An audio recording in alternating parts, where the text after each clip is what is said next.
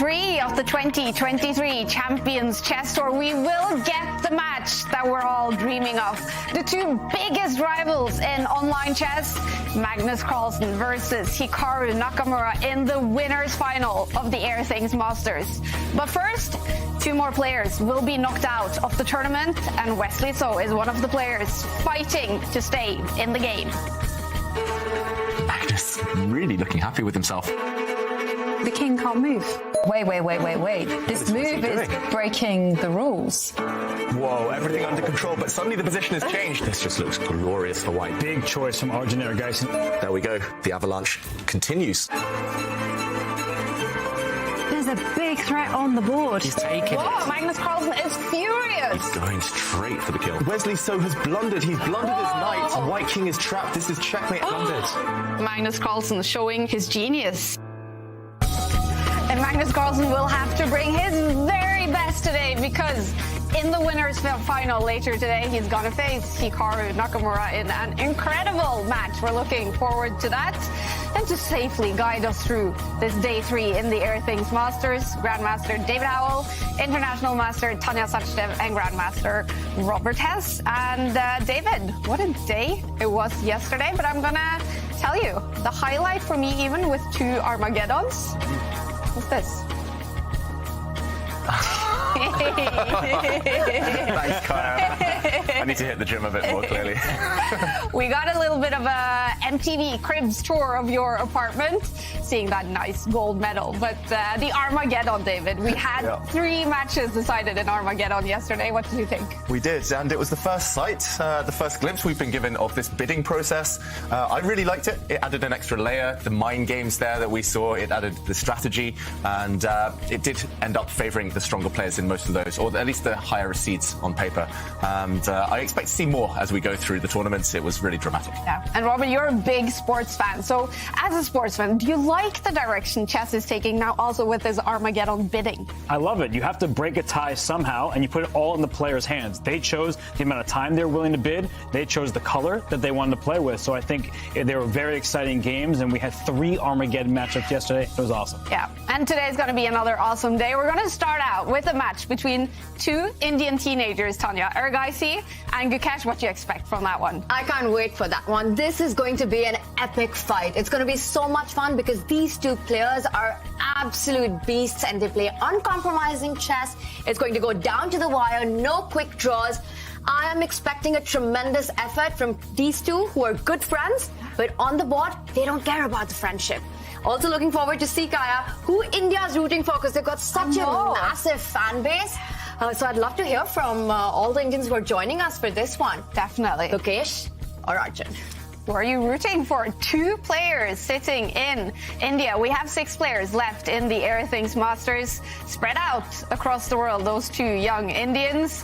And Magnus Carlsen, one of 3 players sitting in the US. Wesley So playing from his home in Minnesota today. He's going to face Alexei Sarana, who yesterday knocked out one of the biggest names in online chess. If Farouja doesn't move quickly, I fear for him in this game. More than 5 minutes. He dodges the queen trade, but immediately Sarana replies again. He's hammering home the point. Wow. What a move, Tanya. Whoa! What just happened? He ignores the attack on his queen, and he counterattacks against the black queen. Now all of the queenside pawns have disappeared. But the knight is trapped. That is what Alexis Sarana's banging. He brings his bishop back. The knight is stuck. Everything just happened there in the blink of an eye, and there we go. Farouja is about to resign. White's pawn, central pawn, did run through, promote, and just in time to stop black's pawn. Magnus just widening his eyes there. Yeah, shocked. what is that about? I think shocked by this last decision by Erigaisi. It did feel to me like Magnus was trying to provoke this move. I think Magnus would have happily invested 2 or 3 moves to provoke black to push his pawn to g6. Ooh, discover checks all over the shop here if Magnus wants. It's just a nightmare. Everything is a weakness in black's camp right now. A rook trade and white will make a new queen. Arjun is about to resign, losing on time as well, and he logs off immediately. Wow. Feels like momentum is on Magnus's side. 5 minutes though against 9.5. He's got to speed up. Erigaisi at least doing the right things, breaking out, asking questions. There's going to be blunders, there's going to be mistakes, they're only human, but the queens are off the board. This is great news for Arjun Erigaisi. Look at that black pawn in the center. It's tying down the white rook and the white bishop. He's essentially playing up a piece, and Magnus gesturing. Wow, he's just blundered a pawn. He's gave away the pawn, and he's lost. He's given away the game. It is looking dangerous for both sides, but this is Armageddon, and that's exactly what happens. Look at what Hikaru's done. He's throwing a thorn into the white side. This black H-pawn, if you capture it, your structure is ruined. The white king is going to be weak forever. Hikaru so focused, up on the clock, up on the position. Yeah, just a masterclass. Wesley So with a draw in this game. Wesley is knocked down to the losers bracket. Hikaru Nakamura makes it through. And also in the studio, we have international master Jovanka Hauska. And Jovanka, you played chess almost your whole life. What do you think about what's happening in chess, with online chess, with rapid and blitz chess and Armageddon and bidding and everything going on? Yeah, I think it's actually quite brilliant because you get maximum drama, maximum tension, and everyone out there, quite frankly, loves it because this is what sport needs. Totally agree. Let's take a look at the results from the winners semi-finals yesterday. Hikaru Nakamura, it went all the way to Armageddon against Wesley So, and bidding as low as 9 minutes and 28 seconds in the Armageddon. Hikaru still got the draw he needed to win the match with the black pieces, but that is a low bid. That is a low bid, but I have to say Hikaru was a man with a plan because he actually wanted to play an Armageddon. He had worked out in the break exactly how low he could go to make that bid, and he decided, okay, he wanted the black pieces, and this was the maximum time he could give Wesley, and it worked out. What can I say? It was a perfect strategy from Hikaru. No. And then Magnus Carlsen, he also won his match in Armageddon, but he did lose his first game of the 2023 Champions Chess Tour season. He's not unbeatable. No, he's not unbeatable. And I have to say it was a bit surprising to say because Magnus started the day in such good form. You know, he looked unstoppable. And then, of course, he just took the foot off the pedal for those games 2 and 3. But then again, Magnus is the king of comebacks, and when it came to the Armageddon, Magnus was just, again, back on unbeatable form. Yep. Still on the winners bracket, Magnus Carlsen, but in the losers round 1 yesterday, 2 players were knocked out. Ali Reza Farusha and Rauf Mamedov Gukesh and Sarana making it through to today's losers quarterfinals. And we're going to follow the winners final between Magnus and Hikaru later today, because first it is the losers bracket and the losers quarterfinals with Wesley So against Alexei Sarana and Arjun Erigaisi against Gukesh. Wesley So fighting to survive in the tournament, and he's playing a lot of online chess. Yeah, Wesley, he's in the last chance saloon, but, you know, that doesn't bother him because yesterday, you know, before the match against Hikaru Nakamura, he played the early title Tuesday, won that 10 points out of 11. And then after his match against Hikaru, he perhaps needed to burn off some frustration. And he also played the late title Tuesday, won that with 9.5 points out of 11. Completely unbeaten yesterday. So he is a man in form. And fighting to survive today, Wesley. So yesterday, with all the drama going on, we also enjoyed a very nice puzzle that you had with you, Jovanka. So we're going to have another puzzle for the viewers today, and let's reveal it. Yeah, I mean, this puzzle, I think, is just amazing. It's a study composed by Vitaly Kovalenko, and it's one of my personal favorites. Now, it looks quite simple. It looks like a pawn race, but there is such a nasty twist on the board. Don't get confused. Don't get swayed by those ghosts. But I'm going to leave it out there. It's white to play. There's a lot of twists and turns. And it's the kind of puzzle, quite frankly, which once you've solved it, don't cheat, please. That's not fun. But you kind of like message your friends, you message your family, and you share it with however many people you like, because it's just amazing. Yeah. Solve it together with friends, family. Maybe you're at work, maybe you're at school. Gather everyone around and try to solve this puzzle that has a lot of twists and turns. Very cool. Now, Magnus Carlsen, he doesn't have a lot of nemesis, but he certainly did struggle against Indian teenagers on the tour last season. Whoa, look at the bar. Yeah, is this clever or is this madness? Okay, actually, Prag finds the best move. I was about to say, Stockfish, the computer, had 3 suggestions there. The move I mentioned, taking that white pawn, would have been fine for black, but this is even better. Okay, Magnus does try and create that air for his king, but as you guys mentioned, the only escape square for that white king is up the board on a light square. 8.5 on the bar. Checkmate is just coming, cliff edge. Yeah. But, oh wow, what a move. Black cuts the coordination between white's queen and the second rank, and is Magnus about to resign? Magnus Carlsen, the world champion, loses to 16-year-old Pragnananda. It looks winning for Erigaisi. Is he getting his revenge? Might be. That way. I want to put, wow, I would never play this move in a million years. This looks hopeless, doesn't it, for Magnus, really? Do you think he knows? Just that's his expression, leaning forward. He knows it's all out of control, at least. I mean, he's just trying to make things messy at the moment. And the pretty is off, you guys. He means business. Oh, but he's getting all the rooks off the board now, and Magnus reacts. Surely this is winning for white. Look at Magnus. He is so upset. Angry with himself. And there it is. Yeah. It's over. Magnus Carlsen. He loses to 19-year-old Arjun Erigaisi. Whoa. What happened? Something's happened. It did feel a bit wrong for Magnus to play this move. I actually thought Magnus had something a bit stronger. Is the queen trapped? Wow. Lawrence, the queen is actually trapped in the center. And the queen on b6 protects the e6 pawn. That's that's a crucial thing, yeah. Oh, so that's the real threat. Just like a house of cards, his position just completely fell apart. It is over. Magnus Carlsen loses to another Indian teenager. He actually became the youngest player ever, Gukesh, to beat Magnus Carlsen after Magnus became a world champion. And what a year young Gukesh had last year. He played for the Indian B team in the Olympiad. They took a bronze medal, and playing on the first board, Gukesh also took the gold medal. This must have been huge in India, Tanya. This was a big moment. We were hosting the Olympiad, and then we had this young India B team, and they were phenomenal, alongside, of course, Uzbekistan, who took the gold medal. But Gukesh led the team. He was the front runner. He won a gold on board 1, and what a performance, an absolute breakout moment for Gukesh. Yeah, and the other young Indians as well had a fantastic tournament in the Olympiad. Erigaisi on the Indian A team took an individual silver medal on board 3. Prag took the bronze medal. Oh wow, the guy in the center looks really familiar. I know. It's really good looking. Who is that? Taking the gold medal on board 3, our very own David. I don't think I see the medal. I wonder if we have something else so we can actually see. Oh,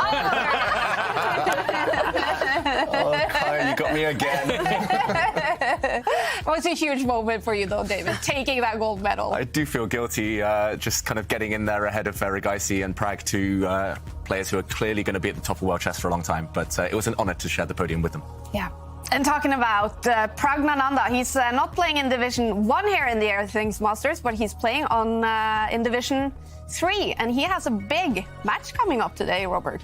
Yeah, he's performing excellently in Division 3. He takes on Sam Sevian, the Super Grandmaster from America, also very young, but no longer a teenager. So Pragnananda with big opportunity to score a victory and head on to the grand final. Wow, impressive stuff by young Prag. And in Division 2, they are also playing some interesting matches today, and it's especially interesting to look on the losers bracket in Division 2. One very big match coming up here. Jan Nepomniachtchi against Vladimir Kramnik. How did they end up here, Robert? You would expect to see that in the winners final in the top division. But Jan Nepomniachtchi, he didn't play yesterday. I think he was in transit. Vladimir Kramnik lost the match in this rapid format. Not always his best friend, but we see another all-Russian match of Dmitry Andreyko and Daniil Dubov. That, too, could be a Division 1 winners final. So Division 2 is super strong as well. Definitely. And remember, the winner of Division 2 qualifies for Division 1 in the next event on the Champions Chess Tour. Now, we are going to follow Division 1 today, starting out with the losers quarterfinals. It is best out of 2 rapid games, and if they are tied, well, then we know it's going to head to Armageddon. It's Wesley So against Alexei Sarana, and then Arjun Erigaisi against Gukesh. You're not rooting for any of them, are you, Tanya? I'm so torn in this one. I'm going to keep the unbiased approach here. And it's a bit bittersweet because one of them will go forward, but it will be the end of the road for one of the Indians. And they're friends. They know that. And I think they will be happy whoever goes through. They will feel slightly bad at the same time. Yeah. And you brought with you some cool footage of these two. They're, as you mentioned, good friends. What am I seeing here? Is this Gukesh in a boxing robe? This happened. And then we have the face reveal. This was a death match. Organized by Chess Space India, and it was a huge event. There were thousands of people who were watching, and there we see Arjun walking in with his boxing suit on. They really went at it with each other in this one. What a match this was. Just so much fun to watch. They played different formats, and in the end, just in the last moment, the last game, Arjun took this championship away. What a cool event that was. Credit to Chess Space India for sharing that footage with us. And here they are, ready for the big fight. Arjun Erigaisi, 19 years old, against Gukesh, 16 years old. Best out of 2 rapid games. The winner will make it through to tomorrow's losers semi-finals. And it is Arjun starting out with the white pieces. What should we expect from this match? Well, Arjun plays pretty much every opening under the sun, and he plays them all extremely well. So it will have been hard for Gukesh to prepare for this game. Looks like the clock has started. We don't have the moves coming in yet. We'll try and get that refreshed as soon as possible.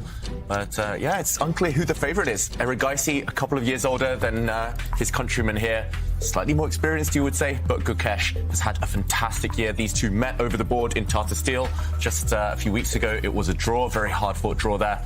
And, okay, where are the moves? Yeah. We want an update. Ghost moves. There are some technical issues. Moves are coming out. Do you have them up on your computer?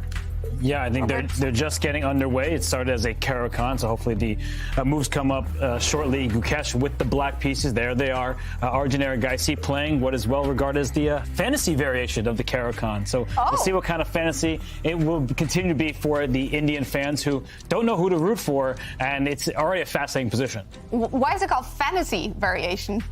I always ask these questions, and I understand it's quite hard to know the answer to them. Yeah, I'm not sure it's like the genre. It's not like a Lord of the Rings type of position, but it's just, I guess, takes a bit of creativity to push the white pawn to f3 on move 3 against the Karakhan. I should just explain, we're ignoring the live board for now. That one isn't updating, so this is the analysis board we're going to focus here because it is the current position, and we'll follow it here on the central board for now until we get things fixed. Mm-hmm. But crazy coincidence, just 2 days ago, I was up until 3 a.m. in the morning studying the fantasy variation, preparing notes for a student of mine in this opening from the black side. And I said, don't go into this. It's too complicated. It's too much to learn. And if you're not careful, you might get attacked. On the f7 square, you're very weak. So I chose a different sub-variation. But this one, decent reputation for Did your student listen? That's the big question. That's yet to be seen. I said, go memorize these notes. I doubt that would have been heard. But meanwhile, Karakhan, a famously solid opening, and Arjun just trying to take Gukesh out of more well-known waters. I must admit, I'm not used to seeing the white bishop on e2. Normally it goes to more active squares, and there we go. The live board is working again, so we can trust it. And Arjun's last move was to centralize this knight bd2. And both sides now will decide where to castle and where to put their pieces. I think the opening approach is going to be so important in this match because both these players, Arjun and Gukesh, they come from the Waka school, which is the Westbridge Anand Chess Academy. They've got the same trainers, the same mentors. They know each other's repertoire so well. So it's really important to surprise the opponent. And I think that's what Arjun has managed to do with this fantasy variation of the Karakhan. So nice approach. And we were talking about their uncompromising style of play. And that's exactly what we're seeing. Look at those central pawns. They look like they've given white so much space. But on the other hand, they can also turn out to be a weakness. Black can start piling up the pressure on that e4 and the d4 pawn, both on open files. I love the activity that Gukesh has currently. The bishops are out. The knights have are developed. It just looks like Arjun might be slightly behind in development. And one of the big problems when you have these pawns like this, as soon as you push one, the square it was previously covering is now handed over to your opponent. So if you push this pawn up to e5, that knight sinks into the d5 square. You're not dislodging it. You don't have another pawn to kick it. So that knight is very happy to stand in the center. So I feel like these decisions being very difficult for any player, Arjun will have to figure out an exact plan. He's going to have to come up, is it right to push the pawn? Can you just slide your queen away? You need to protect those pawns in the center, and Black is going to aim his forces at those pawns that are sticking out. Yeah, and what a nice classy move there from Gukesh. Well, OK, I got there a bit early. We'll see that move happen on the board in a second. It looks like Black's bishop is about to slide round and back, and he wants to eye up this white queen. It's all about putting pressure on those central pawns. I like the symmetry in Black's position right now with the bishops nicely placed. White also has these pawns that you guys were mentioning, but doesn't really have the piece development to back it up. So we will at some point see White race to get his knight out of the way of his bishop, and still a middle game that could go in either direction, but right now it does look like Gukesh has got a healthy position as Black out of the opening. That's all you can ask for in these very short matches, to survive with Black, to get a playable position, and he has achieved that. And speaking of a playable position, it was already on move number 8 that we were in absolute new territory. So both these players really just want to get a game, not go into any theoretical battle. And I think Gukesh is happy about that, because we know the kind of opening preparation that Arjun has. It's phenomenal. So I like this approach where you go for a middle game where neither of you are familiar, and you basically get a position with everything to play for, all 3 results possible. Bishop h5, the move that you were talking about, I think we're going to see it shortly on the board. It shows that Gukesh, even though not so many games here, knows what he's doing. Yeah, it seems like he knows what he's doing. And Arjun, meanwhile, he's got a healthy enough position if he can hold his pawns together, so he'll be figuring out just how to consolidate, how to get active again. And in terms of, well, we talked about both of them being very strong players. You're not taking sides, Tanya, of course. I'm trying. Who do you think on paper is going to be better at this format, this exact time format with the elimination? It's just a sprint here, 2 games. That's a good question. I think Arjun might just slightly have a little more experience. He's been in the Champions Chess Tour. We saw him in the finals. But in terms of strength, I think it's really hard to pick. Both these players have this very energetic, ambitious style of play. They don't go for the draws. They always go for the option that creates a mess on the board.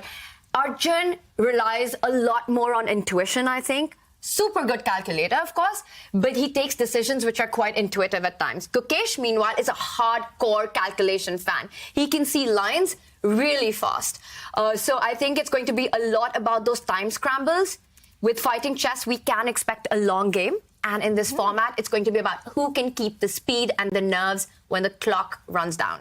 It's going to be an exciting match. And if you are rooting for any of these 2 Indians, then share it with us, either on Twitter using the hashtag ChessChamps or in the Twitch chat. We will pay close attention to that as well, and really, really enjoy it when you guys join in. If you do have questions, comments, then share it on Twitch. We'll bring up as many questions as we can for our excellent experts in the studio here. Kaya, you're putting 1.3 billion people in a very tight spot right now. Let me tell you that both these players have this huge fan base because they're so mild-mannered and they're so humble and just really nice kids, actually. But on the board, there's a different side of them that you see. So I don't think it's gonna be easy for the Indian fans to pick a side today. And I think a lot of them are gonna be heartbroken. A lot of celebrations at the same time. Yeah, yeah. I tried to push you, Tanya. I tried to say, who's the favourite? You still didn't choose. You still didn't take sides. And, yeah, impressive neutrality there. Yeah. But meanwhile, the position has changed somewhat. Black has parted with the bishop pair, but that was to provoke one of the white pawns forward. And that strong knight on the rock-solid outpost on d5 has been established, the one that Robert was pointing to earlier. And Gukesh, to me, on the face of things, looks like he's done a very good job of just clinging on and kind of eroding the white pawn center here, just getting great squares for his pieces. But the question is, what next? And Arjun now in the move will be maybe centralizing his rooks, bringing more pieces to the center, and still anyone's game. One really interesting tactic here in the position that White has, but it doesn't work, David, is this knight jump to g5. Imagine you go knight g5 and you're already threatening a huge mate on h7. You say, 1 second, the bishop on e2 hangs, but what happens if black actually picks that up? Queen h7, well, it's not a mate yet, but the king sidesteps one move, but that's as long as it's going to survive, because the rook jumps into the attack, and after rook f7, it would be game over. But thankfully for Arjun, after knight jumps to g5, the bishop on h5 is hanging, the pawn on h7 is hanging, the bishop can actually slide back to g6, taking care of everything on the board, attacking White's queen. So a tempting option to jump with the knight, but not accurate. Yeah, that would certainly have been the first thing that came to mind, the first thing he calculated, Arjun Erigaisi, but instead, going back, he decided to use his bishop on this diagonal, creating a battery with the white queen, and slightly surprising to me, the pawn is pushed forward to h6, covering any knight g5 jumps and taking the pawn off prise, but now this bishop doesn't have too many escape squares. So slightly risky here, Robert. Yeah, definitely risky. And one of the common plays against a structure like this is to throw in the check, flick that in, bishop h7 check, to force the king to the corner and then bring the bishop back to f5. And now that move g2 to g4 is very threatening because the bishop is not well defended on the g6 square. So I feel like White has the upper hand here. The king for black is less safe than the white king, but the one thing that White needs to pay attention to is this pawn on d4. It's a backwards pawn, so if black is able to bring the queen out to b6, eventually, not now, there's a knight that would be loose on d7, that pawn can be a bit tender. That's the hope that Gukesh will have here, is that he can create counterplay against that pawn. Yeah, so that sequence looks very promising for White. At least it would ask some awkward questions of Gukesh right now. Let's wait to see what Arjun does. If he just wants to play an autopilot move, maybe he'll just centralize the rook. But as you say, Robert, there will be at least a timeout for black to start creating his own counterplay. So it feels like there's a bit of urgency in the position. Both players have played relatively quickly up to this point. It's a very tense middle game. Let's let Arjun Erigaisi think and ponder his next move. Now, guys, it's kind of hard for me to pick a favorite. I'm completely torn, but I have to ask you, Kaya, Robert, David, you've seen these two on the tour. What do you think about this matchup, and who would you think is maybe just slightly has a better chance? Oof, I'm slightly biased. I'm a huge fan of both of these two, but I'm biased by my own experiences. I've played Gukesh a few times. First time, I think, when he just became a grandmaster, he was 12 years old, and I just played maybe the most boring chess imaginable, eventually bored him to death and managed to take the point. I also played him in the World Blitz last year, and I managed to grind him down in a rook endgame. But Arjun Erigaisi, I've played him Blitz, and I've never been crushed so badly in my life. I played him last year, and he barely spent 10 seconds on his clock. He was just playing every move instantly, just outplaying me strategically. Not many people are capable of doing that in such a fashion, but it was very one-sided, and he destroyed me. So I'm going to say Arjun. And I think I know better than to answer the question, because you said you didn't want the Indian population mad at you. I don't want them mad at me. So I'm just saying both these players are awesome. We're rooting them both on. But in all seriousness, they both have their different strengths. I mean, they think they're both versatile players. And despite the fact that they're teenagers, they've shown some great class. They have restraint. And a lot of teenagers struggle with that. They're afraid to go to the end game because they think that in the end game, they haven't studied as deeply. No, these players, the opening, middle game, end game, they're complete, well-rounded players. And I think that for Arjun Erigaisi, after the Tata Steel event, it's hard to forget about all those losses. I know he has already won a match here in the Airthings Masters, and he qualified for Division 1, which is an accomplishment in and of itself. But you want to get those wins, and Gukesh beat him in Tata Steel. That was one of those losses. He probably wants that revenge. Yeah, probably. Now, I'm definitely not going to answer a favorite, but throw me to the wolves. I chose a side. But I will say one thing, because Jovanka brought to my attention, and I think this is super cute, sort of underlining the age of these two players. Erigaisi, behind him is a shelf, and in one of those shelves is all his teddy bears. And I think that's so cute. So I like that. He has a lot of teddy bear fans behind him, at least. Yeah. Nice. Cheering him on, bringing him luck. Everyone has a lucky mascot, right? You guys? or just me? I don't know. No, that's just you. What is your lucky mascot, David? I don't have it here with me in Norway, actually, but I have a Pikachu, like a big cuddly Pikachu. Really? It's been at the end of my bed in England for like 15 years. But nice. shouldn't be admitting these things. Pokemon fan. Yeah. big Pokemon fan. Yeah, I miss those days on the Game Boy. And, Gotta catch them all. Yeah, when you miss those days, you probably still have that Game Boy. Dust it off, play it. I know. There are people in my life who wouldn't approve of that perhaps these days, but yeah, maybe after this tournament. Did you guys practice the throw? Pikachu, I choose you. No. Even I'm not that nerdy, Kaya. Oh, I miss the Pokemons. Yeah. Everyone gets into games and sports in certain ways, right? And that was my way into gaming in general, just the competitive aspect, Pokemon, and trying to beat my friends. And that kind of transported over to the chess world. How about a chess set with only Pokemons? That would be super cool. Who would be the king and the queen? Professor Oak. Professor Oak would be... would he be the king? Maybe. Brock and Misty. And Misty would be my queen. Anyway, back to the chess. So a few moves here. Robert, you predicted the future. White's bishop did land up on that f5 square. He's really forced black to start retreating. That glorious knight on d5 is forced to a passive post. Both of those black knights now a bit tied up defending. What do we think of developments here? I mean, I like White's position. You just have so much more space. The king on h1, it looks like it's a bit breezy, vulnerable. Queen d5 comes in, making use of a pin on the diagonal. But black is well defended for now. The knights are protecting that bishop on g6. That's of vital importance. And that d4 pawn remains a backwards pawn, a future target. So I just feel like White's position is a bit flimsy. So if Arjun is not careful, things could fall apart. But for now, he has control of those dark squares thanks to that beautiful bishop on b4. It covers the length of diagonal, can stick its teeth into the d6 square at some point, or trade itself off for a knight if the moment calls for it. So I like the look of White's position for now. I'm just worried how the trajectory of the game might go if he doesn't be accurate here and land some kind of attack. There have been some very dangerous and committal decisions by White. We're praising White's positions, but I think with every pawn move, there have also been a lot of weaknesses in White's camp. We see that d5 square, which was first used by Black's knight, and now the queen lands there.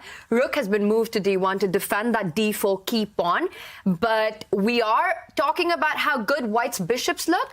I think it can be very dangerous to play this kind of a position as well. Imagine the black knight landing onto e6. Right now, he's developed the final piece, the only piece that was not part of the plan. Gukesh brings the rook to the center of the board as well.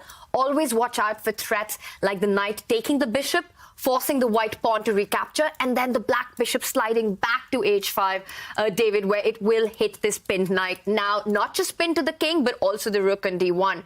I would be scared to play with White here. Yeah, the key word there is committal. There's no going back now for Erigaisi. His pawns will not retreat. He'll always be weak on the light squares. And in the current position, as both of you were alluding to there, the white king will always be weak.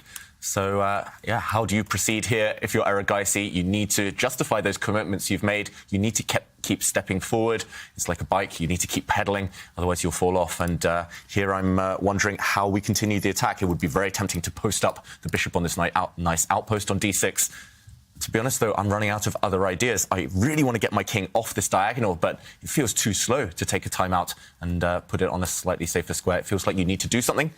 But he doesn't really see what to do right now. I don't, I've got to be honest. And he's burning time on the clock. And black is maximized, right? Look at all of black's pieces. They're staring at the white center. At some point, that knight on e7 will chop off the bishop on f5. And then once the pawn recaptures, the bishop will take use of the newly free h5 square. So I think we could see a variation like this. And that would be a problem for white. The knight is loose. It's pinned in multiple directions. That's quite scary stuff. So I do think that Gukesh has played excellent chess. And if I'm looking at it from Arjun's perspective, maybe it's time to get rid of that beautiful knight on e7. The bishop looks great, but wow, he just had to push forward with h4. He is showing no fear whatsoever. Yeah, but first, Roberts, I think he made a very wise decision. He did get rid of that black knight. So at least now, if there is a bishop trade, then no way to attack this pinned piece. And suddenly White's pawn avalanche, they will start breaking forward and storming the black king side. And, yeah, h4, it's committal again. But once you've said A, you might as well say B. Just throw them all towards the black king. In this case, once you've said G, you might as well say H. It is really terrifying to see White's position. And this is one of those games, don't try this at home. Your own pawns in front of your own king are supposed to be there to shield it. Now, of course, both these youngsters, they're super at calculating, and they will play concrete variations, but these can be so dangerous. I still like black's position. It just feels like it's more safe. No problems on the black king. All the pieces are playing. Just so many loose spots in Arjun's position. And I see that our eval bar says that everything's fine, but from a practical perspective, I would pick black any day of the week. Yeah, often in these positions, especially in this time format, you just want a position that's easy to play, easy to handle. You don't have to calculate too much here for Gukesh. Until white really breaks open some lines, some files towards the black king, it feels like you don't have to work out too many things. First, you need a plan, though, so that's why Gukesh is thinking. Bring out that knight. That knight needs to come into the game, and I like the idea of playing knight e6. It's a move that we've been talking about. Notice that f4 square is a weakness, a nice spot for the knight to jump into. What is really interesting to see is how fearlessly Arjun is playing. He's also keeping control on his clock and making sure that he doesn't fall back behind too much. But I think this is the kind of position, David, where you really need time on the clock to navigate when things get tricky. And I see that Gukesh has gone on to improve that knight. Really logical approach. You're also targeting the d4 pawn. So watch out for all these weaknesses that you have voluntarily created in your camp. Yeah, and this is a temporary pawn sacrifice, but I don't think white should get tempted to capture this bishop. Yes, the white queen can back it up and take this pawn, but you have opened a line towards this pinned piece. We've mentioned in a few variations now that this knight is a huge target due to the pin, and yeah, suddenly it's just going to fall off the board. It's attacked once. If you defend it again, then, okay, all sorts of problems here. A knight fork, for example, hitting the white rook, hitting the white queen. You could also just slide across your rook, and eventually you'll overwhelm white's defenses. Suddenly, it's all backfired. All those pawn pushes. So Arjun, he wants to maintain the status quo. He doesn't want to open up lines because that will only be a sign of trouble for the white king, and therefore he steps forward, maybe even planting his king on g3 behind the wall of pawns. Brave stuff, but yeah, still nothing wrong with it. Still in the balance. The best thing that Gukesh has done is look at that clock management. I feel like throughout the Airthings Masters, he's been ahead on the clock. So he keeps that lead, and with the black pieces, his king is the safer of the two. But I do like that last move from Arjun. He steps out of any pins, and we keep talking about this trade, the tension between the bishops on the light square diagonal. Black does not want to take the bishop on f5 because it helps white drive another pawn forward. So Black's position looks excellent. It's about coming up with ideas. Maybe you'll try to create a pawn exchange at some moment, but those decisions are not easy. So Gukesh is leading the clock. That's, I think, the most important thing at the moment. King h2, a nice move, just sidestepping from the pin. And I think white has a threat here. You were talking about how Robert Black should not take that bishop on f5. White wants to force black to do that. On the next move, imagine advancing that, harry the h-pawn, you go to h5, the bishop on g6 will have no squares left and have to take a call to trade on f5. Now, black would be super happy if white was the one making that decision to open that file. But if black has to do it on white's terms, then not such a happy decision to be made. So Gukesh now taking a little bit of time here. Critical moment. A move like a knight jump comes to mind. You know, it's always so tempting to get your knight into your opponent's camp. Yeah, let's check out what happens. We're looking for ideas here for Gukesh. His time advantage, meanwhile, all disappearing now. But if he does jump in, this is a call to just advance the king forward. I'm hesitant to suggest it, but the similar ideas do appear in openings like the French defense, Robert's favorite there. You do often bring your king up, just nothing else to do. You have to kick away enemy pieces from your half of the board. You have to cover squares, and the king does at least force the knight backwards. Just to show Tanya's point as well, if we do nothing for Gukesh, if you just push a pawn on the other side of the board, kind of a relevant move here, then white does get the opportunity to break the tension in Arjun's favour in this case. And suddenly, the difference here is that the black knight can't use this square because the white knight is no longer pinned. If you do jump, white will be more than happy to trade off, and suddenly these white pawns are stepping forward. Suddenly it's bad news for the black king. Suddenly that black king, which looked safe as houses, it's all out in the open after a move like f6.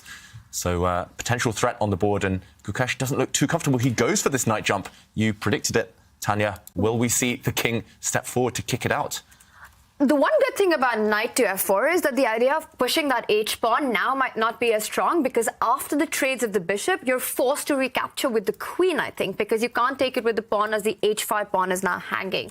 But your move, king to g3, that is brave, David. If Arjun finds it, that's going to be super impressive. We've heard king is a piece in the endgame.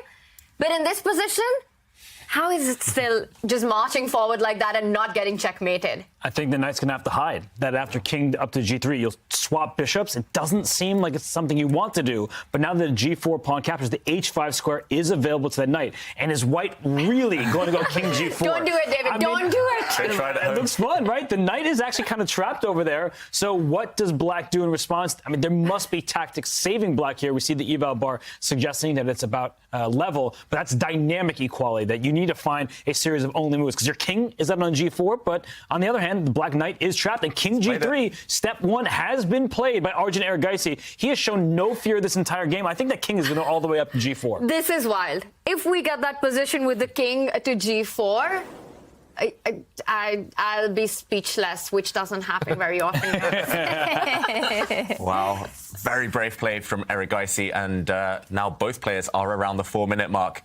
This one is going to end up in a time scramble, and it's still going to be wild. I think this position guarantees a bit of chaos. I can't imagine the queen's coming off and some really stable endgame. It doesn't look like that type of position. But Robert, does he even have an option apart from taking that bishop and walking into this line that we're talking about with white's king marching all the way to g4 to win a knight on h5? Because you can't really fall back with the knight anymore. Now it's too late. The bishop on g6 might be hanging. Yeah, and the h5 move that we've been advocating for as well. So I feel like you're right. It is the time has come where you have to take this bishop. But what's troubling me, and I was just praising Gukesh's clock management, is that suddenly he's thinking he made the knight actually is retreating his knight back to e6, but spending a lot of time. So he does not feel comfortable right now. And we're saying chaos. Arjun Erigaisi, he's kind of an agent of chaos. He's going to throw that h-pawn up the board, offer a trade, and then take with his g-pawn and try to use it as a battering ram and open up the black king. Yeah, suddenly he's going to be sweating Gukesh. He's not going to be feeling comfortable at all. Still questions if the knight moves, for example, of whether you can break things open with your king out on such a vulnerable square as well. But it definitely feels like things are turning in white's favour. And he doesn't hesitate. He's trying to speed up a bit on the clock here. Erigaisi trying to hustle on the board as well. And we have that position in front of us. Look how strong these pawns are. A few moves ago, I agree with Tanya. I would have taken black every time. I thought black was rock solid, but not anymore. And Erigaisi, if he picks his moment well to push one of these pawns forward, he should be able to launch a breakthrough. It does feel very strong for white. I'm not sure if now is the moment, or maybe it's time to run away, hide, and then just get your rook to an open file first before we start attacking. Matter of taste, what would we do here in the studio? Go for the attack now? I think such a big deal, though, is that black doesn't really have a follow-up. You would love to play the move c5 as black open up the position, but the d4 pawn and the queen cover the square. So I do think that with that being unavailable to black, white does have a move. So I think you can fix your queen. The queen on c2 looks good. I might bring it back to c1 and up to f4, just making the king feel safer and going for that h6 pawn, because if you throw in the move f6 and black is unable to take it, that spells doom for the black king in the corner. Yeah, just a sample variation showing what could happen if things go wrong for black. The queen could jump in, and this one's going to be game over. It's going to end in checkmate very, very shortly. So that would be a very sneaky move. Instead, he centralizes his rook and also looks decent to me, preparing potentially a pawn push a bit later on. But Gukesh now has a move or two to try and keep things under control. Maybe parking the knight on a defensive square like this one is what he needs to do. It's not pleasant. It's not a great square aesthetically, but yeah, Gukesh on the back foot, at least with a small time advantage still.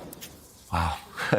This one started off so excitingly. Super exciting, and I'm just amazed at Arjun's nerves in this one. Advancing those pawns and not stopping at that, also advancing the king all the way to g3.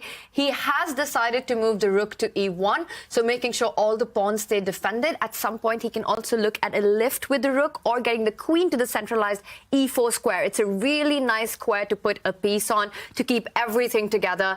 It's one of those super rare positions in chess where white's king on g3 with no pawn shield is absolutely safe. Yeah, I guess modern chess. Yeah, if there are no pieces around to defend to attack it, then it's not that weak, surely.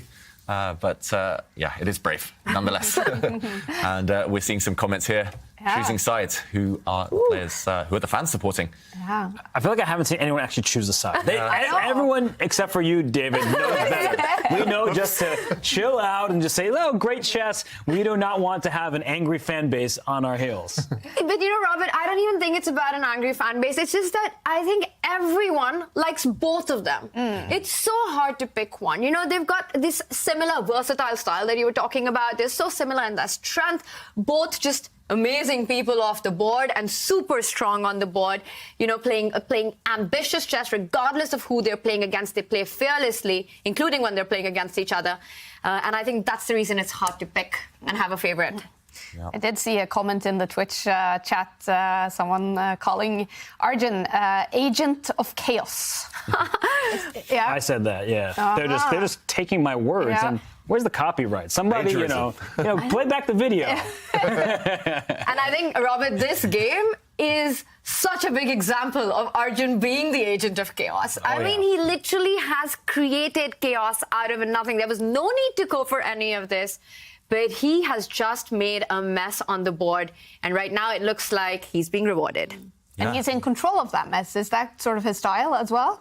It always feels that way. No matter how complex it becomes, he always seems to have something up his sleeve. He always seems to have foreseen into the future sufficiently to turn things in his favor. And if we think of chess as a battle game, then it feels like White is taking over the battlefield. He's stepped up to the 5th rank. He's controlling all the squares. Black is just kind of huddling away in his half now, just hoping for the best. And apart from the Black Queen, I really hate those black pieces. Not well placed at all. And the clock, don't like that at all for Gukesh right now. Arjun Erigaisi, I mean, he looks cool as a cucumber. You would not expect that he is in the middle of a crazy position. And look at this move. The rook slides next to the king. It's both defensive and aggressive in some positions, because if that G7 pawn, just throw it off the board, then there's a rook in line with the white king. That's why the white rook steps in front. So now we have defense mixed with offense, multi-purpose moves by both players. White has so much extra space, but Black is defending very accurately. The clock, though, is going to be a weapon for Arjun Erigaisi.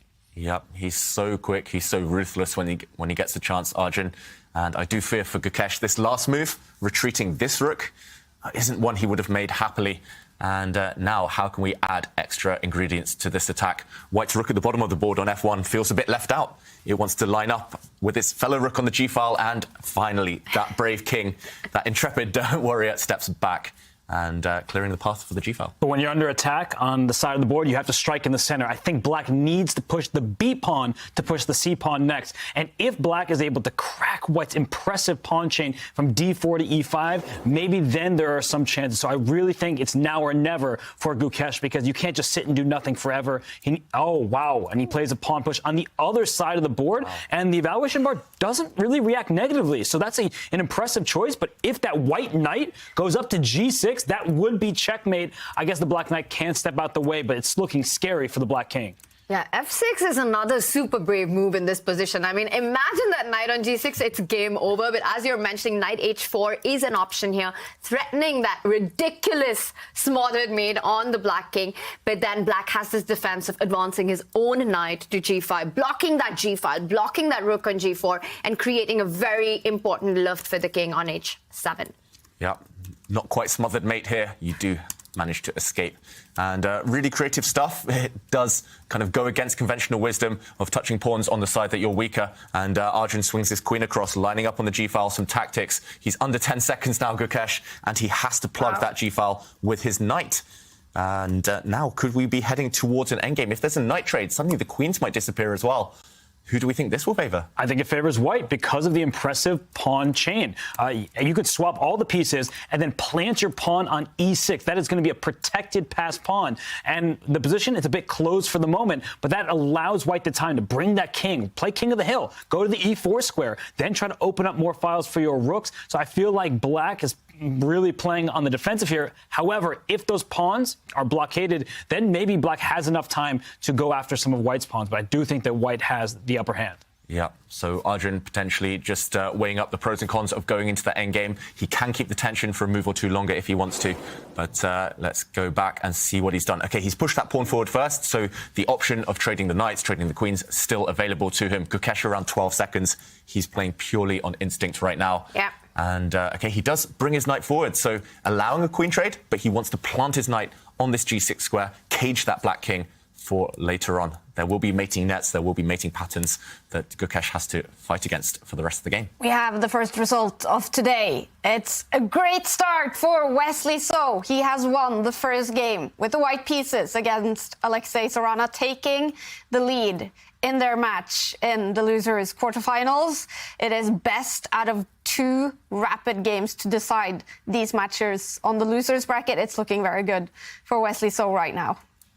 Yeah, it's also looking good for Arjun Erigaisi. I think he's found a really positive version of that endgame we were discussing a moment ago. Once White's knight does end up on the g6 square after centralizing his king, then, yeah, he's got full control. It's time for a knight sacrifice. Take those passed pawns. Knight takes e6. You'll get 2 pawns right there, and then you'll also be able to snag the h5 pawn. 3 pawns is worth a knight, at least from a perspective material worth. But look at this. Unfortunately for Gukesh, he just pushed his a pawn. Now the trades, it's not going to be enough because that's pass pawn is cemented there on e6. He's playing with seconds now, Gukesh. Look at the clock. It's all about the clock. All his decisions are basically, it's down to 0. He makes a move, but has he made it in time, or did Gukesh get flagged? He made it in time. Just. Wow. Whoa, seconds left. We see the clock really reacting here, struggling to keep up because they're playing super 97 fast. knight c6. Does that just win a pawn? Yeah, Tanya, it looks like a winning tactic now. You can give a check. OK, the players, they are not calculating. They're just relying on instinct. And this looks strong, too. He's just simply going to advance his e-pawn forward, bring that white rook to the top of the board, and game over. It's done. He just pushed the pawn. Then I think that forces resignation on the spot. Yep. And here we go. Yeah, we see it, guys. Yeah, White's rook is going to reach that 8th rank and break the black defenses. The bar reacts, and Arjun is going to take the win. He's been going in his favour for a long time, but there we go. I think he's going to confirm it. Gukesh leans back. Is he going to resign? No defense now for black. There we go.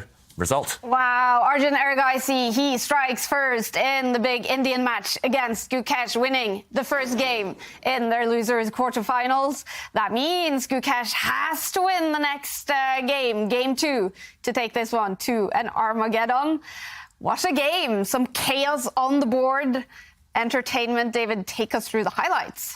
Yeah, some crucial moments in this game, but I just want to highlight one that Robert actually mentioned. But Gukesh simply didn't have enough time to calculate, and it was this critical moment. White is trying to play King of the Hill, my favourite variant, by the way, trying to get the king into the centre of the board. But this did allow black one moment to save the game. Knight takes pawn. Getting rid of those strong white pawns would potentially have turned things around somewhat.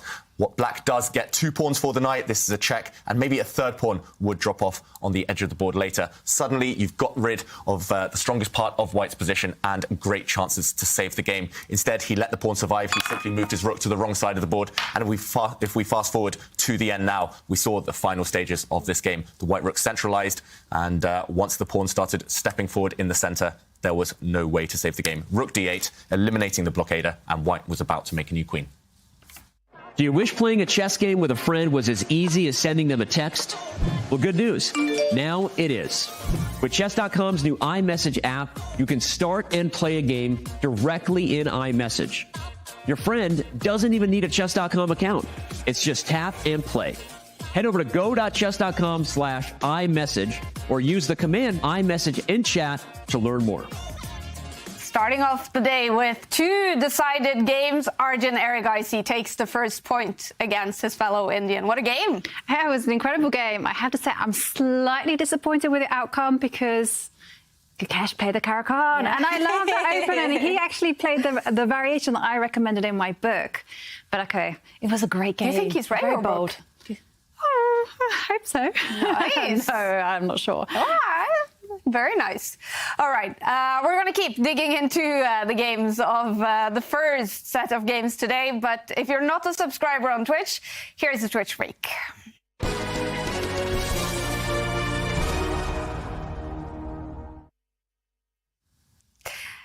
And we also have to talk about the other game that happened. Wesley So starting out with a win against Alexei Sarana. What happened in this one, Ivanka? Yeah, it was a very fascinating game. Actually, Alexei Sarana came in with a plan. He just wanted to survive with the black pieces. He wanted to grovel for the draw. Unfortunately, he played a very imprecise move, and Wesley, he took a long pause and he used his time very wisely, because then he struck, and it was Alexei Sarana's king who was just caught in the most dreadful of positions. And Wesley, I have to say, his clock handling was just magnificent, because often he was playing with less than a minute on the clock, and he just played it perfectly. Wow. So Wesley So seems to be in top shape today. Yeah, absolutely. You know, he's just not putting a foot wrong. He's incredible, Wesley So, and he can decide the match in the next game. Alexei Sarana, he has to win the next game to take it to Armageddon. Any other result, and he is knocked out. Now, you did bring with you a very cool puzzle today as well, Jovanka. Are people getting engaged in our puzzle? They definitely are. I see a lot of right answers. However, this puzzle, this study, is actually quite multifaceted, because you have to remember black has 2 pawns. It's not just 1 pawn that can run. So I'm just going to put that out there. It's white to play. It's much harder than it looks. But when you find the solution, oh my God, it will give you such a buzz. Wow. Share your answer using #ChessChamps on Twitter, or share your answer in the Twitch chat. Gather friends, family, whoever you are with, and try to solve. It's a difficult puzzle, even for the titled players like yourself. It's not difficult, because the ideas are quite straightforward, but there's just that one twist that keeps on coming up. And once you figured it out, you'll get it, and you'll be like, yoo-hoo, let me share this with everybody. I mean, chess is like that. Yeah, best feeling to solve puzzles, and best feeling to win games as well. The second set of games on the losers quarterfinals is coming up. Wow.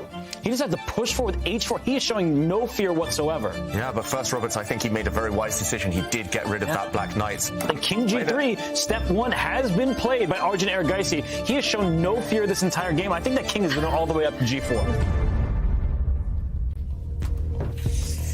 All right, we're getting ready for Game 2s on the losers quarterfinals. 2 players, they will have to win their games right now to take it to Armageddon.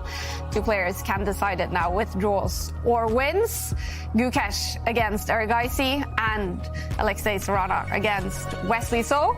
So, Robert, what should we expect now from the second set of games here? Alexei Sarana gets the white pieces. We know how strong he is. His record is almost impeccable, so he does have a shot. And in the other matchup between the Indian juniors, it looked like a great game from Arjun Erigaisi. It's going to be tough for Gukesh to bounce back, but if anyone can do it, I think Gukesh can. What do you tell yourself, Tanya, when you're heading into must-win situations? You have to just stop thinking about what's happened, and you don't have to think that it is a must-win situation. He's still got 3 games in the day. So he starts with the white pieces, that's a positive. And of course, knowing Gukesh's style of play, once again, we can expect a long, big fight here. No quick draws in this match. I think you just have to keep going and make sure that you don't go on tilt. Nothing has happened right now. It was a tough game, could have gone either way. And I think Gukesh will show what he's made of. He will try his best. Most important is that he doesn't lose his cool just yet. In soccer or football, David, we often say that 2-1 is the most dangerous lead to have. In chess, it seems to be kind of dangerous to have that 1-point lead when you only need a draw. That's when those blunders often happen. Yeah, we've seen it many times before in previous seasons of the tour. Even Magnus Carlsen can be affected by this phenomenon. Normally, the players, when they're leading, they just want a draw. They take negative decisions. They take passive decisions. And these top players, they're good enough to punish you if you're not playing your best. So normally, they do say the best way to get the desired result, to get the draw that you need, is to play your normal game. Yeah. But it's incredibly hard to do psychologically. Gukesh has the white pieces in this must-win situation. And Tanya, something's going on here. Who are you expecting to win this next game? Okay, guys, this is Gukesh's last chance. It's just 2 games. Yeah. It's not 4 games. And I just realized that I've been saying he has 3 games, but this is a win-on-demand game for Gukesh, actually. Yeah. So there's no time to take things easy. He's got to come out all guns blazing. This is his final shot. Yeah, it's now or never. Win. It is must win for both Gukesh and Alexei Sarana. And here we go.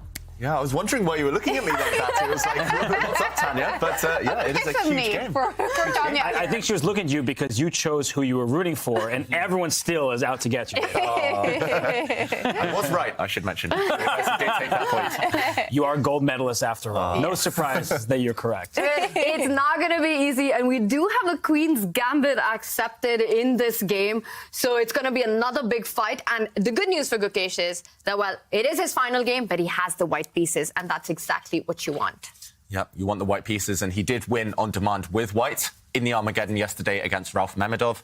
And can he repeat that trick? Arjun, of course, very well booked up, and it's the Queen's Gambit accepted.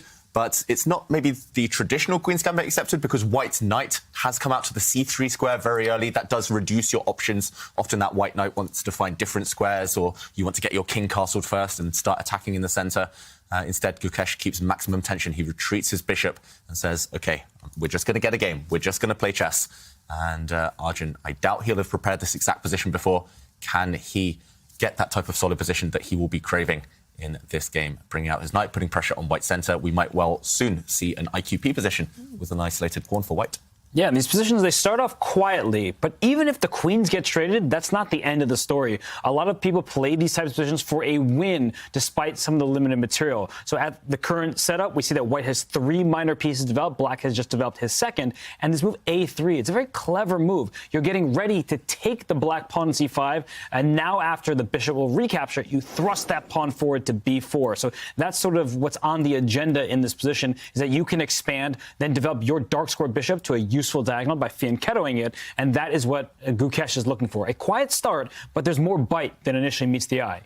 Yeah, and often it's a really tricky, intricate waiting game here because black doesn't have that useful a move. If you do move your bishop, then white will force you to move it for a second time by capturing, as Robert mentions, and you've kind of lost a tempo if you move the bishop twice in the opening. So do you release the tension now? Gukesh is saying, please take me, please at least clarify the pawn structure.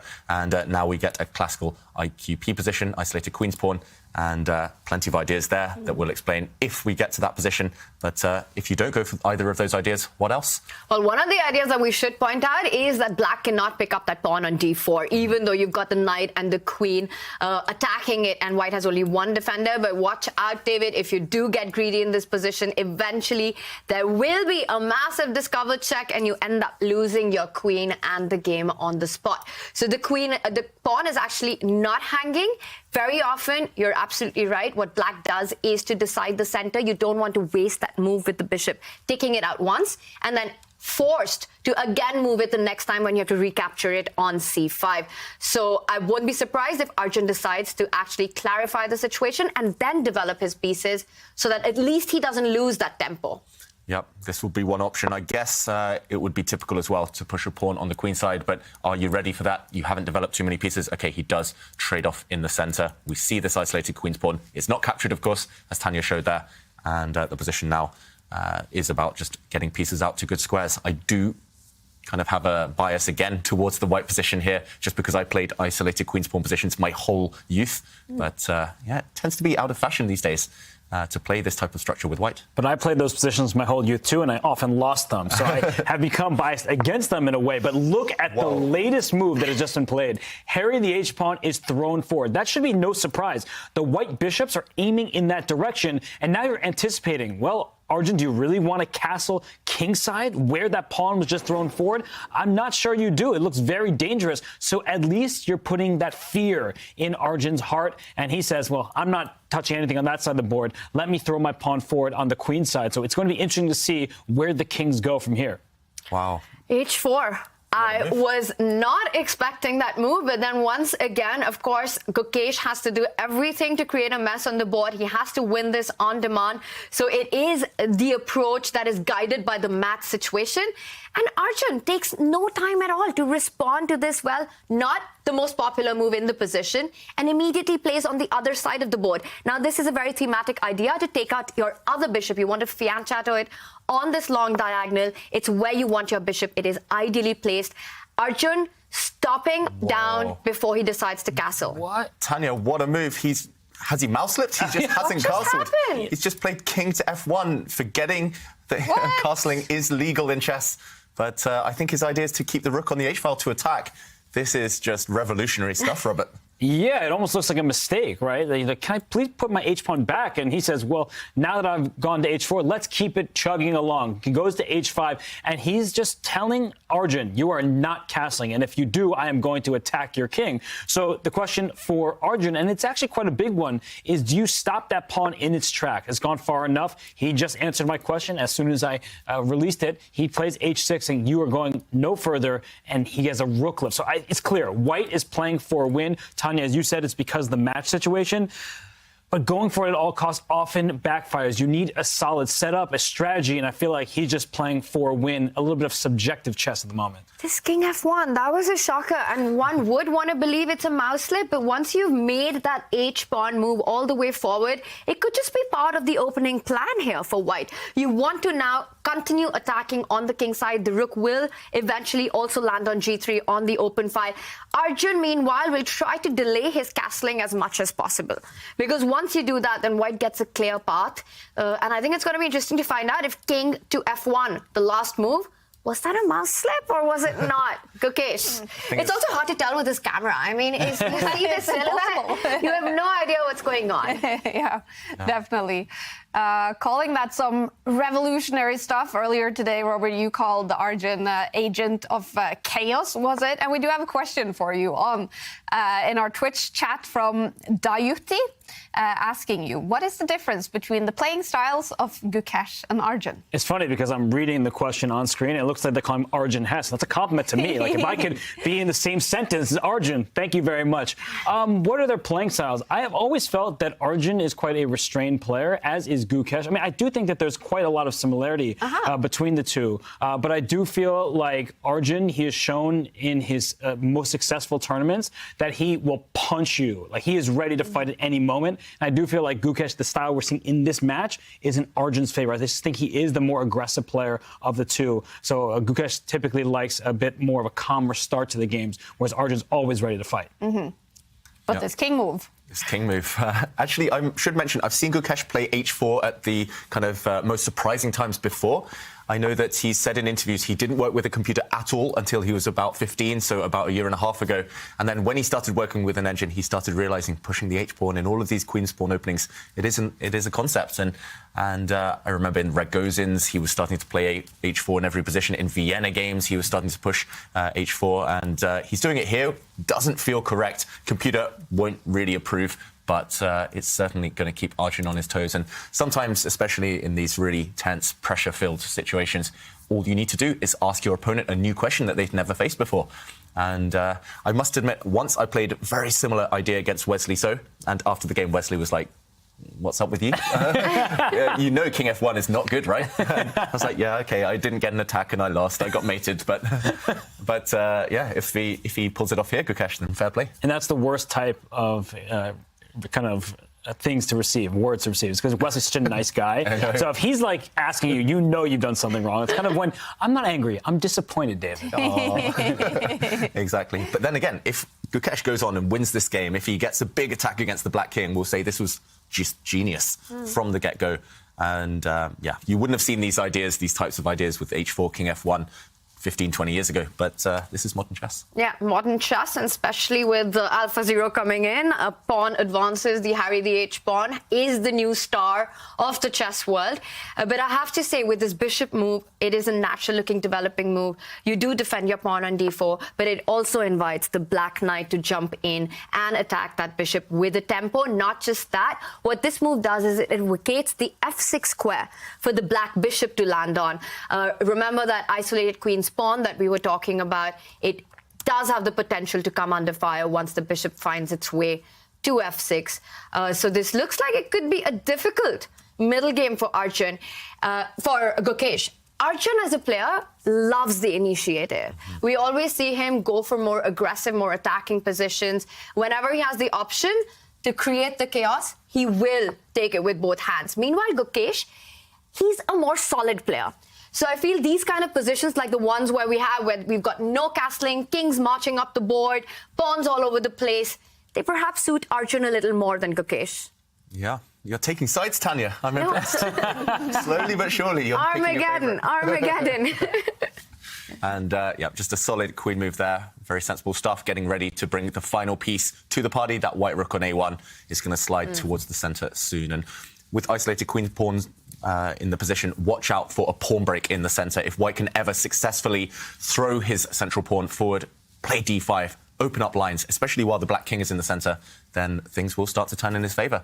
I like this last move by Gukesh. And I have to say, yesterday I was giving Rauf Mamedov a lot of credit in his game against Gukesh because he was just playing for a win. He needed to muddy the waters. And in this one, that's exactly what Gukesh has achieved. So from the perspective of needing a win, this is not just a solid position. Nothing is symmetrical here. Chances for both sides. I think he's doing the right thing, even though King F1 was surprising. Now that I look at the position, I'm surprised by how much I like it for white because at some moment there will be that rook on h3. It lifted up the board. It could slide one square over to attack the knight and the pawn behind it. The d4 pawn is pretty well defended, at least for the time being. And as you were mentioning, David, if you're not looking out for it, that move d4 to d5, when you have an isolated pawn, you always think about pushing it forward. And with that black king in the center, you have to look out for the e-file as well. So I'm nervous for the black king, even though objectively it looks fine, or the eval bar saying black is doing pretty well. I just see some problems for Arjun to solve, and it's not easy in a rapid time control. Wow, and he's just castled into the eye of the storm. This is brave stuff again from Arjun. We saw him be adventurous with his king in the last game, but wow, he's really kind of waving the red flag. He's saying, come at me. And Gukesh now, surely he's going to switch his rook across and start playing towards the enemy king. I think what black is relying on is that if you do make that move, you, of course, are not going to fall back with your knight because then the h-pawn is hanging, but that f-pawn. And we know Arjun, he doesn't care about pawn advances in front of the king. That f-pawn will move forward, not only defending that key knight on g4, but also blocking out white's bishop on the diagonal. So I'm expecting the knight on g4 to stay there for a while. Yeah, it's actually surprisingly hard to get rid of this piece. It acts as a blocker, just controlling all of white's potential activity. So with this in mind, maybe this is not such an effective maneuver. Bring the white rook across right now. How else could white try to get this attack going, kickstart it, and give it some momentum? I guess as the standard, you slide your rook over to d1 behind your isolated pawn, bring your bishop back to b1 at some point, then line your bishop and queen up on the light square diagonal, try to threaten that checkmate. Black can always block that diagonal with that pawn push f7 to f5, but that creates other weaknesses, namely the e6 pawn. So then that bishop on b1 can slide to a new diagonal over to a2, and this is maximum pressure on the black position. So we can see how black parries off one threat at a time, but then there may be some underlying weaknesses that will be difficult to defend. Yeah, I like it. Just slow and steady. Just bring another piece into the game and you will get attacking chances later. I don't think there's a need to start calculating too much now. Once you see that maybe shifting the rook across isn't so effective, then you just, take a time out, bring another piece in, save some time on the clock for later. Gukesh does have a minute or so advantage on the clock. And still very promising position. If you look at all the pieces as well after this rook move, all of them are so centralized for white. These are kind of textbook centralization pieces for white. If you're teaching a beginner how to place their pieces in the opening, you say, look at this, knights in the center, bishops next to them, pointing at both sides of the board. Yes, the white king looks a bit odd, but it's almost as if it's castled now, and the white rook isn't necessarily worse placed here than it would be in the center of the board. So still looking very good. I love this plan, Robert. The more I look at it, with just dropping the bishop back, keeping the options open, also hinting at pushing with d5, it definitely gives Arjun a lot to think about if he goes for it. The reason that Gukesh is taking his time, and I see he's finally made a decision and made the move bishop to f4 instead. One of the plans that black has that white needs to watch out for is play on the other side of the board. As white has placed everything on the king side, eyeing that king, the b4 break is a resource that black always has to try and get that counterplay. Because if there are trades, the knight will move forward, the bishop on b7 suddenly opens up, eyeing that knight on f3. And the reason that white has put that bishop on f4 is that he's taken a key square away in black's camp. Queen on c7 would be an extremely strongly placed queen, because imagine that knight jumping onto h2, David, and maybe we can just mark the squares here. Once the bishop trades off the knight on f3, there are all these forking ideas that become a reality. So bishop f4 is actually a very strong preemptive move, taking away a key square from black's queen. Just to show that variation, knight h2. That's some very effective winning strategy for black, I've got to say. But maybe there is a threat in the position. Is this something to be careful of? I'm not sure we can go for it now if black does initiate that idea that you mentioned, Tanya, with b4, because suddenly it looks like white is delivering mate, but the black knight can leap back, act as the hero, and also you attack the queen just in time. I guess we have prevented also this f5 break, so now we are threatening, perhaps, to shift the rook across if black does take a timeout. Now black's pawn push is not possible simply because this e6 pawn would drop off. Lots of variations we're showing here, but all very relevant to the players' plans. And I just want to add that the bishop was protecting the pawn on d4, but that's not necessary because of tactics. You see that if the black knight scoops off the pawn on d4, the knight takes back, and once the queen swoops into the d4 square, that knight on g4 is loose, the queen will take it, and that rook on h3 is doing very important work protecting that light square bishop. All of white's pieces are defended. Black would lose a piece and thus lose the game. So that pawn on d4 is defended tactically, and that's a huge moment for Gukesh to bring his bishop out into the open. And I feel like with Arjun spending this time here, it's going to be increasingly difficult because there will be an attack. You're not going to lose a piece in the moment, but with rook g3, a new threat. With, of course, rook from a1 sliding into the action at any moment, queen to e4, pawn to d5 at any turn. You have to watch out for so many different things that it's just not a simple position. And now that you're down to 6 minutes, that's where it starts getting scary. Yeah, wow. I'm just going to say that h4 king f1 idea, just a mark of genius, a stamp of a really top quality player. They look like beginner moves, but he's making them look like part of a master plan. So not a mouse slip anymore. Definitely not a mouse slip. Definitely not a mouse slip. David, I love this idea that you're pointing out, that now after this last move, white has opened up the queen, is eyeing that e6 pawn. So rook g3 is a massive threat on the board. And if you're on the back foot in such a position, you're on the defense, your king is under fire, rook g3 is a massive threat. I think black has to look for ways of trying to trade off pieces here to try and reduce the pressure somehow. And it looks like the only way to defend such a position. Imagine even if rook to g3 wasn't coming in, but you managed to line up a battery on this diagonal, on the b1, h7 diagonal with the bishop and the queen, a mating threat on h7. It can get super dangerous, and black has to find a way to try and trade off as many pieces as he can, as quickly as he can. Yeah, which pieces would you be trying to trade off here? Queens, bishops, knights, rooks. All of them. Get that draw. King versus king at the end.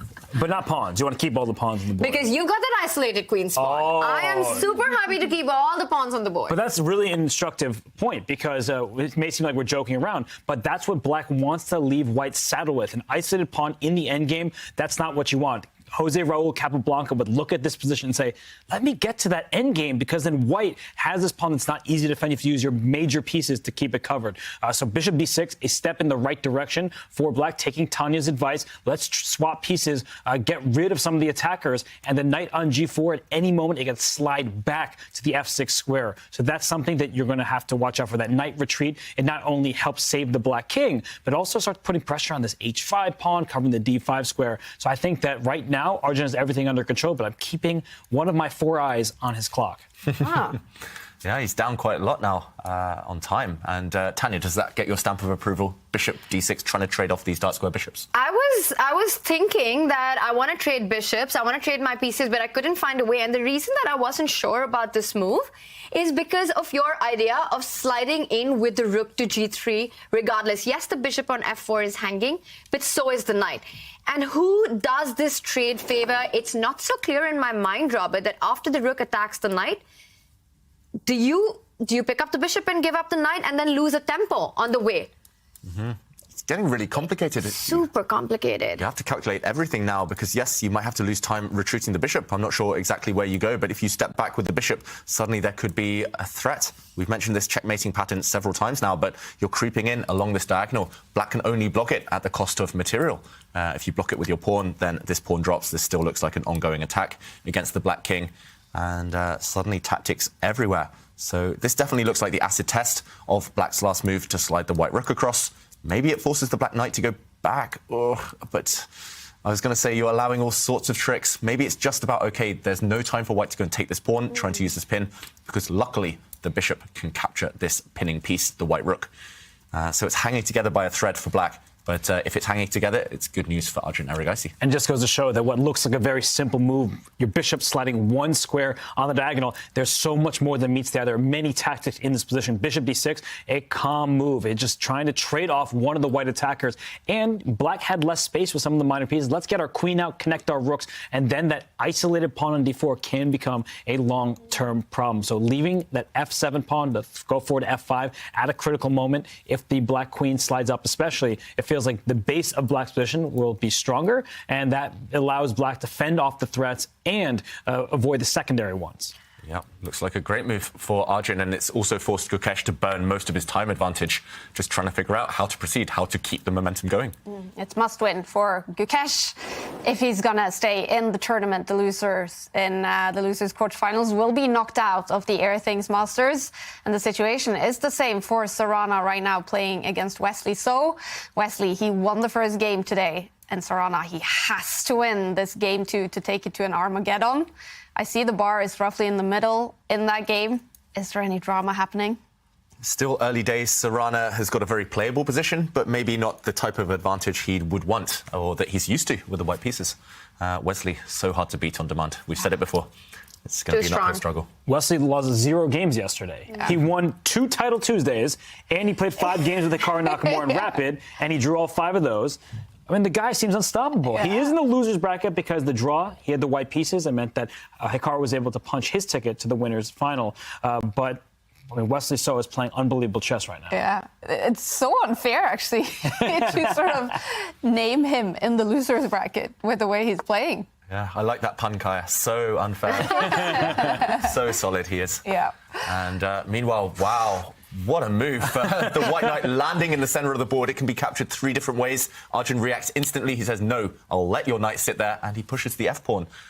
And the first question is, yes, you push the f-pawn, but you leave behind your e-pawn, which is now a weakness. White can simply snap up the knight on g4 and hope to pick up the e6 pawn with a check. You pick it up with check, and I guess black slides into the corner.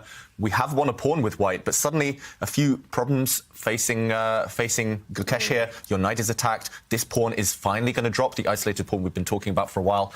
Everything's happening with tempo, and suddenly white's position is a bit loose. To me, I think I would need 5-10 minutes to just to kind of try and figure out what's going on, just to kind of find my bearings in this position. But the players, of course, don't have that luxury. You could also make an argument for taking this knight and then going in with your white queen. You could make an argument for, I don't know, throwing this pawn forward at some point or other, jumping in with the white knight. So many options. But Gukesh, he's now down on time. And Arjun playing that last move, this last committal move, instantly, I think that's a huge psychological blow. Yeah. F5, it's almost as if he's calculated all these tactical variations. What is very, very impressive is how fast he played it, despite the whole board hanging. What it does is, one thing's for sure, pieces are getting traded off. And we've been talking about this over and over again, that the more the pieces get traded off, that d4 pawn will be a huge weakness. And it looks like that last move by Gukesh, jumping in with the knight at the center of the board, so tempting, might have been actually a huge mistake. Yeah, evaluation bar hates it. We're not sure because it's so complicated, but we've got to trust the computer in a position like this one. I might have to call him Arjun the astronomer, because I feel like he takes a while in the opening, he's setting up his telescope, but when there are clouds and complications there, he sees through them. So this is unbelievable stuff from Arjun Erigaisi. He's playing f5 when the e6 pawn is hanging with check. I mean, this is just really unreal. Just like knight takes c6, knight takes g4, e6 falls with check. He has seen it all. He is a tactical wizard, and he is in form today. Wow. Yeah, and Gukesh, he must have been loving his position. It did look very promising just 1 or 2 moves ago. Suddenly, it's pure calculation. It's either going to be very good, this position for white, or it's going to be very bad, nothing in between. And suddenly, 2 minutes down on the clock, you have to be greedy. You have to go and grab pawns with the white queen in order to justify everything you've just done. But the fact that Arjun's blitzing, playing every move instantly, he's going to be panicking. Doubt is creeping in now. Tanya, are you fearing for Gukesh in this one? I am. He's putting a lot of pressure. Arjun's putting a lot of pressure, not just on the position, on the clock, playing the psychological game here as well, making moves fast and so far accurately. The problem it comes down in this position is that, yes, you pick up the pawn with a check, but once the king sidesteps, the whole board for Gukesh hangs. You need to make a decision with that bishop on f4. Your queen on e6 will be targeted with the rook on c6. So I think Gukesh is going to be super wary of actually going into this line. Once after the king side steps, let's say you pick up the bishop on d6, the black rook recaptures, and again, white's position collapses. The queen is hanging, the pawn is hanging. Notice that bishop on b7, eyeing that pawn on g2, and it's actually white's king that is under so much pressure, no material to call for. And wow, we have this line, but instead of trading the bishop, Gukesh went for the pawn push, attacking the rook, and Arjun once again just blitzes out the move, just simply sidesteps with the rook, keeping all the threats on the board. What a beast. Yeah. Two beasts here, and they're playing very, very high-quality chess. We've got to say, no big swings in the evaluation bar, despite the fact it's so complicated right now. It would be so easy to blunder. I like what Gukesh has done. He's pushed this pawn forward. It's on a less vulnerable square now, defended by white's knight. It also blunts in this bishop, but the problem remains. There's this awkward tension between the black rook and the white queen, and if you have to take a time out to retreat, start running away, black will at least restore the material balance. And Robert, do you see any chance here, especially down to 1 minute now for Gukesh? I'm wondering if we're going to see a queen sacrifice. Just a quick line here. The dark square bishop slides back one square to e3, hitting the rook on b6. The bishop goes up to c5, saying, your queen's under attack. You have to move that thing. There are no safe squares. And white says, OK, I'll take your bishop. You'll take my queen. I'll also get your rook. That's, oh, we might see this. Bishop e3 has been played. That's a Lasker compensation of a rook, a minor piece, and a pawn for a queen. That is a lot of material with the passed pawn. Both kings are kind of exposed. This is the type of position you need if you're Gukesh. You may be worse. You may end up losing the game, but you have serious winning chances. So I think that Gukesh, the biggest problem right now is his clock. If the times were reversed, he would have huge chances. But Arjun has been finding these tactics quickly. I do like Gukesh's last move, though. Yeah, incredible to make this decision to actually give up the white queen because he's committed to it now. But he made this decision with 1 minute on his clock, and this black rook is actually trapped. The only way to avoid that variation would actually be to trade off this bishop. But suddenly, after the white queen steps back, takes this knight, you're just a pawn down. And I don't think Arjun can really go for this. The black king also weak on the light squares long term. So I think both sides are pretty much committed to that variation, Robert, starting with this bishop move, sliding forward, and just to show it one more time, bishop takes bishop, giving up the white queen. But yeah, rook, bishop, and pawn. If we didn't see the evaluation bar, we would think that white is maybe doing very well here. But it still looks like dynamic balance in this position, in this crazy wild position. That's actually a stunning line. That you're pointing out, and Arjun slowing down because it's also not easy to evaluate. You have the safe option of picking up the bishop right now and not sacrificing the queen, but then you just end up in a slightly worse position. That bishop on b7, as we can see, will remain dead with that white pawn on d5, which is still alive, and it's going to completely favor Gukesh if Arjun goes for this bishop trade. But how do you evaluate that position? Winning that queen, but allowing a white pawn on e6 looks super dangerous. Just the fact that Arjun needed a draw in this game, and he went into these complications, just goes on to show how brave these two players are. Yeah, if we reach this position that we're looking at on the analysis board right now, then it's anyone's game. It's anyone's game. I would prefer to have white. I see the evaluation bar off the side saying that black is still better. I would prefer to have white because all of a sudden you have more forces. You're aiming at some of the black weaknesses like the f5 pawn. The rook is under attack. That e6 pawn, it's not even clear that black will be able to stop it. So I'm just looking at this position, and I don't care what the evaluation bar says. The players, they don't know it. And I just think the trajectory of the game has been in Arjun's favor. All of a sudden, Gukesh strikes back, and he's putting a difficult decision in Arjun's court. And I think he recognizes the importance of this moment, the magnitude, and he may take the bishop, but he's not going to be happy about it. Just saying, you know what, I don't want your queen. I'll be down to pawn. I can try to defend this. I don't like that he's spending so much time here. I feel like he's uncomfortable. I think he's going to go for this line with bishop c5. Yeah, he has to. He's now down on the clock. And we mentioned he's an agent of chaos, Erigaisi. I think he has to embrace that chaos now. You can't just maintain this position, hope that it fizzles out towards a draw, because this one is just too wild. And I would rather go into that, where it's a big mess, take my chances there, than suffer a pawn down. And now, no real time advantage, only a few seconds, and still a few seconds increment for Gukesh to rely upon. So he needs to go for it. Wow, he didn't choose any of those options. He retreats his knight to the centre of the board. He's giving up material here. He's a pawn down. He's giving up an exchange. The black rook, the white bishop can snack on that one now, feast on it. He's trying to argue, I guess, that the white queen is trapped anyway. And the evaluation bar doesn't react, which It's just this shocking is genius stuff. I mean, players. knight e5 was not even a move on our radar. Just giving up that rook on b6, which, by the way, let's point out, has been voluntarily self-trapped. He moved that rook all the way up to c6, then put it on b6 and says, come and take it. And it all relies on piece activity. Knight e5. What is this move? Bishop takes rook. It's brilliant. Queen takes bishop. It's brilliant. That is an unbelievable find. Unreal. The white queen is entombed on e6. It looks like a great square, but either the black bishop is going to head back to its home and attack the queen, or the rook will slide in the queen's path and attack it. So what a find. Yeah, what a find. And now Gukesh down to his last few seconds. Okay, he takes that black rook. He shifts his own rook out of the corner into the center, but the white queen is gone.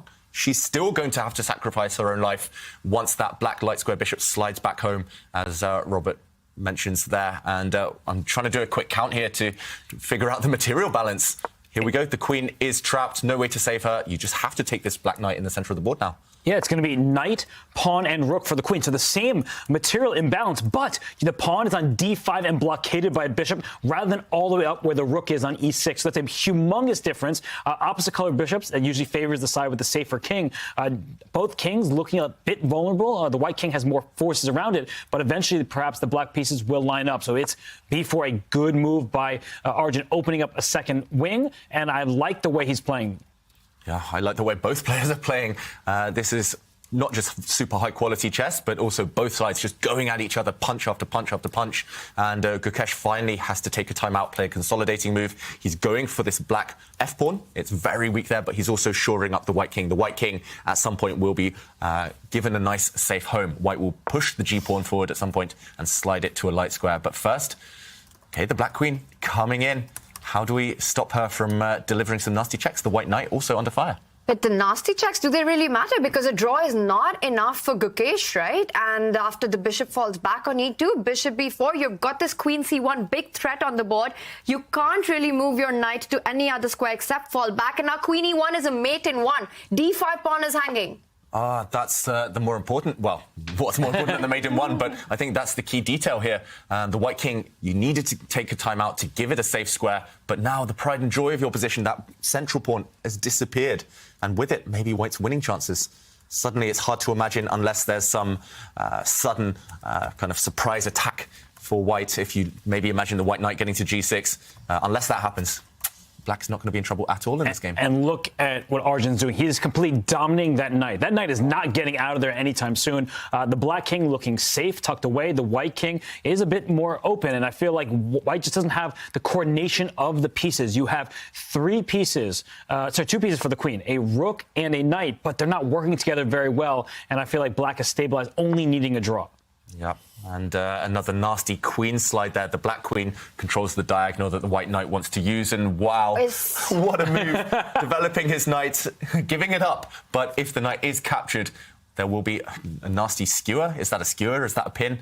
And, okay, not allowing that white rook back into the game, not taking the bait, but has he allowed Gukesh back in? This pawn drops now, and we might well just see an endgame after Erigaisi gives back the queen. Nope. He's given a check, and suddenly he's won a rook for the bishop.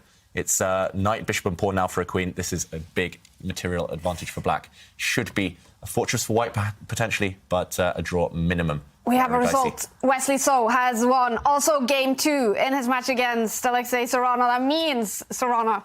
Oh, he's knocked out, Robert. What are your favorites? Well, he'll be okay. He takes $10,000 home with him, so I think he'll be happy about that. But it was a great match by Wesley So. I was keeping an eye in the background, and these players down to their final seconds. I mean, it couldn't get more exciting here in the Airthings Masters. And God, what do you think? Does white have some chances here with the material imbalance?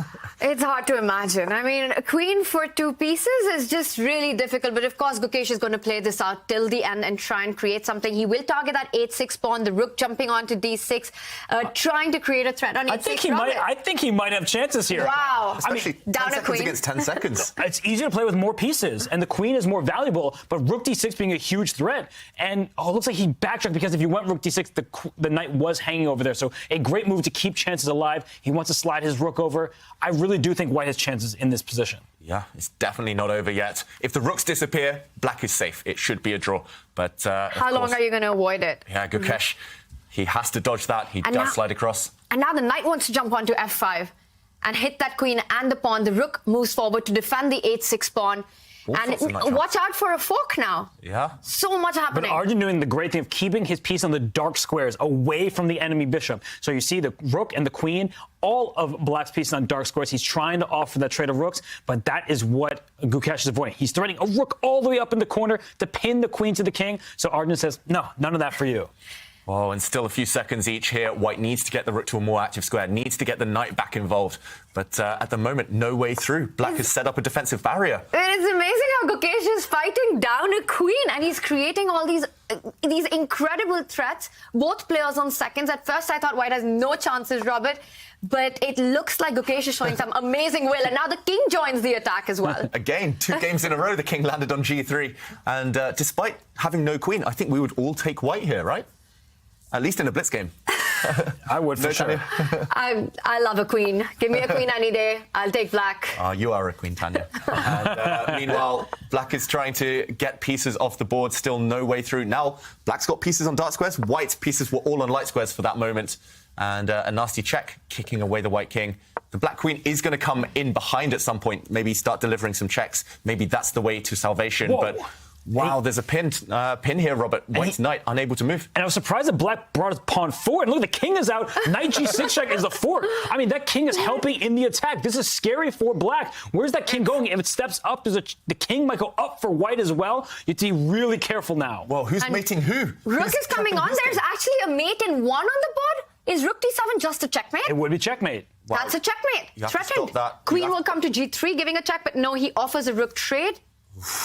This is getting really intense. And White needs to watch out for that check on g3 with that queen. Easy to miss from the other side of the board. But it looks like Arjun might have just survived all the threats that Gukesh was creating. There we go. The queen check does land, as you predicted, Tanya. White needs to take out a time to block that now. The bar jumps up. Yeah, he does have to place his pieces on awkward squares. All of the pieces were on the G file for a second, but a pawn has disappeared with it. Take the rook. Take the rook. Finish the game. He does it. That is professional. Yep. He needs just a draw. He gets out of any threats. And what a game by Gukesh. What a fight by Gukesh. Wow, and Arjun, he's going to secure the draw. Next move, rook takes bishop, and a knight alone is not enough to deliver checkmate. Wow. What just happened? That was intense. It's over. Gukesh is knocked out of the tournament. Arjun Erigaisi makes it through to the losers quarterfinals. What a match between these two. What do you think, Robert? He was living on the increment, but that 3-second increment that's added after every move, that came into play. Arjun Erigaisi, he used it to his benefit. He is the junior speed chess champion. He beat Neil Sarn in that format, so he's used to these quick time controls, and he is a superstar. How fast is your Indian heart beating right now, Tanya? I can't believe what we just witnessed. I mean, that was chess at a whole different level. Also, Gukesh, so impressive, having no time on the clock, down a queen for just 2 pieces, managed to create a mating attack with his own king moving forward. That was just incredible chess start to finish. Both these players have so much to be proud of today. Wow, what a game. And here is today's Lisoveta learning points.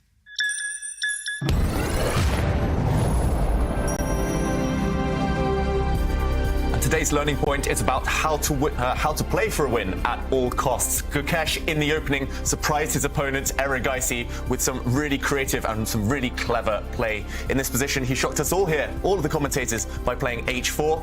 What is this doing, you might ask? He's simply going to push his pawn forward and make it less attractive for the black king to castle on the king side. His next move, another shock. King to f1, putting the king on a slightly odd square, but committing to lifting his rook up the board, where, as we saw in the game, it did prove to be a very strong piece. It was a crazy game, of course, many twists and turns. Later, Gukesh sacrificed his queen, but Erigaisi, at the right moment, was able to lock things down by giving his own queen back. I definitely recommend playing through all of this game. It's well worth a study. Wow. Both matches on the losers bracket today have finished. 2 players are knocked out, Gukesh and Sarana, and 2 players have made it through, Erigaisi and Wesley So. Congratulations, Wesley. Yeah, thank you very much. Thank you. Yeah, finally. I still have 1 life left. So that's one thing I like about this format. I played this format before in the American Cup last year. So it's nice because if you lose one, you have to lose another. But does it feel a little bit unfair to be playing on the losers bracket when you actually haven't lost any games? Yeah, that's a good point. Yeah, unfortunately, Hikaru won the bid yesterday by 16 seconds. I think the match was very close, but unfortunately, the last game yesterday, I didn't really get any chances. And then I looked at the games afterwards, and Hikaru played really well. So big congratulations to him. And, you win some, you lose some, but I'm excited to see his upcoming match against Magnus today. I wish it'd be more than 4 games, but that's nice, nevertheless. Yeah. And Wesley, we've heard rumors that you're playing a lot of online chess these days. Obviously playing here in the Airthings Masters, also playing Title Tuesday yesterday, winning that one as well. Yeah. Yeah, some of my friends ask why top grandmasters playing Title Tuesday, but it's practice. It's a super strong event. It's so difficult to win. But I took advantage yesterday by the fact that all the top grandmasters weren't playing, like Hikaru or Magnus or Fabiano. They weren't there. So yesterday it was a little bit weaker, but to win 2 Title Tuesdays in one day is totally unreal. I think I've only won before yesterday. I've only won 2 Title Tuesdays in history, so it's really difficult. But I've been trying to get some practice games in. I think if you're gonna spar with somebody, might as well do it in a real tournament setting. And also during tournaments, you don't want to tire your brain too much. You don't want to stretch it too much. So during tournaments, I would prepare or work on problem solving or analyze my games. But these days, I just play Blitz instead to try and relax. And and it's nice. I think this year is going to be very exciting, of course, with the merging of chess.com and chess24. I used to play in the chess24 site too before, but there are not too many good players there.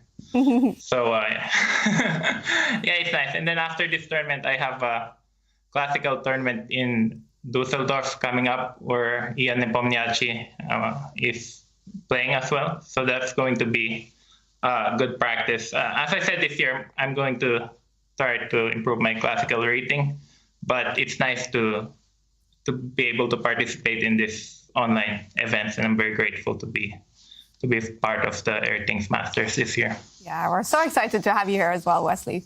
Yeah, and Wesley, quick question. You said you win some, you lose some. Yesterday you lost 0 games. So what did you eat? What were you doing? What was going on with you? Yeah, actually, now that you mentioned it, I didn't lose any of the 22 Title Tuesdays I played either. Well, I've been working a lot on my chess. Also, I think the match format is suitable for my style. And I love playing chess. I spend hours per day doing it. But I think yesterday I was just playing really well. It's unfortunate I lost to Hikaru, but we'll try again today. Also, yesterday I played your friend Daniel Narditsky in the last round in the afternoon. Yeah. And you won it. Yeah, I won it. I was better, and then I was completely lost, and then he blundered a rook for a knight. So you should ask him about it. It was a very fun game. It was another Italian that we usually play. You're on a roll, Wesley. Congratulations on winning the match today, and best of luck tomorrow as well when you're going to play in the losers semifinals. Yeah, play again tomorrow, and it's going to be an exciting match also today. And thank you again, guys, for all your hard work.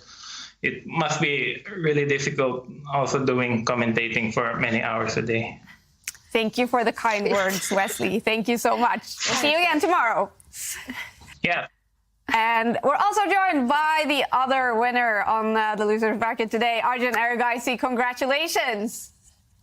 Hi, thank you. We just had to take a deep breath after that match against Gukesh. That was intense. What was it like for you? Yeah, I think both games were quite intense. The first game, he walked into my prep. I knew until queen c2, a3, and then I didn't know rookie yet, but I was pretty sure it's not a good move. I was fairly happy with my position, but he managed very well until his knight f5 knight e6, and one critical moment was instead of playing knight f4, I thought he could go queen b5, threatening knight f d4. I felt this was very strong. But in the game, I thought I got good control, and in the end, I kind of blundered knight takes e6. He could take 3 pawns and sacrifice the knight, and I think he had a good position there. But after that game went my way, I was fairly confident. Arjun, what a match this was. We loved watching every bit of it. To us, it seemed like there was so much going on. Now you won 2-0, but is it accurate to say that it doesn't truly reflect how chaotic the games were? Oh no, it's actually 1.5 firstly, and yeah, I think both the games were very complicated, especially the second one could have gone either way. At first I was thrown off by his h4 king f1 idea, but a bit later I realized it makes a lot of sense and I was feeling it. But when he played knight e5, I was very happy because after f5 I think I was in control. Though he did manage to put some practical problems. You took the match in 2 games. I have to ask you, Arjun, in that game 1, when you were going up the board with your king, what was going on in your mind? Were you at all terrified about your king position in that one? What was that all about? No, in fact, there was some crazy lines. I was calculating like king g3, bishop f5, g5, knight h5, king g4 with the idea of king takes h5. But then I realized he can just go g6, so I thought it's too much. I would have probably dropped back, but I thought he should still try that rather than going back knight e6, knight f5. Yeah, we were thinking about that one here in the studio as well, wondering whether you'd be brave enough to advance the king to g4. But Arjun, I want to say congrats, first of all. But also, we heard there's a collection of teddy bears behind you. Can you tell us the story behind those ones? Which one? On the Okay, so some of them I got from WWF when I made some donations, and some of them were the toys that I played with when I was a kid. How cool. So you have support while playing in the Airthings Masters. We know you have huge support also in India. A lot of fans. Are you noticing that with all the fans now cheering you on? Yes, I am aware of it, and especially it was an all-Indian matchup, so it must have been exciting for the fans to follow as well. And also, I have played Gukesh quite a few times before, and it's always nice to play him. Yeah, what a match it was. And you're through to day 4 in the Airthings Masters. We wish you best of luck tomorrow when you face Wesley So tomorrow.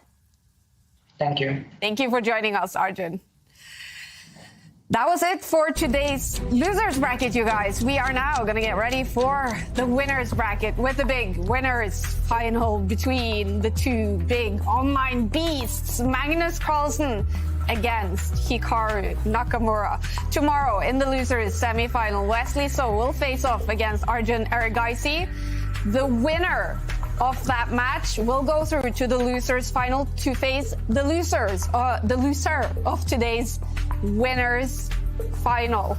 The winner of the winners final today will go straight through to the grand final to be played on Friday. This is a big one. Magnus Carlsen against Hikaru Nakamura is coming up very shortly. What do you expect from that one, Robert? Fireworks as always. These 2 players, since the pandemic, since online chess has exploded, they have given it their all the way back in 2020 through the past year when Hikaru Nakamura kind of took the edge against Magnus Carlsen. Of course, the lifetime score heavily in Magnus' favor, but 2022 was Hikaru Nakamura's year. Really, it really was. We remember the Fish Random World Championship last year, and also, of course, the Speed Chess Championship. Do you think Magnus Carlsen is eager for some revenge against Hikaru, David? Certainly, and here we see the scores in the past 12 months in 2022, 13-8 in terms of wins, and a lot of these games came in the Speed Chess Championship, that dramatic final. I was watching on the edge of my seat in that when it came down to the final few moves of the final game. But it's hard to pick a favorite, I've got to say, especially in Rapid. Both of them extremely good. Both of them just coasted to this point so far, and maybe Hikaru has a decent shot at continuing his good form against Magnus. Oh, definitely. And we're just finished with an extremely entertaining match between Gukesh and Erigaisi. What kind of match can we expect with these two playing styles, Tina? I think you've just set the tone. This has been a great warm-up. What a match that was. Absolute fireworks on the board. Magnus has got a score to settle. As we've been talking about what's happened in the previous year, and there was a time when Magnus was dominant in their matchups. He was crushing Hikaru throughout. And then there's been this breakthrough that Hikaru's had, and there's been no stopping him. Magnus is looking for revenge today. Yeah, you think so? Absolutely. All right. It's getting close, the first game. So in the winners final, it is best out of 4 rapid games. If they are tied, then we will get another one of those exciting Armageddons. And this should be a tight one, don't you think, David?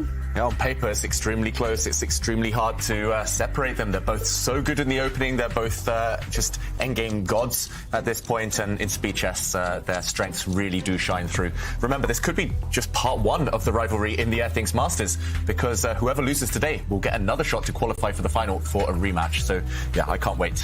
Let's get the popcorn out. Yeah. Let's enjoy it. Exactly. And Robert, we've seen them now in 2 matches so far in the tournament. Are they playing their best chess now, Magnus and Hikaru? Well, I think Magnus Carlsen should be happy that he lost a game to Arjun Erigaisi. Because once you get that sting and it shows you can bounce back from it, that's huge for your confidence. So I don't think Magnus has been playing his best chess. I think Hikaru against Wesley, that was just 2 very solid players. I think the best is yet to come. The best is yet to come. It's getting very close. The first game in their match, Magnus Carlsen will start out with the white pieces. What sort of opening should we expect? I'll go around the table. What do you think? Bomb cloud. No, double bomb cloud. We've seen that before between those 2. We have. I'm going to say the Italian game, just because I've seen them battle it out in that opening so many times, especially when Magnus is white. At least you can predict that Hikaru for sure is going to set up in that way, and maybe Magnus will come armed with a new idea. What do you think, Tanya? I think it really depends on what happens in game 1. We might even see a lot of switch-ups as Magnus will go forward. If he starts with the white pieces, might be an Italian, might switch over to the Catalan, depending on how things go. Hikaru also so hard to predict. These 2 players are masters of every opening. I think it's all going to come down to what happens on the time scrambles. Kaya, I'm predicting an Armageddon, and I'd love to see that happen. I agree. But David, Robert, we know Magnus, he's all about the psychological warfare as well in chess. Do you think he's going to open with something dubious in this first game against Hikaru? I think he's no longer in Hikaru's head. So all those psychological tricks may work against everybody else. But Hikaru Nakamura showed in 2022 that he can take down Magnus Carlsen, whether it's in Fisher Random, whether it's a speed chess championship, whether it's in any type of event. So I feel like for Hikaru, he's no longer afraid. That band-aid has been ripped off. And so I think the Magnus just play his optimal chess. Yeah, I do have some inside information, though. They should have been logged on now, both players, but Magnus Carlsen isn't logged on yet. Do you think that is on purpose, David? It could keep Hikaru waiting. It is Magnus, so we know he's usually late. I think we've just been thrown off because he's been on time the last couple of days. But yeah, maybe a hint of mind games there. But there's so much. I just want to add to that point earlier that there's so much respect between these 2 now, and I just think they're going to go all out. They have to play their best openings. That's the only way they're going to win this match. But is that a problem in online chess, Robert, that clocks don't start? In over-the-board chess, you're often penalized if you're not by the board when the game is supposed to start. In online chess, the clock isn't started until you're there. Is that a problem? I don't know if it's a problem, but the chess.com can always take some time off their clocks if they're late. But maybe it's also an issue that you don't have a set starting time, because these last 2 matches could have gone to Armageddon, which means there's some buffer, some time to work it out. But we see Hikaru Nakamura on screen. I'm not sure if he's talking to chat, telling them about all the taking he's going to do. But either way, Hikaru, he looks ready for this match. He doesn't look too happy that Magnus isn't ready yet. I think we saw Hikaru there shaking his head. He's not happy with what's going on right now. Yeah, you think so? That he's a little bit upset with Magnus keeping him waiting? Understandably, it's a big match. And we can see him with those hand gestures, not sure what's going on, what's stopping Magnus from logging on. But definitely, Magnus needs to get there on time. Kaya, you've got to do that when there is a big game waiting to happen. I'm going to send him a text. I'm going to tell Magnus, where are you? Come on, we're waiting. You're just bragging that you have his personal number, okay? I mean, the whole... Robert? Humble brag. Maybe later. I do have a word in my ear that Magnus Carlsen is now logging on to get ready. We know Magnus Carlsen is situated in Toronto. He's visiting his chess bros, his friends, Eric Hansen and Aman Hamilton. What do you think those days are like with the Magnus visiting them? Is it all about the chess, or do you think there is? I think, Kaya, the bigger question is, what are the nights like? Exactly. What do you guys think? I've seen some Instagram stories, so public information, that they have been out and about in Toronto a little bit. But yeah, who knows? Maybe just bullet marathons all night and a few parties here and there. I think we can confirm that. Yeah, all right. Well, we are waiting for Magnus Carlsen to arrive for the huge match today. This is the winners' final in the Airthings Masters. Best out of 4 rapid games. If they are tied, Magnus Carlsen and Hikaru Nakamura, it will be decided in Armageddon. They both played Armageddon yesterday to win their matches. Look at Hikaru waiting for Magnus. He definitely looks a little bit annoyed. Hikaru Nakamura. Oh, or do we see a smile? Well, I think Magnus is logging in, and Hikaru, he's getting ready to play. It is kind of unnerving when you're just sitting at a physical board or online, just waiting for your opponent to get set. But I don't think Hikaru is too amused. Yeah. It's also his background. There's such a different setup from where we normally see Hikaru play from. There's a lot going on there. Yeah. Hikaru usually plays from an office, right? Like a streaming office, not really his home. Yeah, I think it mixes and matches depending on his mood. But we know he's been going through a lot. We spoke to him yesterday after his match. And so, of course, we wish him the best. And I think for Magnus Carlsen, he wishes him the worst on the chessboard. Yeah. But, of course, it's been a big occasion for Hikaru, a lot going on in his life. Yeah. Is this a big moment for those two players as well, David, Magnus and Hikaru, when they face off? Yeah, there's so much pride attached, and they know that kind of whoever wins this match by the public will be viewed as the best rapid player in the world. And I think neither side wants to relinquish that kind of mental battle right now. So especially for Hikaru, having had this last year, I think he can relax a bit more. He doesn't allow Magnus to live in his mind, as you were saying, Robert, and it did feel like a big breakthrough. But in terms of the fans, there's definitely a big split, and I think neither player wants to let them down. Yeah. Waiting for Magnus to arrive for this big game. We do have some questions coming in from you guys, and keep them coming either in the Twitch chat or on Twitter using #ChessChamps. Skunk Spiegel has asked on Twitter, what are the commentators' favorite openings? So I'll ask that leading up to the opening. After you, Tanya. Well, I like to start with the queen's pawn, with the white pieces.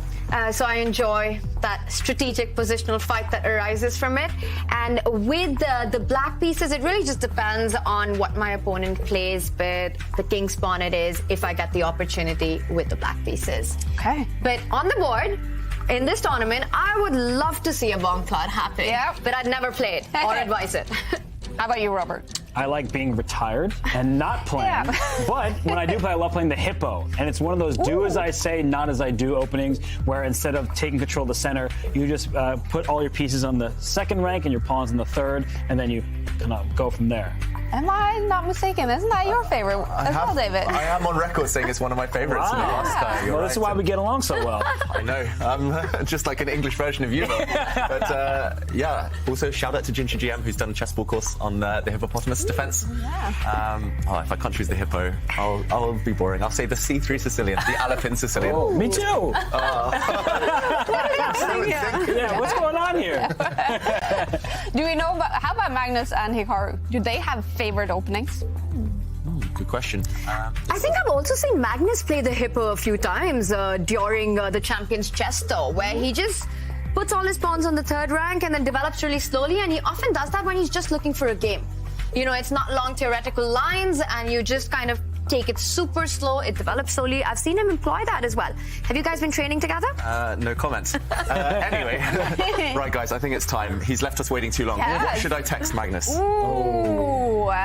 Do you guys in the Twitch chat or on Twitter have any suggestions? Yes. I think a trivia question. I mean, he did come to trivia last week, so I feel like giving him a tough trivia question to answer. Where are you? You teamed up with him, didn't you? Yeah, we were on the same team. We did quite well. It was a fun time. So I think you should hit him with a tough trivia question. Okay, I'll just say hurry up.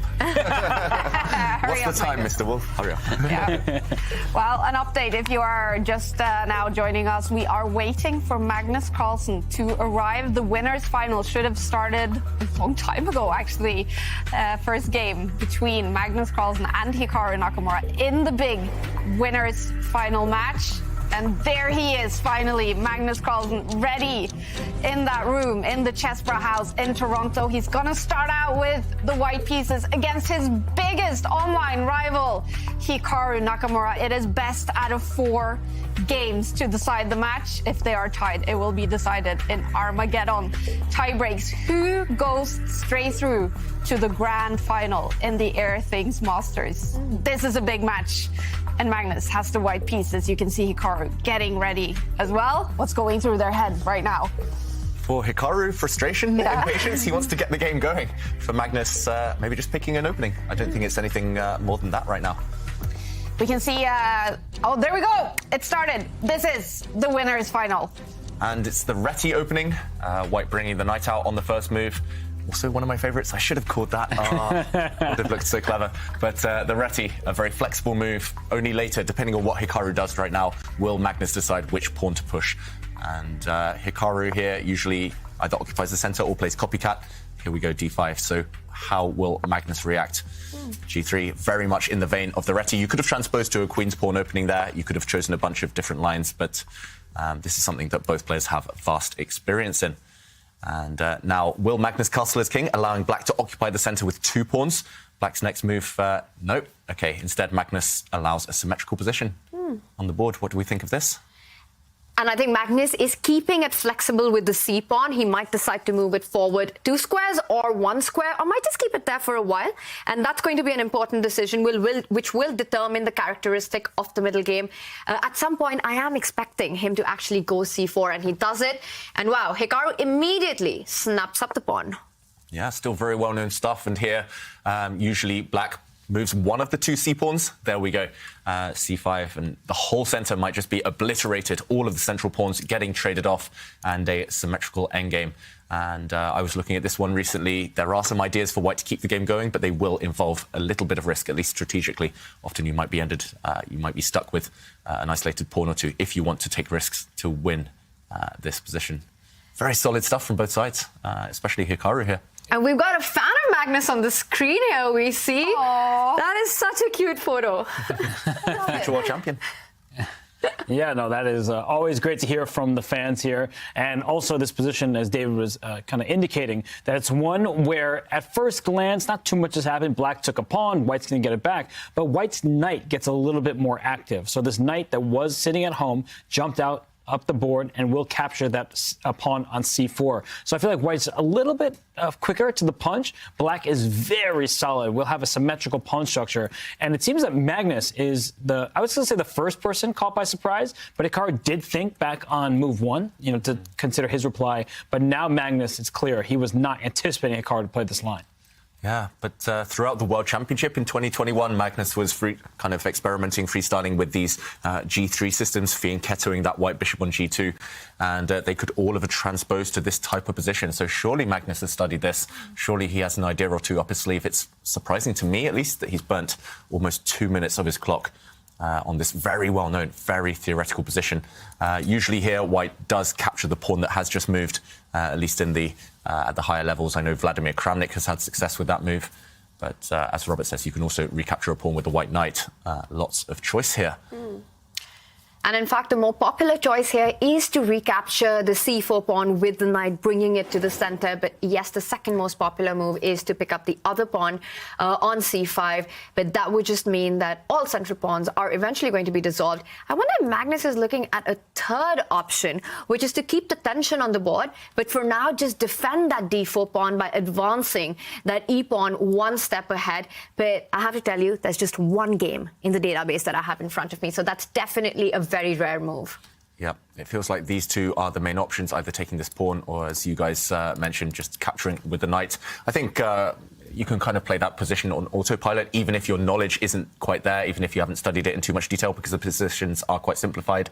But, yeah, strange to see him think. 3 minutes now in the tank for Magnus. Down to 12 minutes in this position, which is definitely not new for him. I am surprised what's going on with him. Yeah, the more he thinks, the more I'm inclined to say he's going to... OK, he does take this pawn eventually. I was going to predict something wrong, so I'm glad he got there first. But, yeah, knight takes pawn, and now black has a few moves as far as I'm aware. One of them is to hit this knight with the bishop. You can also just capture this pawn in the centre. And maybe other alternatives as well. He does indeed hit the knight, gaining some time to develop. And very balanced so far.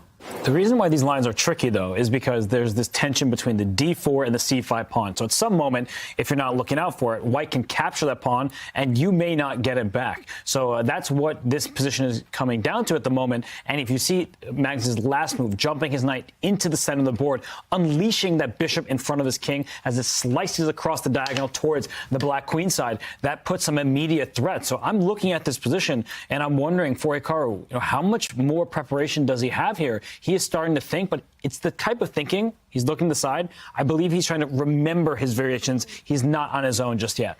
And that's also because it's an important position. David, you were about to say something? No, I was going to back up what Robert said. Normally when he looks to the left, I think he's trying to recall something. If he's looking to the right, he's very unsure. It's as if he's trying to work stuff out. But yeah, I'm not as good as Danny Wrench as kind of reading the many faces of Hikaru. That's an interesting tell that you just pointed out, but I think it's also important for Hikaru to slow down right now because there are concrete threats in the position. We see with Magnus's last move of jumping the knight up the board, he's cleared the path for his own bishop on g2. Watch out for that pawn on b7. And again, Robert, what you were saying, that very often the center tension can go in white's favor. For example, let's say if black does step with the queen to c8 or to c7, defending that pawn on b7, it does result in white capturing the c5 pawn, and you don't have time to recapture. Instead, Hikaru knows that the strongest piece in Magnus's camp is that bishop on g2, throwing fire down the board, challenges it immediately. The good news for Hikaru is that right now, white can't advance that central e-pawn all the way up the square because the knight and the bishop would attack it. Instead, Magnus goes on to pick up the c5 pawn. There's work to be done by Hikaru to win that back. Yeah, it looks like a clear pawn advantage for Magnus right now, but Hikaru just looking up, working something out, calculating, recalling, who knows. But he's going to try and find ways of getting this one back. For example, you could start with a bishop trade, but now big questions. Do you trade off the queens? Do you leave the queens on the board? To be honest, I don't know the answer. In this position, I don't know the most accurate way for black to equalize, but all I remember is that it should be possible to win the pawn back at some point. Yeah, I think a critical thing, though, is even if you do get the pawn back, just to go one move deeper, if that black knight comes out to d7 and we trade knights on that square, a white can flick in this move pawn to c6. And you can have that pawn. You're going to even up the material, but look at the resulting pawn structure. These are isolated pawns on the queen side, which means they may be ripe targets for white pieces to go after. It's not the biggest advantage in the world, but at this high level, these small pluses, that's all you may need to put pressure on your opponent and then try to win the game. Yeah, and I think this is a dream for Magnus. This will be an opening achievement for him, certainly if he can break the black structure and have something to play against long term. You just need to keep the game alive as long as possible if you can. Magnus hasn't gone for this yet. He first swaps the queens. He captured the black queen on d8 and only then took back the bishop. So similar ideas in store potentially if the black knight does try to go for the pawn now. Trade off, and as Robert says, you can now step this pawn forward, break the structure, and hope for a tiny little, at least symbolic advantage. But it's up to Hikaru. What's he going to go for? How is he going to restore the material balance? All right, this is the first game in the winners final after today's show at 1 p.m. Pacific time in the US. There's going to be an Ask Me Anything with Grandmaster Sam Shanklin on the chess.com Discord channel. If you log on there, you can ask Sam Shanklin anything, basically, but he's going to focus on his new chessable course on the Neo Catalan. Is that a favorite of you guys? Played it many times myself. Yeah. So don't miss your chance to ask questions to one of the game's very best Grandmasters, Sam Shanklin, 1 p.m. Pacific time. Yeah. I think we'll all log on later. Yeah. I need some tips on my openings. Yeah, we think we can get his preparation. He's renowned for his opening theory. So if we can say, hey, can you please send us a file? He has to answer, but he doesn't have to say yes, right? That's true. I think the answer is a resounding no. He was also on Magnus's team for one of the World Championship matches. I think the 2016 one it was against Karyakin that Sam was on Magnus's team. That sounds right, yes. So, that's great experience for him. I mean, he's renowned as an opening theoretician, and those are the type of people you want in your training camps to work on specific openings. So Sam, he won the 2018 U.S. Championship. He had such a great year to cross 2,700, become one of the highest-rated players in the world. He's been a mainstay of the U.S. Olympic team. So Sam Shanklin is somebody, if you don't know who he is, Google's your friend, and then look at his chess game. Some great ones there. Played on the Champions Chess Tour as well, Sam Shanklin. I'm looking at the screen, and we've got this epic rivalry, right? What's grown to become the biggest rivalry of modern online chess. Two of the best players here fighting each other. But we also have two streamers fighting each other. We're actually looking at, two of the most popular chess streamers currently, and that's kind of funny in my head. Yeah, Magnus, these days, ever since he's relinquished the classical title, he's taken to streaming a bit more. He's playing more online events, and it's refreshing to see. I've been up very late watching him sometimes while he has these massive blitz marathons on chess.com. We're going to have an AMA of our own here. So, David, who do you think is a better streamer? That's my AMA question to you. Okay, I picked sides between Erigaisi and Gukesh, but I'm not picking sides now. Better streamer in terms of entertainment or chess, Tanya? Ooh, good question. Yeah. Wow, you just put me on a spot both now. equally good. And what, streaming or chess? Both. Oh, I'm a big fan. I've been watching Hikaru for years now, so big fan. He is more experienced in the streaming. That's for true. sure. Yeah. And one of the most popular ones. Of course, a humongous audience. His viewership is sky high. So he's really helped chess become increasingly popular. Definitely. I think his contribution has been immense. And what's been really spectacular about it is that he's managed to maintain his chess strength and even better himself while streaming, which he often calls his first profession. Mm-hmm. How are you the world's best player when you're also a top streamer? Yeah, that's incredible. Incredible stuff. Yeah. And it's also, he's kind of the model for young players, just the work rate, the hours he puts in with streaming and with studying chess, playing chess, everything.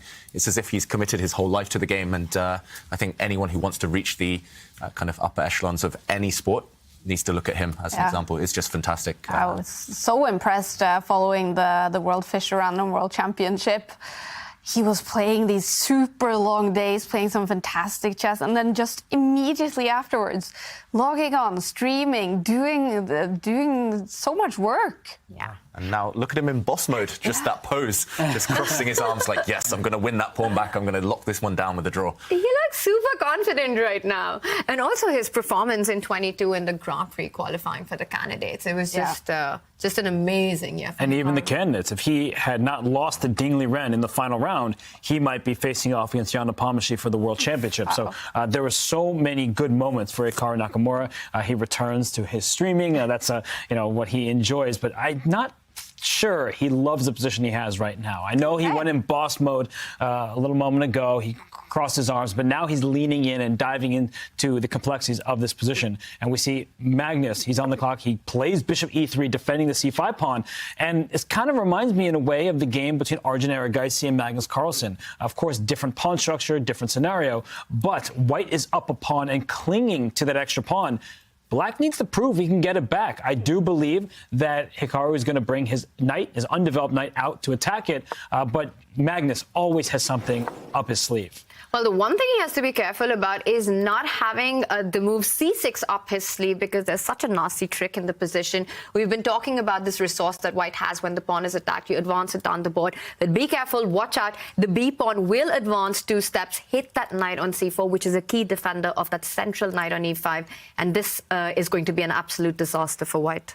Yeah, suddenly one of your knights is lost, either this central one or its mate over here, its fellow knights. And this would be a huge blunder, of course. We don't expect to see Magnus fall into this, but that does beg the question, how else to defend your pawn if you can't move it forward without losing a knight? How do you keep it on the board if the pawn drops? Equality. It should just fizzle out towards a draw. So do you step your knight back? I'm struggling to see ideas to keep that pawn on the board. There's also the move pawn to b4, which defends your c5 pawn, but gives up the pawn on the square. But after the knight takes, the rook slides one square over, hits the knight and the pawn behind it. And active rooks are so important in these kind of endgames, where maybe even black equalizes in terms of the material, but the activity should leave white with at least a slight advantage. So I think that you're kind of have several choices here for Magnus. He's trying to work out which one gives him the best chances, whether it's retreating the knight initially or pushing this pawn, sacrificing it, and opening up the B line. Yeah, this would be really creative, but also potentially very strong. I'm not sure whether Nakamura had envisaged that one a couple of moves ago. To push this pawn forward. The problem with dropping the knight back to defend this pawn is that now one of the black rooks might simply centralize, and still an issue with this pawn. Still some stuff to work out for Hikaru Nakamura. But first, Magnus must decide. Retreat the knight, play it safe, or potentially push this pawn riskier, but higher potential rewards. I think this is going to showcase how ambitious Magnus is on his next move. If he does advance that pawn, he's making his intentions very clear. It might be an ending. The queens might have been swapped off, but I'm still looking at the initiative here, or a safer approach would be to fall back with the knight. I think Hikaru's hoping that Magnus does go for the knight retreat to defend it, because b4, it looks like things are going to get very heated after the trades of the knight picking up the pawn, the rook coming on the open file. And David, you can defend that knight on b4 if you can just have that on the board, because we might be seeing this. And let's say you pick up the pawn, the rook comes on the open file, hitting that knight. If you fall back, you lose the b7 pawn. For a move, you can still hang in there, push that a pawn all the way up to a5, but it doesn't really help, does it? Because white can also continue putting pressure on that knight with the move a3. Yeah. Kicking it away, and if the knight has to move, retreat, then we do gobble up this pawn, reinstate this extra pawn advantage. Yes, we might be left with a bit of an odd pawn structure after the bishop is recaptured. We have to recapture with the pawn now. The knights have to defend each other, but white does have a free pass pawn to start pushing now. White's rook is on the 7th rank. This rook, which was previously passive, has suddenly opened up, and yeah, it definitely looks like this turns in white's favor. These are very natural moves. It's a few moves down the line. But it all does begin with white taking this decision. He does it. It's on the board. Yeah. He goes for the more ambitious approach, where he might end up with a pawn, but he'll have that c pawn, which will start advancing down the board.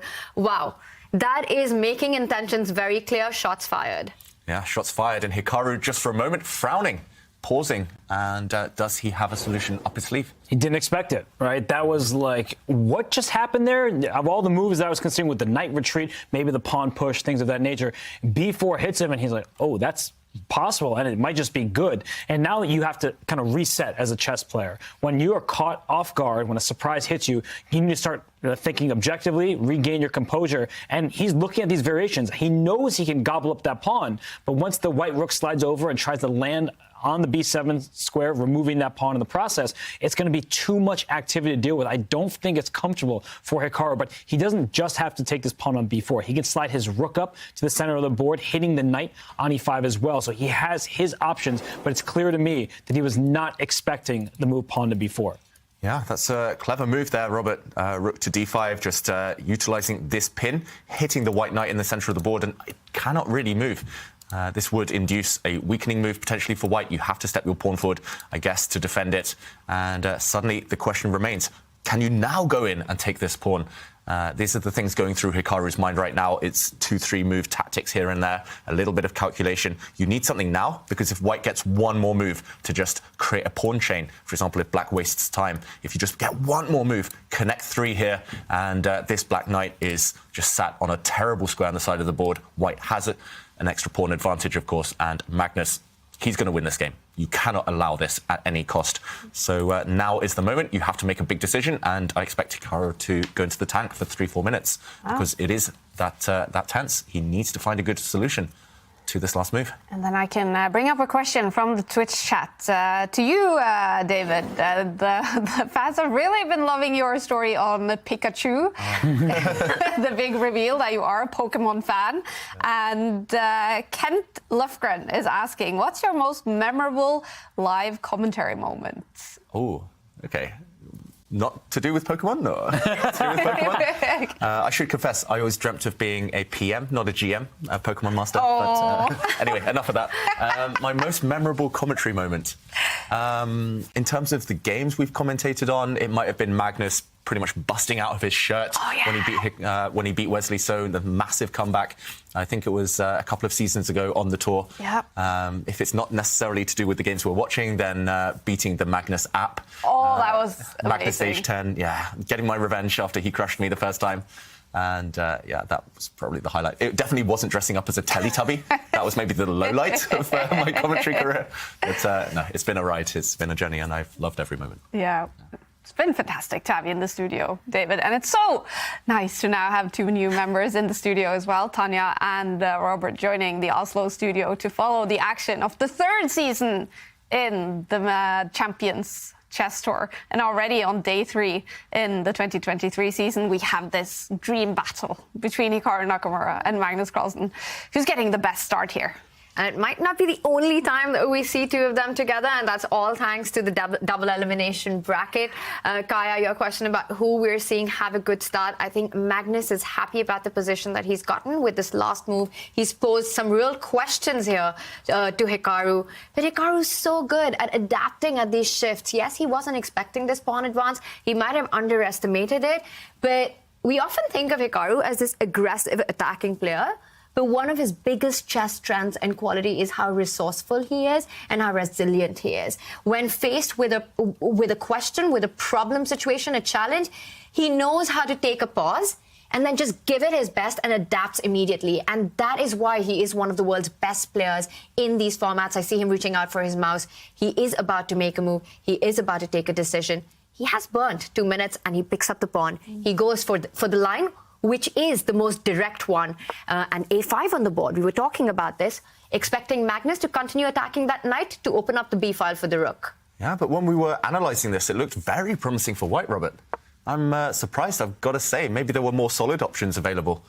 He's definitely made a committal decision here, Hikaru. It's all based on retreating his knight now and not giving white the time to go and grab this pawn on b7. There's tension with the knights, but the pawn structure just looks really bad, really weak for black. Clear advantage for white. You're the first rook into the action. He just leaps forward with rook to b6, putting pressure on the c6 pawn. And if your best move as black is to defend your pawn, you're using a very valuable piece to defend the least valuable pawn. But the issue is you give up that pawn, white has a clear passer. So I just feel like Magnus, he's attacking the c6 pawn with his rook. The a5 pawn is also attacked with his knight. And all of white's pawns are defended for the time being. Clear advantage for Magnus Carlsen. Hikaru spent about 4 minutes to play. Knight takes pawn a few turns ago. And it's clear that Magnus has the upper hand. Yeah, Magnus definitely has the upper hand. Just to prove your point here, Robert, if you do have to take a timeout, plant the rook on a really ugly square, then white's other rook can now enter the fray. At some point, we can switch focus maybe to the 7th rank. For example, this move, you're threatening a knight jump, a knight fork, and it just looks extremely strong. And the top players, they never choose passive defense unless they really have to. And a really instructive move there. Very strong move, potentially, from Hikaru Nakamura. He's going on the counterattack. He plants his bishop in the center, challenging white's bishop's control over its own c-pawn. And this is a counter. If white now gets greedy and does take this pawn, then I'm trying to figure out exactly what he has in store, but I'm expecting potentially a knight trade, and now the black rook can start jumping in, getting active. Maybe the black knight jumps in to go for this pawn. Still looks like white is in the driver's seat, a pawn up, at least for now. Magnus not risking anything, but Hikaru, he's going to try and defend actively. That's always the more promising approach. I see the evaluation bar jump just as I suggest this move, so maybe it was this one instead. And still manageable for black, not lost yet, but you are pawn down, at least for now. Active defense, and Hikaru is showing the path. This analysis, both the position that we have right now, I think it's exactly what Hikaru is hoping for, because notice that e2 pawn is a weakness. The knight on c3 super strong, and let's say you make a move like king to f3. You know, kings are supposed to be active in the endgame. This will actually be exactly what black is hoping for. The rook will slide down to c8, offer a trade of rooks. The c5 pawn is undefendable, and black solves all problems in the position. So a really nice active approach there by Hikaru to solve his problems. Yeah, suddenly white had all those active pieces, but they've all been traded off. Yes, white was a pawn up, but if you look at what remains, black has an active rook, black has an active knight, and white is left with 2 passive pieces. So, yeah, the players are so sensitive to that. Very impressive from Hikaru. But stylistically, this is up Magnus Carlsen's wheelhouse. He loves grind him out end games where he's slightly better.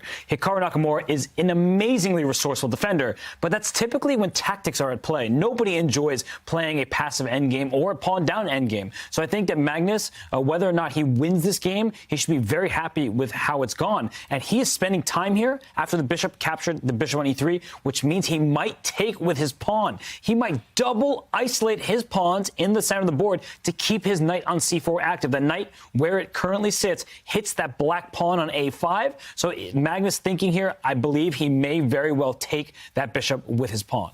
It's tempting. It's very tempting. You also open up the white rook on f1. You mentioned that Magnus loves grind him out endgames. We even did a whole chessable course on those, and I learned so much from just the technique, just that mentality of Magnus. He's just happy to torture his opponents. He's a sadist at heart.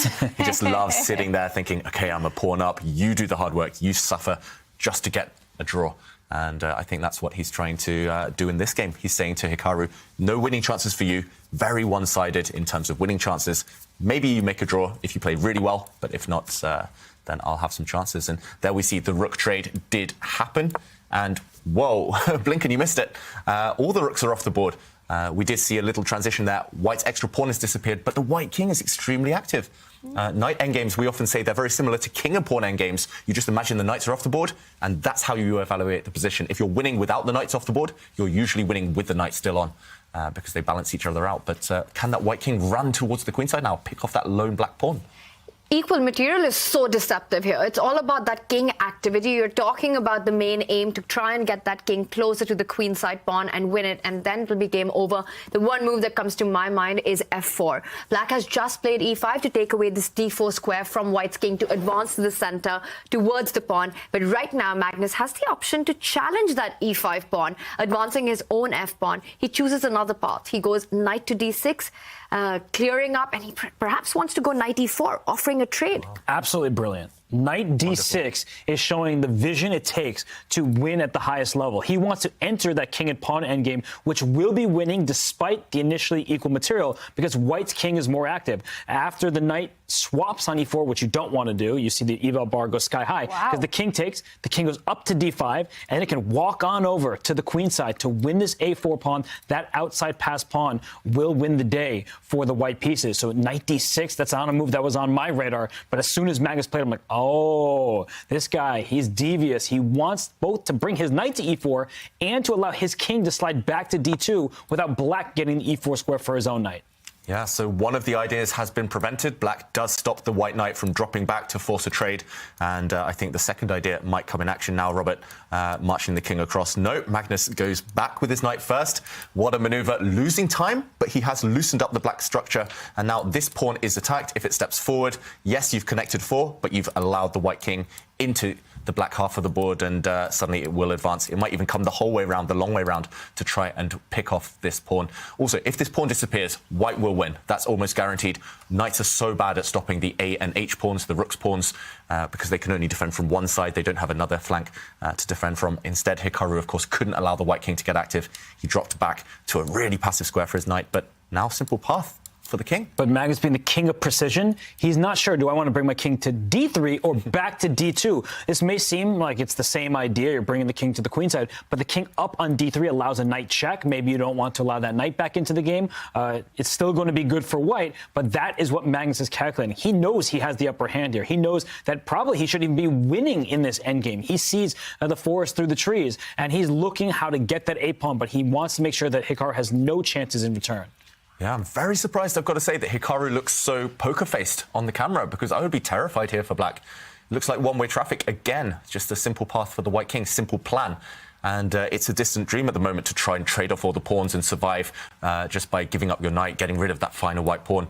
I don't see any way to save this one, to salvage this game long-term. Magnus has ticked under 2 minutes on the clock. Another question from the Twitch chat from Dr. Michterstein. Robert, who has more to prove in this match? Magnus is the best, according to him, but Hikaru has beaten him a lot last year. Magnus never has anything to prove. And I'm not saying that Hikaru does, but the question should never be about what does Magnus need to prove. He is the best player in history, in my opinion. So, does he need to prove that he's still going to be the best for years to come? Maybe some would argue that, but I really don't feel like Magnus needs to prove anything because he is the best player in chess. All right. Even if he lost in the Speed Chess Championship to Hikaru, if he lost this match as well, I don't think he would like it. He doesn't enjoy it, but proving something and enjoying it are two different things. But I get the question, right? Yeah. Because Magnus, he has suffered many defeats against Hikaru in the previous year.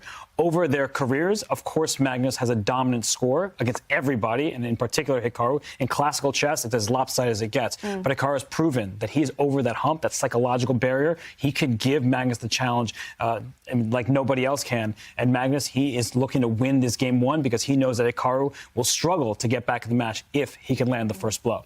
And do you guys think now Magnus will win this first game?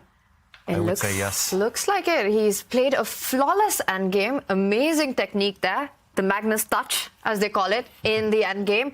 You were talking about precision, king of precision. The king has moved to the precise square, not even allowing the tiniest counterplay to black to come in with a check with the knight. The king is going to move along the dark squares, put pressure on that a-pawn, and we see Hikaru looking into nothingness, but it's not going to help him right now. Well, that was deeply depressing. Look into nothingness. I feel for him now.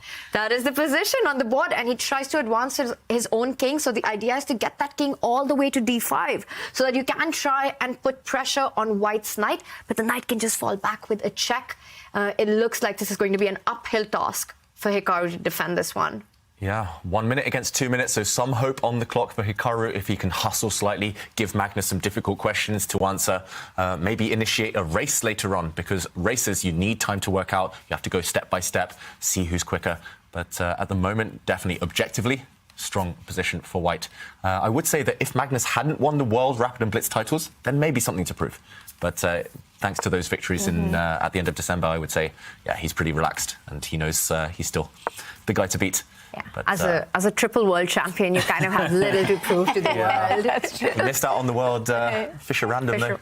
Hikaru's got that one. We are seeing the two world champions in this screen right now. Magnus Carlsen in classical rapid and blitz, Hikaru in Fischer random. Yeah, and meanwhile, one step away from taking that black A-pawn, creating his own passed pawn. No way to stop it for Hikaru Nakamura. As Tanya mentioned, maybe the best bet is to land the black king into the center, but the white knight drops back with a check. And it's inevitable. Black will be a pawn down. You just have to create counterplay. You have to create some confusion, maybe box in the white king when it does land on the corner, on the side of the board. There we go.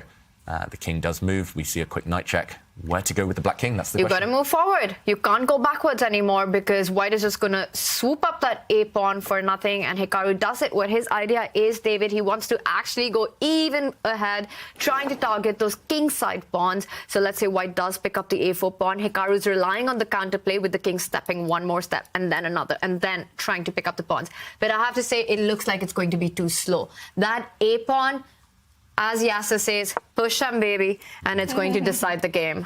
Yeah, it's a race. This pawn is going to run. It's really hard to imagine this black knight stopping it, but Magnus didn't want to calculate that one yet. He gives himself the option to repeat moves. There's 3-second increment at the moment, so he drops his knight back with the check, forcing the black king back, and now we might see him just repeat one more time. Why not gain a few more seconds on the clock?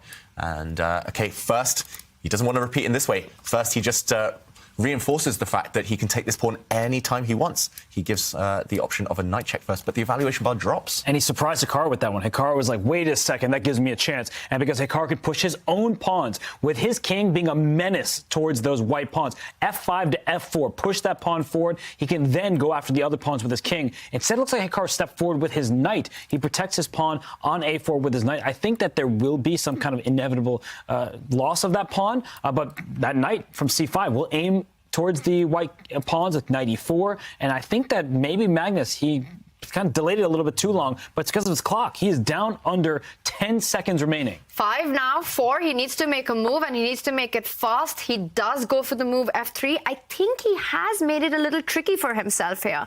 Not clear how he's actually going to pick up the a4 pawn anymore, and it might just be fine for Hikaru now. Yeah, suddenly these pawn pushes going to happen. I'm not sure which one you push first. You can make an argument for both, but suddenly it definitely looks like the race has started, and Magnus gave Hikaru a bit of ground there. No way that he's going to win this pawn in the next 2-3 moves. It will take time, and Hikaru has that luxury to start pushing pawns. So definitely some drawing chances, maybe Magnus letting it slip. He didn't lose on time. He has a few seconds left, but he's cutting it fine. He's cutting it close. He drops back his king. It's the wrong direction. Suddenly chances for Hikaru. Suddenly this black knight can try and get into the center, go for these white pawns. Exactly, David, because take a look at the geometry and the pawn structure. Once the e2 pawn is attacked, it can't move forward. The f3 pawn is weak, but instead Hikaru continues marching down the board with his own pawns. We've got a pawn storm happening here, and it's just an absolute mess. Who is playing for a win? But it's a bullet brawl because Hikaru, he's down under 10 seconds himself, now under 5. He's got to make a move, and he is going to... What's he going to do here? I think he's going to move his knight. He does back to b3, but look at Magnus's move in return. He's going after that pawn on a4. Neither side has lost on time. It's just a race at this point. Wow. The a pawn, that one is distant, but black stole a pawn on the king side. So there's an h pawn versus an a pawn. Both sides have their chances with minimal time on the clock.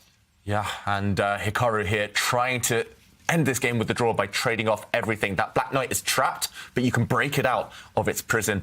Just about, you're just in time, and there we go. A bunch of pawn trades happened, and the black knight did find a safe square. This one is going to fizzle out towards a draw, but a massive missed opportunity for Magnus Carlsen. Just no material. But that a pawn, I mean, it should be a draw with best play, but with no time on the clock, that's a scary pawn to deal with, and that's why Hikaru says, take my central pawn. Yeah, you're going to go up a pawn temporarily, but the king will take care of the a pawn. The black knight will hop into f5 to sacrifice itself for the g pawn, and that should be enough for the draw.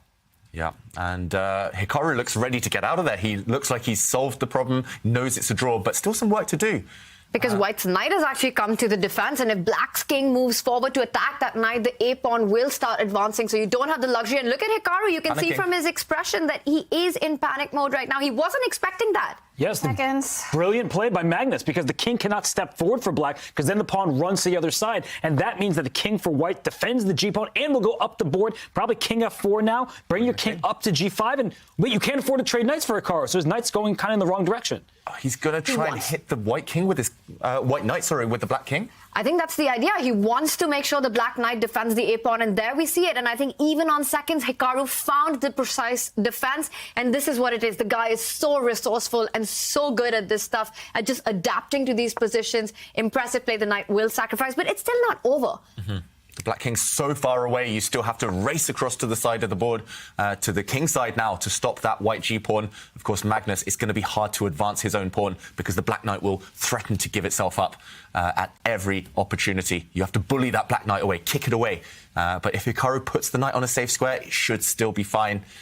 Oof, yeah, I would still be terrified here, but Hikaru looks like he's got it under wraps. He's still in control, should still draw this game. Not enough material. White's pawn isn't far enough advanced. I have to say, flawlessly done there by Hikaru. He gets the king in time to defend his own knight, which is stopping the pawn from advancing now. And it looks like he's got everything under control. Gives a check, just not allowing White to advance or offer a knight trade. Amazing play by Hikaru Nakamura. He has this under control. This game for sure will be a draw. There's no way the pawn progresses without the knight sacrificing itself for that pawn. But for Hikaru to go left and right and back and forth and to find a way towards this half point, that was amazing by Nakamura. What a save. It's a repetition. Not quite. Magnus has triangulated his king. He's got the same position we've had twice already, but this time it's black to move. So how does Hikaru Nakamura wait in this position? White's not actually threatening anything. The white pawn cannot step forward because the black knight will capture it, take it off the board, but okay, he moves his knight.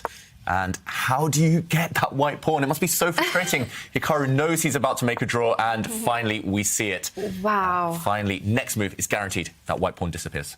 He runs off Hikaru Nakamura. In 5 minutes, game 2 will start. The first one is a draw. Magnus Carlsen doesn't look entirely happy. He had the white pieces in this game, and Hikaru will have the white pieces in game 2 starting in 5 minutes. Magnus Carlsen sitting there looking over this game.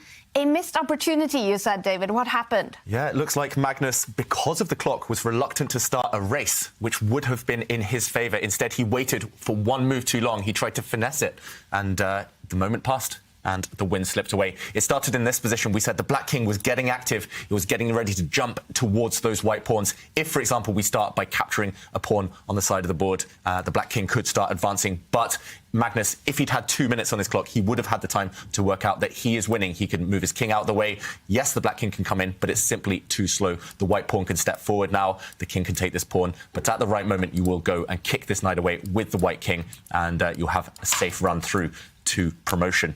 Magnus missed this opportunity. If we go back and, whoops, not to this position, we did eventually see king and knight versus king. It was a draw. This whole concept of just bulldozing the black king, jumping in there with the queen, and making sure the rook comes in with a ladder mate is everything this chapter is about. Everything this chapter is about. The point is, I don't want you to get a move that's not in the course and go, I don't know what to do. I don't know what to do. 92% of games get to this position. From this position, white is winning about 60, 70% of the time. And I think if you learn these lines, that very easily could be 75% or 80% for you.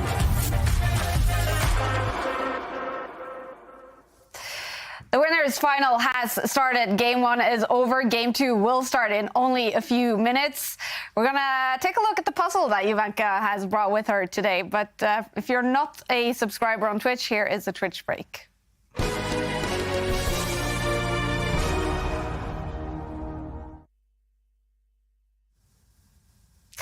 The action has started with the winners final. Magnus keeping Hikaru waiting there for a long time. I know. I mean, I personally would have been very annoyed. And it's going to be very interesting now to see how Hikaru handles this. I mean, it's very good that he saved it because, boy, that was very difficult. I'm very impressed. But Hikaru is one of the most creative, most resourceful players around, especially online. And talking about creative and resourceful... Yeah. Well, I think the puzzle, yeah. I mean, I see a lot of people really getting into it. Oh, cool. And they come up with part of the solution. But it's super, super interesting because this is the study. It's white to move. And everyone has actually spotted the trick. But it actually gets deeper because you have to remember, black has 2 pawns they can promote. So that's a bit of a giveaway. And that adds a little... like another facet to the poll study. Yeah, you announced it saying this puzzle, it basically has a lot of twists and turns. It does, it does, it does. And people have spotted the main trick. Okay. Everyone is very good on that one, but there's still another level to be discovered. It's almost like an Easter egg. It keeps on giving. And we're going to reward someone who solves the puzzle, especially if you give us a creative answer, maybe with a picture, a selfie, with yourself solving it together with friends and family. Someone will get an Airthings device signed by Magnus Carlsen. So tweet your answer to the puzzle using the hashtag #ChessChamps. All right, well, game 2 is coming up. What do you expect from Hikaru now, Jovanka? I think he's going to go into boss mode. He's going to actually put pressure on Magnus. He's going to say, hey, you had the advantage on that game, but now I have the white pieces. It's my turn to have the fun. Boss mode. I like it. Game 2 is coming up very shortly. Oh, there we go. It started. This is the winner's final. He goes for the more ambitious approach where he might end up with a less a pawn, but he'll have that C pawn, which will start advancing down the board. Wow. That is making intentions very clear. Shots fired. All right, Hikaru Nakamura getting ready with the white pieces. Do you think, Robert, he already has the plan ready for all those white games? What kind of openings he's going to play? Hard to say because yesterday against Wesley So, he didn't really get much of anything. In fact, the 4th and final game before Armageddon, he forced the draw. So we haven't seen his opening preparation, at least not from yesterday's action. And he should be happy about surviving that. But Magnus obtained an advantage, so he should be happy as well. And, of course, the last time these two played a match in the Speed Chess Championship, Hikaru won that one. It was just epic, this match. What was it that made Hikaru win it? How did he win it? Magnus was just off form in the early going, and Hikaru played brilliantly. So that is a mismatch in the early stages. Magnus came back. He came roaring back, even tied the match. But you see on that final clip there, Magnus did not have enough time. The clock was running against him. Hikaru was able to survive long enough in this last game to win the match by 1 point. Yeah. But I think I heard Magnus saying after that he enjoyed playing the match. Yeah, Magnus loves a challenge. I think he's tired of just crushing everybody, and he wants to fight against the very best, and he knows Hikaru is the very best when it comes to online speed chess. Yeah, he's embracing it, Magnus, that's for sure. Yeah. Coming up now, this is game 2. Hikaru with the white pieces. What do you expect from this game, Tanya? Just what we saw in game 1 went on to show the kind of fighting spirit the two have come with. One thing that stood out for me in that speed chess championship, which Hikaru won, was the strategy that Hikaru had from the start about really letting that game time run low. There was a lot of criticism about it, but Magnus respected that at the end, and I think it made so much sense because it really came down to that. So both players know that they need to make the most of every single small aspect of the game, and that's the kind of fight that we saw in the previous one. It was an end game, but it went down to the wire. It went down to absolutely both of them giving it everything, but I think Magnus is more disappointed with that, and Hikaru is relieved to get a draw. Yeah, definitely some time trouble in that first game today. It is 15 minutes plus 3 seconds increment after each move in the Airthings Masters and then the Champions Chess Tour. Hikaru Nakamura now getting ready. First game was a draw. 3 games to go to decide the winners final. If they are tied, it will be decided in Armageddon. Hikaru thinking hard here. What will be his opening in this game with the white pieces? 1e4. I'll say another recce. Knight f3. Robert. So no b3s, you say that Hikaru against Magnus, he might avoid doing that? Maybe. I'm not sure. I think I'll go d4 against Magnus. Kaya, you're the one who always gets this right. We've taken all the main moves. Yeah, exactly. Well, I'll go b3 then. Oh, yeah. Nice. That is always fun. b3. Would that be very surprising if Hikaru did that, b3? Yes, I think it would be. He usually reserves that for blitz games more than rapid games, because even in the Chess.com Global Championship, he was playing against Grandmaster Schroeder from Chile, and he was in trouble after playing b3. So, that's not an opening that you really want to play in the highest level. What will it be? He's leaning forward. Hikaru Nakamura is game 2 now about to start. Here we go. Yes. And it is another Reti opening, playing copycat. This is exactly the strategy Magnus used in the last game. So, yeah, psychological warfare has begun. Magnus doesn't go for the approach that Hikaru used in the previous game. He also fianchettos, but he gets ready to fianchetto his queenside bishop. The light square bishops on the long diagonal will be facing off against each other. This often transposes to the Queen's Indian defense or other branches of that opening. But Hikaru pausing now. White does have options. You don't necessarily need to rush to develop your bishop first. You occupy the center, and that's what Hikaru is going for now. Magnus did famously lose a game in the Queen's Indian defense against Anish Giri at the Tata Steel Masters just very recently. So, again, different branch of that opening, but he won't have fond memories there. So Hikaru may be trying to remind him of those ghosts. What do you think of this, Tanya? The one big difference there was that Magnus decided to take out his bishop to one step ahead on a6 instead of b7. It was slightly a different structure, but a theoretical battle that was, which Anish was just a beast in that game. I mean, he played it flawlessly and won it, and Magnus decides this time to place his bishop differently on the long diagonal. So definitely going to be a slow game, and we're going to see a proper Queen's Indian, but there could be a difference. Magnus can decide to fan chat on the other side as well, and he does that instead of the move of moving that king's pawn one step ahead, which would be the Queen's Indian defense. He goes for this one. This is sort of like the hippo, right? Yeah, almost. If Black's knight was maybe placed on a slightly different square, if Black hesitated from castling this early. He did have this exact position against Arjun Erigaisi in the final round of the Tata Steel Masters, Magnus Carlsen, and there Arjun pushed forward one of the white central pawns. The game became very locked up, very tense, and Magnus eventually outmaneuvered his young opponent. But now Hikaru thinking, for sure he's seen this position before, he's just trying to pick a line. He's trying to choose something that will throw Magnus off balance.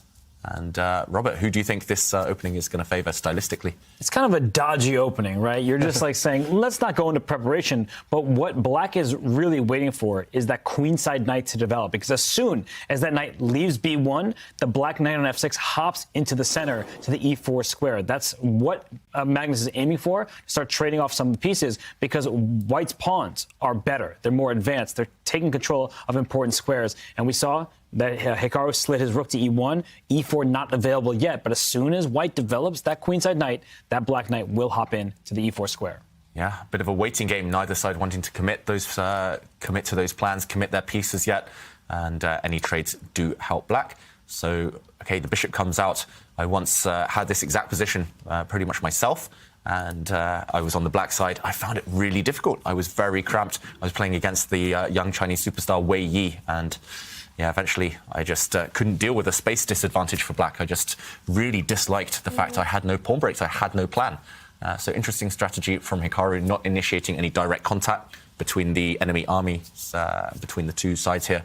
But yeah, very much a slow maneuvering waiting game. Space is what black is lacking in these openings, and there are two approaches to try to neutralize that. One could be that you advance the pawn in front of the queen just one step ahead, and he does that. And what black eventually wants to do is try and get an e5 break as well. So the knight will come to d7, the rook will move to the center of the board on e8, and either the c pawn will advance 2 squares forward or the e pawn goes to e5, and then you start asking white questions about what you want to do with those central pawns. Yep, very flexible, and you're right, it does resemble a hippo. Black just wallows in his first 3 ranks, waits, and then will be ready to pounce later when the prey comes too close. And the reason I believe that it's called a hippo is because if you look at the pawn formation, it kind of reminds you a little bit of a hippo just peeping out of water, does it? I don't see it. In New York City, I don't really hang out with too many hippos very often, but yeah, I guess that could be why it's called that. Only explanation for sure. Isn't there an opening named after an animal in New York City? The orangutan? Yeah, I think... Was that New York Zoo? Someone went down to the zoo. Someone needs to research this. Magnus told me the story once. We literally, somewhere in Norway, we went on a little trip, and we went to the zoo. We had to take a detour to go and check out the orangutan, just so he could tell me the story and look at it. But I can't remember. Sorry, Magnus. But there is an opening called the orangutan. That is 1b4. It's also called the Polish opening sometimes, but 1b4, the orangutan. And this one is a different breed of animal. This one, white will get the space advantage in the next few moves. There's already a threat, small positional threat of pushing forward in the center. I don't think you can wallow in the water for too long as black, because suddenly white does get the 3 pawns here, and you will suffer long-term with your pieces nowhere to put the black pieces while you face such a strong pawn center. So I expect Magnus now to lash out, to try and break the center, perhaps with a move Tanya mentioned. Okay, no, I was going to say maybe he strikes with the move c5, just trying to break down white structure, but he brings his knight out in front of the fianchetted bishop. Very, very rare type of move. What is the idea after this pawn pushes forward? Maybe it's a tactical one. I think he might even move his knight just backwards. He might just say, let me go knight back from f6 to d7, that's the other knight, and open up the dark square bishop, because e4 is a committal move. Even though it's a good choice, look at those 3 pawns in a row. The d4 square becomes one that black can target, and then there's no white pawn that can help cover. That actually happens in many queen's pawn openings, where you give white the space, but if you push all the way up to d5, let's say, to protect your pawn by moving off the attack square, then that bishop on g7 is a monster slicing across the board. So it's a big decision for Hikaru. You know, he's been playing for e4, Magnus allowing him to do it, and now that the opportunity has come to fruition, he's like, do I really want to push that pawn forward? I'm not sure I trust it. And Magnus saying, come on, let's go. I'm ready for it. Really clever strategy. Normally in the hippopotamus defense, you get the black knights on these 2 squares. Here, they're much more active. They're already on that very nice post, so very flexible here. Magnus is ready to counter with one of these pawn strikes in the center, if given time, if given the opportunity.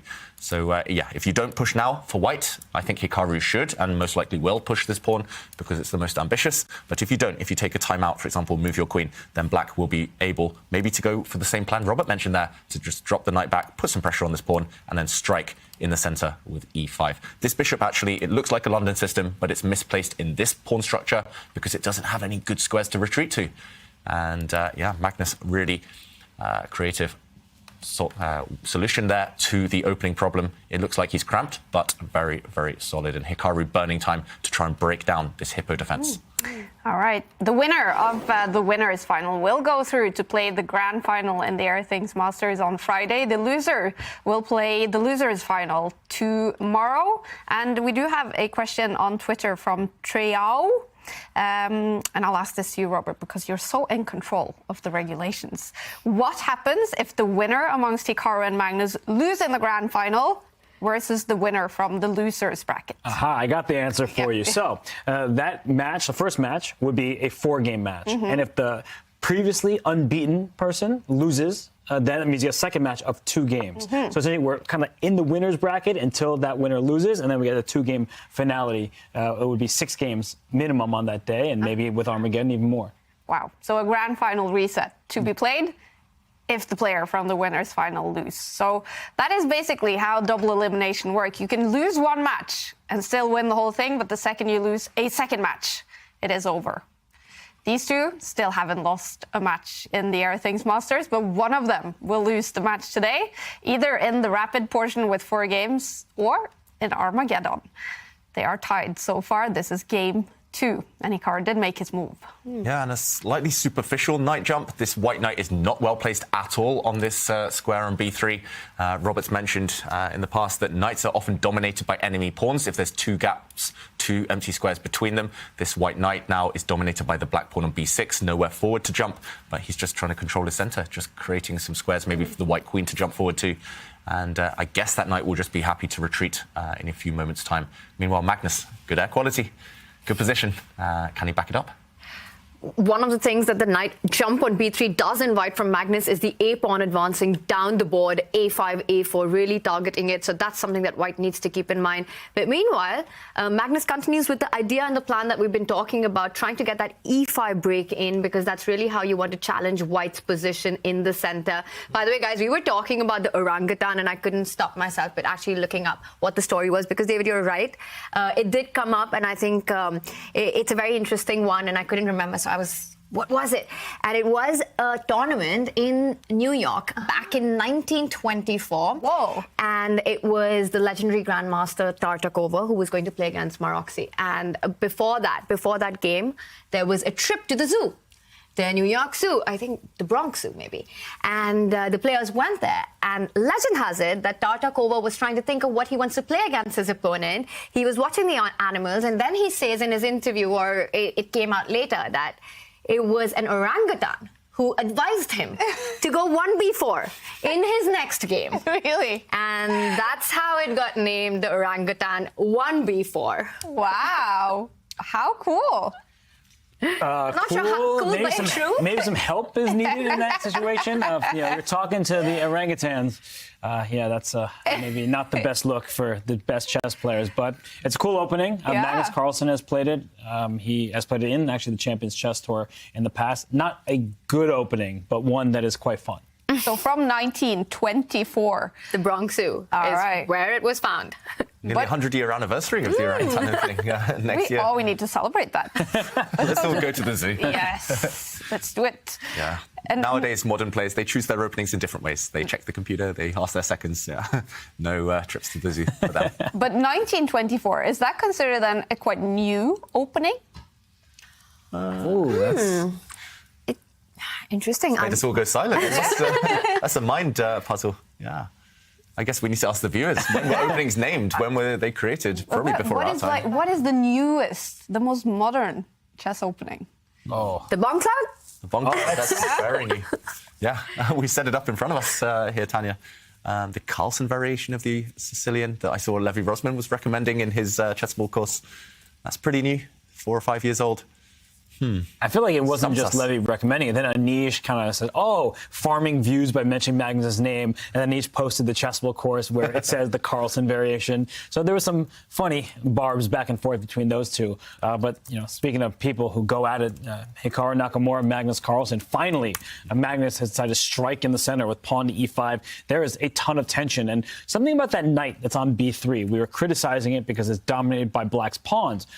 My coach always taught me that knights on the b3, b6, g3, and g6 squares, so the equivalent squares, the knight's third square, that they get stuck there for a long time. They often stay there for far too long, and they're easily dominated. So I just did not like the look of it when it was played. I don't like the look of it now. Black has the bishop pair and is opening up the board. So I'm really liking Magnus's start to this game here in the second of the match. I feel like Hikaru has not obtained any opening advantage, and he's also down on the clock. Yeah, and Hikaru himself, actually, in interviews during the World Fischer Random Championship, he was saying that a common mistake that even top grandmasters make is they put their knights on these squares. In Fischer Random chess, he said, no, you should never do this unless you really have to, because knights get dominated by pawns like this. The knight has to spend 3 or 4 moves finding a better circuit, and now he's gone against his own advice. He's put his knight on a pretty terrible square. The rest of his position, the rest of the white position is fine, it's solid, but you don't have an easy answer to this tension in the center. If you step forward, you only block your remaining bishop, and after the black knight moves, you can move it anywhere pretty much, even if you go back home to relocate it. The knight has an active square. This bishop is dead for now. No pawn breaks for white. You're just a bit stuck, waiting as black slowly improves his position. And if you open things, as we've discussed, this only helps the bishop pair. Black here, for example, can recapture with the queen, and there's some nice threats along this diagonal. I'm kind of struggling here to find a solution for white. Maybe you can jump into the center with the knight, you hit the queen, but what next? The queen moves, and maybe you relocate the white knight over to these nice, juicy outposts, these holes in the black camp, but still, from there, what next? Eventually, you have to solve this tension in the center, and it's not clear how you should do that. I look at the position, I see that black has managed to get that central break in with e5 and also advance the a pawn, threatening a4, actually winning that d4 pawn already. And it looks like the hippo has come out of the water. It's no more everything on the third rank. The pieces have moved forward. The space problem so far looks a lot more solved for black. And I think, David, your plan of rerouting the knight to c3 makes a lot of sense, because the one drawback of these pawn moves has been the weakness on the light squares. So imagine if white's knight did get into c3, you can look at jumping on to d5, b5, hitting that c7 pawn.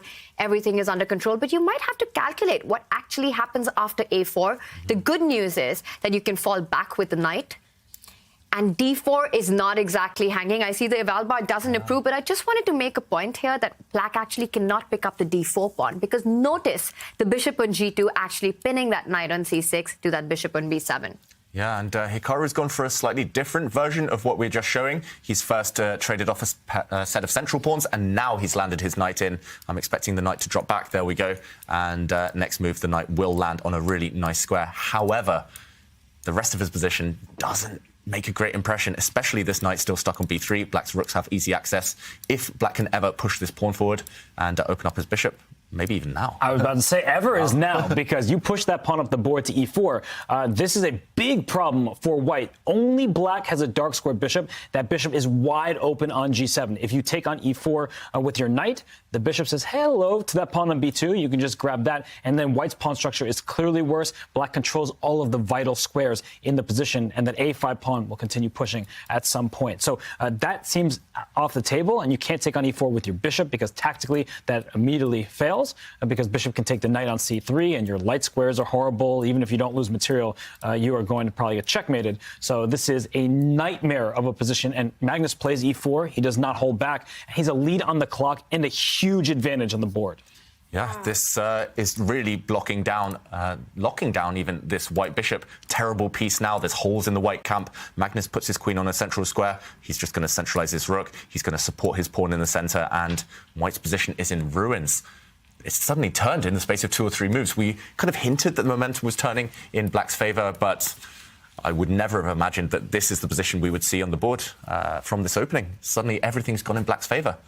I'm loving black's position. I mean, with the queen and the bishop lined up, and very importantly, as you pointed out, Robert, that white has nothing, no piece that can actually ever challenge that bishop on g7, which is the key to black's position. b2 pawn is such a big weakness, and I'm struggling to find a way for white to actually defend it, except to defend it with his rook. But that doesn't really help. I mean, rook b1 is an ugly move that you don't want to make. You don't want to make your position so passive.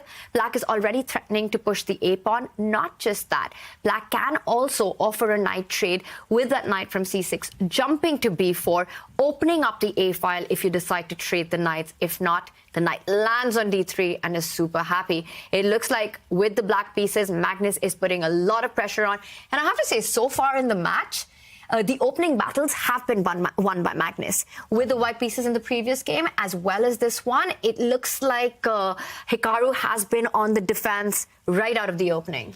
And it's rare to see Hikaru so low on the clock. Sorry there, Robert. 5 minutes against 9? I've never seen him this far down on rapid chess.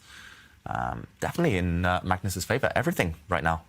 And he does it. He goes for the idea that I was mentioning earlier, Robert, of opening up that A file with a trade. You get rid of White's only active knight, and yes, you've doubled the B pawns, but look at that A pawn. The B4 pawn is a huge strength in Black's camp. It is taking so much space, so many squares from White, and now White's rook on A1 is just forever stuck defending that A2 pawn. The rook on D2 is stuck defending the B2 pawn. And what is the knight on B3 doing? It looks like it's got no future at all. Yeah, you can give this white knight 3 or 4 moves. Maybe if it comes around here and here and here, bang, into the centre. But of course, this is a luxury that Magnus will not allow. And I'm struggling to look for moves. I'm struggling to find ideas here for White. I feel like the only idea I can find is maybe pushing the A pawn for White, because otherwise your pieces are stuck. He makes the move. Was that his move or your move? That was his move, sorry. Oh, wow, bishop H3. But it's because he doesn't have ideas in the position. So he's like, let me just move my bishop over here. Maybe it can slide all the way up to D7. It's a one-move threat. It doesn't actually amount to much. But any other moves look like they had damage to White's position. So I do, when all is said and done, like the move. I just don't see what's next. Mm-hmm. And we talked of hippos earlier. Now it's White who's cramped, locked in their first 3 ranks. Suddenly Black can, for example, maybe not now, but over the next few moves, just push this pawn forward, relocate this bishop at will, and start coming around, start attacking pawns. Still, White's bishop now completely disconnected from the rest of its pieces, and this knight needs to spend 3 or 4 moves relocating. You mentioned, Robert, that at some point Hikaru could potentially push a pawn forward just to release some tension, to try and trade off a set of rooks, trade off some pieces. I think he'll have to go for this at some point. But yeah, arranging it successfully is the first problem. Even if you do push it, you will be left with some isolated pawns. I love Magnus's move. He just brought his bishop up 1 square in the diagonal because he wants to slide a rook to D8 at the right moment. He needs the bishop's defense because the queen and the white rook line up. So he's just trying to trade off some of the pieces, and Hikaru says, I cannot wait any longer. If the rooks are going to get traded, the B2 pawn will be lost. So he pushes his pawn to A3. But now Black can simply capture that pawn on A3 and shatter the white queenside pawn structure. We've seen this many times throughout the Airthings Masters. When you have separated pawns like this, they become easy targets because the pawn's best friend is another pawn. Look at Black's pawn structure on B6 and C5. You have to somehow get to the B6 pawn, not easy to do, whereas White's pawns, both of them are loose. So that means there are 2 targets, and you're going to have to take your time defending them both.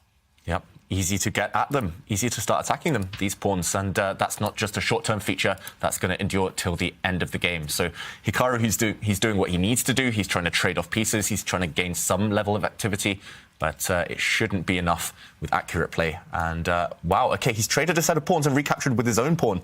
I forgot this was possible, I've got to say. I thought this rook would be attacked in some variations, but the white knight does a good job defensively so far. And it does feel like the time to start trading off pieces, start bringing the rook in. Even if all the heavy pieces disappear, the rooks, the queens, the 2 bishops there for Black would guarantee a long-term advantage, and Magnus does it with his other rook, more accurate. And there's a cool move that Black can think about playing at some point. You typically think the rook went to D8 to exchange rooks. It may sit on the D3 square, right in front of the enemy rook, because if you're not careful and you just start taking the material, once the E4 pawn is gone, that bishop opens up in the longest diagonal. There could be some checkmating threats, so be careful about that. That's my favorite thing in chess. Well, one of them. I don't know if it's my exact favorite. When you stop 1 square short of expectations, I think it's really awesome. Really cool idea there, I've got to say, Robert. Just jumping into the heart of White's position, just shattering that heart and opening up lines for your bishops. I think the reason that Hikaru decided to trade with pawns on A3 is so that the rook from A1 can actually jump over to the B file. We've been screaming about the only weakness in Magnus's position is that B6 pawn. You want to start targeting it and create your own counterplay as quickly as possible. Rook B1 is an idea in the air. First he says, I'm going to stop Robert's idea. Bishop to D7, a big blunder. Because you can just slide the queen back. And once the queen goes back to E7, the rook on A1 is under attack. The bishop on D7 is loose. If that rook moves somewhere careless, then the A3 pawn is going to be captured. I think you're actually just losing material on the spot. And Magnus? Wow, he doesn't react, Magnus. He's trying to hustle Hikaru on the clock. You're right, Robert. Actually, the bishop jumps in, kicking this rook away. Suddenly, the bishop it's protecting is doomed. I think he could have won material. He would have banked this game, basically. He would have guaranteed a material win, but Magnus missed the moment. Instead of retreating his queen, opening up his bishop against this rook, he simply parked his king on a slightly better square. Decent move, but Is it still available? Is the idea still on? Oh, maybe it's different this time because when the queen retreats, the white rook can use this square, preventing the intrusion, the invasion of the black bishop, because now suddenly this pawn is defended. The moment has passed and Hikaru is still suffering, but not lost yet. And it doesn't look like Magnus has realized. That's a good thing. Yeah, I don't think either player have realized. Just a moment of mutual blindness, as we mentioned on previous days. And yeah, as Robert says, it's a good thing. Otherwise, Magnus would be beating himself up and he'd be dwelling in the past, not in the present moment. Wow. Tactics like that happen all the time, but they're so hard to spot in rapid chess, blitz chess. In a classical game, you kind of sit there for 2 or 3 minutes, you sip your tea, you realize that your opponent's done something a bit careless, a bit loose. But yeah, in rapid chess, it's so hard to kind of stop and force yourself to calculate. But look at Hikaru now. He's bobbing his head. He looks super confident suddenly. Looks happier than he used to. At least he has one active piece, that bishop. And the pawn is still alive. Everything's defended so far. Also, he has made progress on the clock. Now, Magnus just has a 2-minute lead, which isn't as much as it was. And Magnus opening up another front. This is super. This is what shows the idea of the last move, king to g7. Also, vacating that back rank for the rook to slide over to the h file when required for an attack. It's not just on one flank that Magnus wants to play. He wants to play all over the board. h4 coming in, and just imagine, David, h4, you trade the pawns, you put your rook on the h file, you double up with your queen on the h file, and you're then already threatening to checkmate the black king. And this was the idea behind Magnus's last move. We were talking about winning material. Magnus is going for Hikaru's king here. Yeah, you make it sound simple, Tanya. Maybe checkmate is guaranteed. It's He's inevitable making at this it look simple. Yeah, he is. And the reason why is because white can hardly do anything. Yes, you've taken care of your A-pawn weakness. Your bishop looks active. Then what? Black's plan does look pretty straightforward. And if you stop that pawn on h5 with pushing your own pawn to h4, you know that g6 to g5 is coming at some point. I'm not sure right now, but you're blasting open the white king side. And white's pieces are all over the place. Black's pieces are quite harmonious. So I would be very worried, very reluctant to play the move h4. And look at Hikaru's clock, by the way. He is down to nearly 2 minutes. Magnus still at 5.5 minutes. Yes, he played a little bit too quickly by bringing his king up to g7. That was a tactic that Magnus, of course, is capable of finding. But now, after the move h4, you can see all eyes on pushing forward on the king side for Magnus Carlsen. Yeah, it's about arranging that break, setting up that break, opening lines towards the white king. Magnus needs to take 3 or 4 prep moves just to get ready for that, but he will be looking in that direction for sure. And you're right, Robert. Hard to imagine what white is actually trying to do next. Maybe white's rook in the corner will at least shift off that long diagonal, that dark square diagonal, where it is a clear target. But first, Magnus has a move to make. And 5 minutes against 2.5. You would assume that he's able to set some serious problems here for Hikaru. If he doesn't win this game, Magnus Carlsen, he'll look at the first 2 as massive missed opportunities. And suddenly the rest of the match today will at least feel like a second life for Hikaru Nakamura. And yeah, first Magnus, I'm expecting him to move a rook, maybe to slide the black queen back. The bishops are a bit stuck right now. You need to get them working. You need to give them a job to do. So Magnus, how does he activate his pieces? At the moment, that white bishop on d7, it's like a plug. It's holding the floodgates. It's stopping black's pieces from pouring forward. So he does switch focus, Tanya. He makes his intention super clear. And I think once again that move king to g7 is super telling. He has a tunnel vision right now. He's going for the king side attack. He doesn't care about the material. I see that Evalbar doesn't like it and says that Magnus has missed an opportunity. But this is asking so many critical questions to Hikaru. Hikaru doesn't even pause. He says, this is my moment to create counterplay on the queen side. Opens up, trying to change the dynamics of the position, trying to create his own counterplay. Because notice that how, if there's a trade, the c5 pawn will be weak and Magnus immediately switches back. And that signals that he did not like what he just did in the previous move. Yeah, really weird and really rare to see a player make a move, the opponent plays something seemingly useful, and then go back, just giving the opponent 2 moves for free. But Magnus is arguing that now there's extra tension, now those pawns on the queen side are looking at each other, that the tactics might, well, just work out in black's favour. And it looks like they might. If white is greedy right now, let's jump in and see what happens if white simply plays the most natural move and captures a pawn.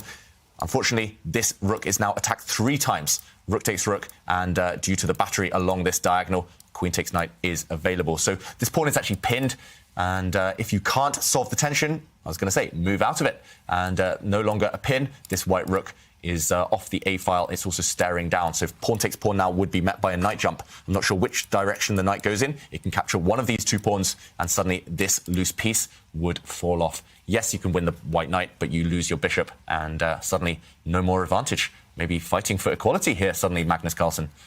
And Hikaru's taking his chance. Amazing defense by Hikaru, but it all started when Magnus did not pounce. He went king to g7. It was a good-looking move, trying to bring his rook to the h-file, but it wasn't in the spirit of the position. It was a little bit slow, and now all of a sudden Hikaru says, you give me that second lease on this position, I am going to make the most of it. There's problems on the b6 square. Behind it, the bishop on b7, as we're talking about. And I'm not sure I see a good move besides capturing on a5, because you don't want to allow white to take on b6. Everything is defended in white's camp, and we typically talk about the bishop pair being an advantage. That bishop on b7, it's staring into its own pawn on e4. So if we get a series of trades, it could be black who is worse, and the knight hopping around, causing black some problems. Yeah, he slides back with his queen. What's the idea then if this pawn is captured? Are there some nice tactics? Maybe it's the same idea that he actually missed earlier, Magnus. I think he spotted that this bishop move is a threat. He missed this earlier. He could have actually won the game pretty much on the spot. But now, of course, Hikaru has realized that this is the threat, and he prevents that. After the queen jumped back, he got his bishop out of dodge. He retreated it to a nice safe square. Now this bishop move is simply achieving nothing. We would just see a rook trade. So everything coming off the board, maybe on the d-file, rook takes rook is available, for example. But Hikaru, he's definitely survived the worst. And the clocks are leveling up, balancing out. And that seems like the narrative so far in the match. Magnus getting these advantageous positions out of the opening, provoking weaknesses from white. But when that moment's come, he's sort of not taken that super important decision to go for the kill at that time. He's also playing on Hikaru's clock, but now that's leveling up a little bit. And Hikaru being super resourceful in his defense. And this is truly one of his biggest strengths. I think the entire outlook that Hikaru is only an attack and an aggressive player is a little dated now. His USP in chess is just how difficult he makes for the opponent to actually win a better position. He does everything to make sure that doesn't happen. And it looks like he's leveled the game one more time. Yeah, and the top players, they are evolving their style all the time. And Hikaru, you're right. When he burst onto the scene, when he was making his way up through the ranks, he was known for, the King's Indian, attacking masterpieces, checkmating the opponent. But in recent years, it's all about strategy, all about end games, all about kind of locking things down and defending very, very tenaciously. And he's incredibly hard to beat. He takes his chances when they come. Still great calculator, great tactician, but missed chance. And again for Magnus Carlsen, and he's frozen. He's not moved for ages now, down to 1 minute. Yeah, he's got less time than Hikaru, It's crazy. He was leading by about 4 minutes on the clock, and now he's down to under 1 minute is Magnus Carlsen. And I think it's because he's regretting the situation. Like, how did I go from having such an awesome position to this, where we might just liquidate? And if Magnus isn't careful and he gets in time trouble, Hikaru will make him pay. So he's traded off a pair of rooks. He can take the pawn a5, but now the queen and the knight team up on that square. I think we're just seeing a bunch of trades, and black is no longer better. Yeah, if black's no longer better, you actually start to fear for Magnus, both on the clock and on the board. White's king is super safe right now. The black king looks pretty safe, but if a white rook ever gets to the 7th rank, there will be targets, and now a huge threat after that pawn trade. That black light square bishop, it's got to move. And you don't have so many great squares, which is why first Magnus attacks the queen so that he can then move the bishop and the white queen doesn't land on the center of the board. So big question here for Hikaru, where he switches up with the queen. Well, he's got a lot of pleasant choices. He could move it to c2, eyeing that e4 pawn as well. He could move it to the open file. And it looks like suddenly the ball is in Hikaru's court. He's completely in control of the position. Look at Magnus. He now seems very annoyed.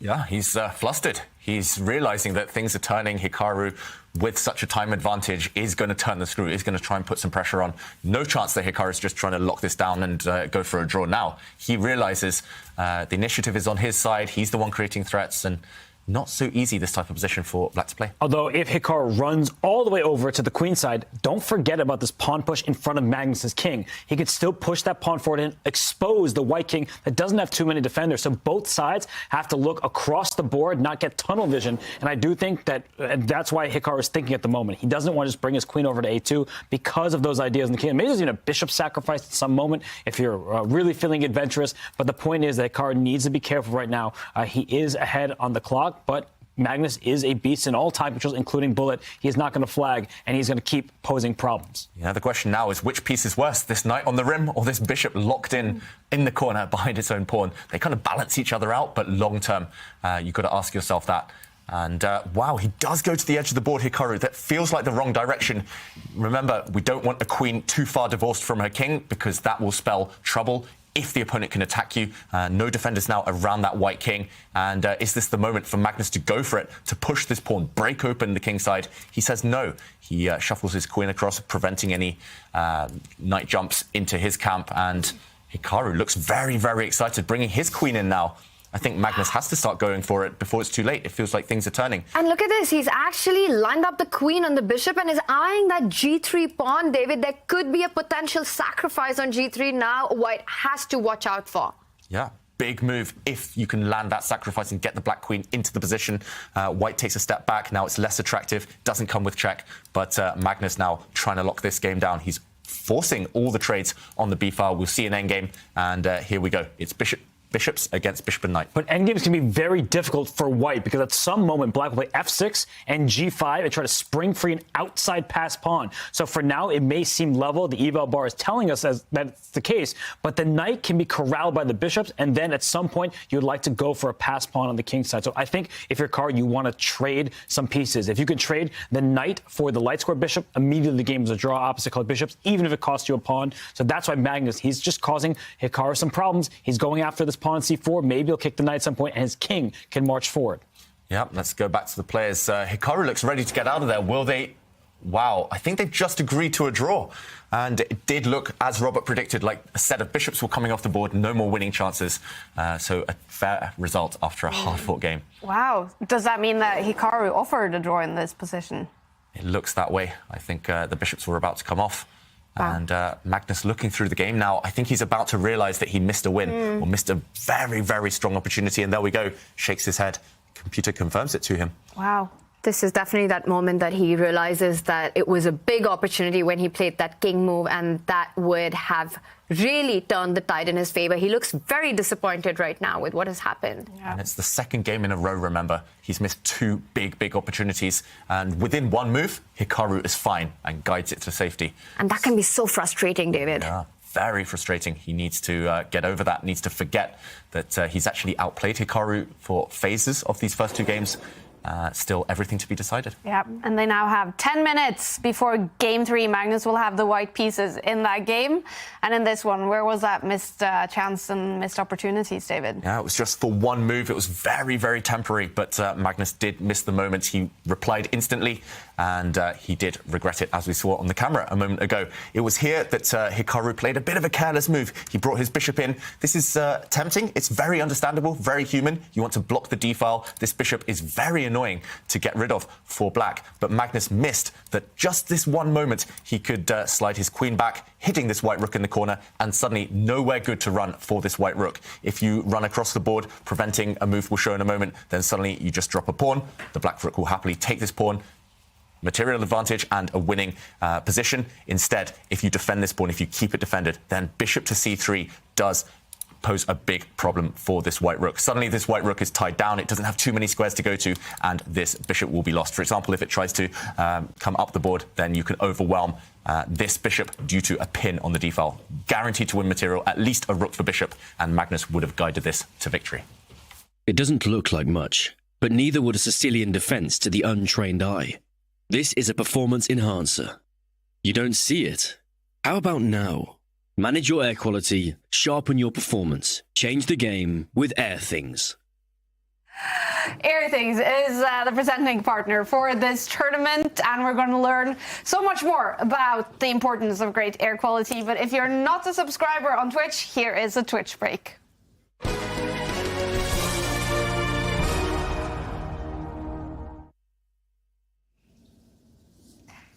I'm joined in the studio by Erlend from Airthings, who is the presenting partner for the tournament and has been a great friend of the Champions Chess Tour from the very beginning. Erlend, what is it about Airthings and chess that just goes so great together?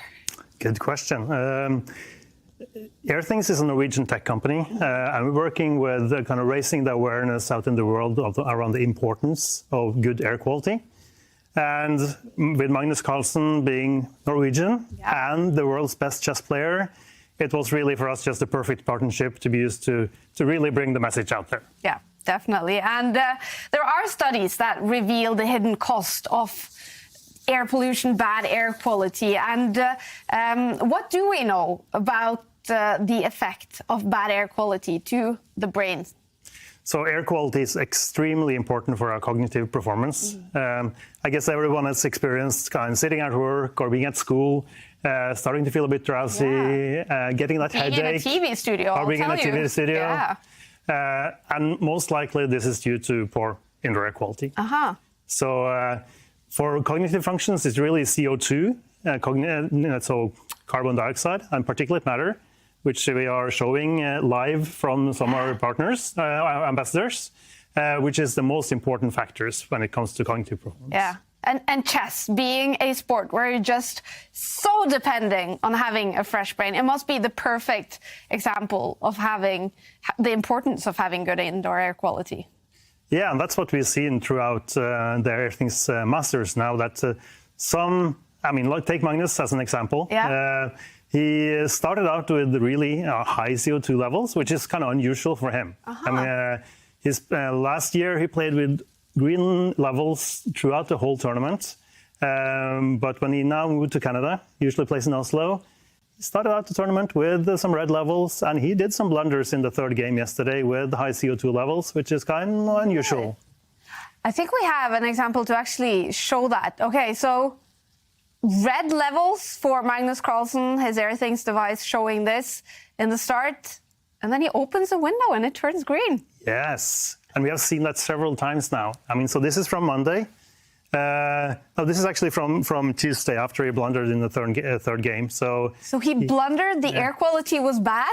He opens the window, takes a breath of fresh air. Gets re-energized and ready for the next game.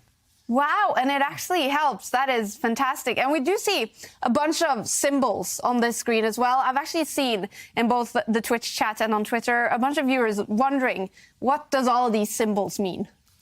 So the first one is CO2, so that's carbon dioxide. So we breathe in oxygen and we breathe out CO2.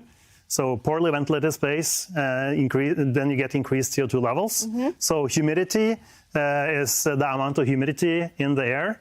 Can lead to irritations in your throat or other factors. Then it's particulate matter, which Stefan talked about yesterday, which is pollution, basically. Then it's temperature. Everyone knows temperature. VOC is chemicals in the air. And then you have radon, so radon gas, leading cause for lung cancer for the non-smokers. And then it's barometric pressure. All right, so all of these symbols, all of these ways of measuring air quality, how much are we learning about air quality over the last few years with also Airthings and how important it is? With also after the pandemic, so many people, having home office and sitting in their homes, just how important it is. Sitting at home is seen that a lot of people are sitting at home with extremely poor air quality. But now it's also people getting back to work, and they don't want to get back to work if the virus risk or the risk of virus spread is also high. So we're using our sensors to really make people comfortable and confident that they can get back to work and it's safe. Yeah. And we do see actually Magnus Carlsen's air quality sitting in Canada. He has had some missed opportunities today. It's not perfect, his air quality. And you mentioned Stefan, a professor that we had on the show yesterday, who explained to us that doing a study, they found that the chances of making blunders in chess rose by 26% when players had really bad air quality. Have you guys in Airthings been surprised by these finds? Yeah, we've been surprised that there is so strong correlation between the particulate levels and making blunders in chess. And you can see that from Magnus's numbers, he went up at 11, and Stefan talked about if you cross 10, you increase chances with 26% of making an errorless move. So think even Magnus needs to crank up his air purifier now. And basically, so if you get an Airthings device, you realize you have bad air quality, you do some changes, you can actually decrease your chances of making blunders, for example, in chess, by quite a lot of %. Yeah, there is both well proven that CO2 and particulate matter are really impacting your chances of making the right moves in chess. And if you don't have an Airthings device at home, but you want to get one, well, now is the perfect time because there is a special offer during the Airthings Masters. Yeah, so we have $100 off on our Wave Plus. It has to be said that it was yesterday there was so much traffic to the site that it was similar happened to us. That happened to chess.com in January. The site went down, but I can assure everyone the site is now open for business again. Fantastic. Airthings.com, both Airthings and chess is just so popular right now. So the site is going crazy, but go in there and get your Airthings device to monitor air quality in your home. And we did ask a bunch of the top players what is important for them to perform in online chess. What kind of conditions do you rely on to perform in online chess? Well, you need very good air quality, huh? And speaking of which, I probably need an update on the Airthings device. I really try to keep it a super relaxed day generally. I would wake up a little bit later, really go for a long walk. That's what I would do during those online tournaments. I've become very conscious of the air quality. Like whenever I'm playing online, if it's a tournament or not a tournament, if I start to feel like my head is not really clear, and then very often I can just look at the device and I say, oh, that's why. It's mostly about taking rest because you have to be fresh and also a little bit preparing. And for me it was I was trying to adapt even before the tournament, trying to get to that schedule, and that definitely helped. I mean, for me, it's the most important, I think, just having the time to, prepare and just to get in the right mood. Sometimes I would start really badly in the first day and then make the adjustments and then come back. Plenty of exercise, need good sleep, but also online you need a very good internet connection, need a good mouse, and a lot of practice, a lot of training, and all those little things add up together. How cool to hear that also the players are paying attention to having good air quality. It's important when playing in the Champions Chess Tour, when often they will be sitting at home. Magnus Carlsen is in Canada. Hikaru Nakamura is sitting somewhere with his family. This is game 3. They are tied after the first 2 games in the winners' final. Magnus with the white pieces. Here we go. Yep, Magnus with the white pieces, switching up the openings, no more Reti opening. Now it's, well, a bit of a surprise. The Bogo Indian, Black giving a check early on and Hikaru's smiling. Is this a surprise he's prepared? Or is this is he smiling for other reasons? It's unclear. What do we think of this one, Robert? Well, Hikaru does, he said this many times, he does like to look at the call, the video call, to see his opponent's reaction. So I don't think this was expected from Magnus. So I think Hikaru, he gives a little bit of a laugh. He's doing it for the audience. He said yesterday he does some things for the content. But, from a chess perspective, this must be uncomfortable for Magnus Carlsen. He spoiled his advantage in the first game with the white pieces. It was never maybe easily winning, but he was in an endgame where he could have won a pawn. In game 2, he missed a clear opportunity that we saw on camera. He was upset when he went over the game in analysis. So I feel like for Magnus, he's looking at this game as not a must-win, but as one he needs to press Hikaru in, and A3, this is topical. Yeah, and just for a moment, Magnus was laughing as well. Someone even popped in the background, and Magnus shooed them away. So I think you're right, Robert. He's both of them keeping an eye on the video call, and something was happening. But Magnus will definitely want to put pressure on with the white pieces. And this one I've always thought was a bit controversial, this opening. It has a decent reputation for Black, solid enough, but maybe objectively slightly dodgy, because Black does have doubled B-pawns, at least did. But now after this last pawn trade, White has 1 pawn island, a massive pawns that can connect, can link up and start advancing down the board. Black has 2 pawn islands. They're separated. The A and B pawns are, there's an island, how do you say this? I'm trying to think of geography classes with this little kind of gap between these 2 islands, but either way, it's not ideal for Black, the structure. Yeah, I would agree with you. And it's interesting because Hikaru is the one who sprung this, well, sort of a surprise for Magnus going for the Bogo Indian. But this is so thematic, breaking with that A pawn, opening up the A file, keeping your pawn island intact, but breaking up Black's pawn structure, and the A7 pawn is often under fire. Now, the move B6 that has been made by Hikaru, it of course eyes a development on the B7 square for the bishop, but a lot of times in the middle game, we'll see Hikaru also trying to push that A pawn to A5 to keep it defended so that the rook can get free.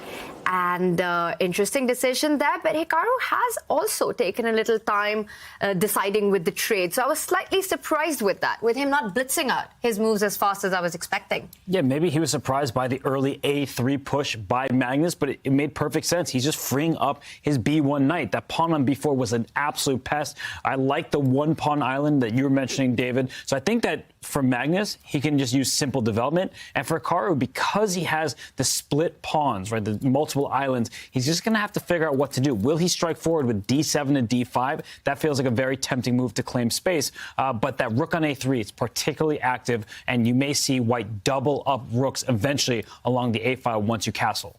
Yeah, even line up the queen in the corner on this A file to go for targets.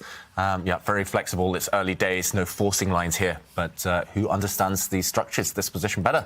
I think that will be the question. White has now just castled, and we're now in the middle game. Yeah, it definitely feels like Magnus Carlsen has been the one putting the pressure on, dictating the pace of the games. But Hikaru here, can he somehow find a structure that doesn't allow Magnus that type of enjoyment, that type of activity that he's had so far? It's all about action today, and it's also a little bit about Pokemon. Because we've... Sorry, guys. My fault. We now know David is a huge Pokemon fan. A question to you, David, from Bag Senpai on Twitter. To which GMs would you relate to first-generation starters in Pokemon? Bulbasaur, Charmander, and Squirtle. Squirtle. I would say, who breathes fire? And, Alexei Shirov? Yeah, Alexei Shirov would be Charmander. Nice. Yeah, just breathing fire all over the board. Who's water? Maybe Hikaru Nakamura. Just he's such a great defender. He would put that fire out. And Bulbasaur, who's more earthly? Who's more? I need help here, guys. Wesley So, maybe? Wesley So, yeah. Very earthly guy, very likable, yeah. Can, of course, evolve into a beast if he wants to be, but doesn't necessarily need to in order to attack the opponents. That's a good description. Yeah. So we have it. Bulbasaur, Wesley So, Squirtle is Hikaru Nakamura. And who was the last one? Charmander. Alexei Shirov. Yep. I'm just glad that I wasn't called a Pokemon. I feel like I was giving other names so that he wouldn't turn me, you're like a little Bulbasaur over there. You know? I always thought Snorlax was my kind of spirit animal, just asleep all the time. Yeah. I always liked Psyduck. Oh. Yeah. You could do this all day. And, meanwhile, Magnus has jumped in with his knight. Really creative move. I guess he's at least hinting that he's going to offer a bunch of exchanges, a bunch of trades, because he does have the more harmonious pawn structure. Long-term, white is doing very well, as we mentioned. And if this knight is kicked away, it can happily step back and challenge that black knight on b4 on the outpost. So interesting move. How will Hikaru react? I don't think he needs to commit anything now. He doesn't necessarily need to kick that knight back. It will retreat sooner or later. Well, the plans that Black has in this position is a pawn advance. You either want to challenge White's center, moving that queen's pawn 2 steps ahead and asking White to take a decision, or go ahead with what I had mentioned earlier, David, advancing that A7 pawn to A5 to just make sure that that knight on B4 is super defended. And now your idea of bringing back the knight to D3, you can very often just leave that knight on B4 and you don't even care. You can just slide your rook all the way to C8. And that's a nice trick because you're hitting the C4 pawn. And if White now trades on B4, big blunder, ends up with a fork of the rook and the knight. Yeah, big mistake here, and the game would turn in Black's favour. So what is Hikaru going to choose? This one, the more I look at it, the more I like it, Tanya. Just kind of keeping options open. I don't think you should rush to kick away this knight because you might push your pawn 2 squares forward later instead, and White wants to retreat anyway as part of the plan to evict this piece from his half. And yeah, either way, it feels like you need to get organised. Maybe push a pawn, maybe just bring the queen forward, open up a line for your rooks to connect, to swing over to the c file. Feels like that's where the rooks belong.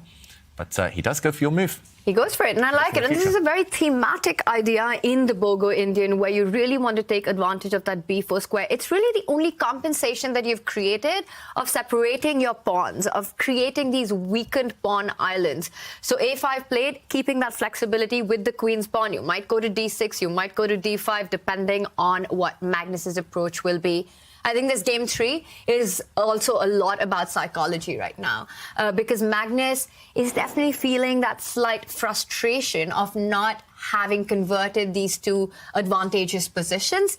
Going into game 3, he realizes that Hikaru is up to the task of defending this match. His resourcefulness, his resilience is on point in this one. And it can kind of create this frustration within. So is it going to be a more angry Magnus, or is he just going to, be, it's fine, I created my chances, it means I'm the one who is the better player today? What do you think is going on in his mind right now? He looks a little bored, and that's because the position is completely locked up. So there's no pawn tension, no trades being offered, and he's just trying to kind of map out the future of the position. That rook that took the pawn on A3 right now, at some point I think it should slide back. I've seen this in variations of this nature where it's done its job. It captured a pawn, it kept White's pawn structure intact. Let's bring it back home at the right moment. But then what? I just see little moves here and there. That B2 pawn can slide up one square. Good for you. You protect everything.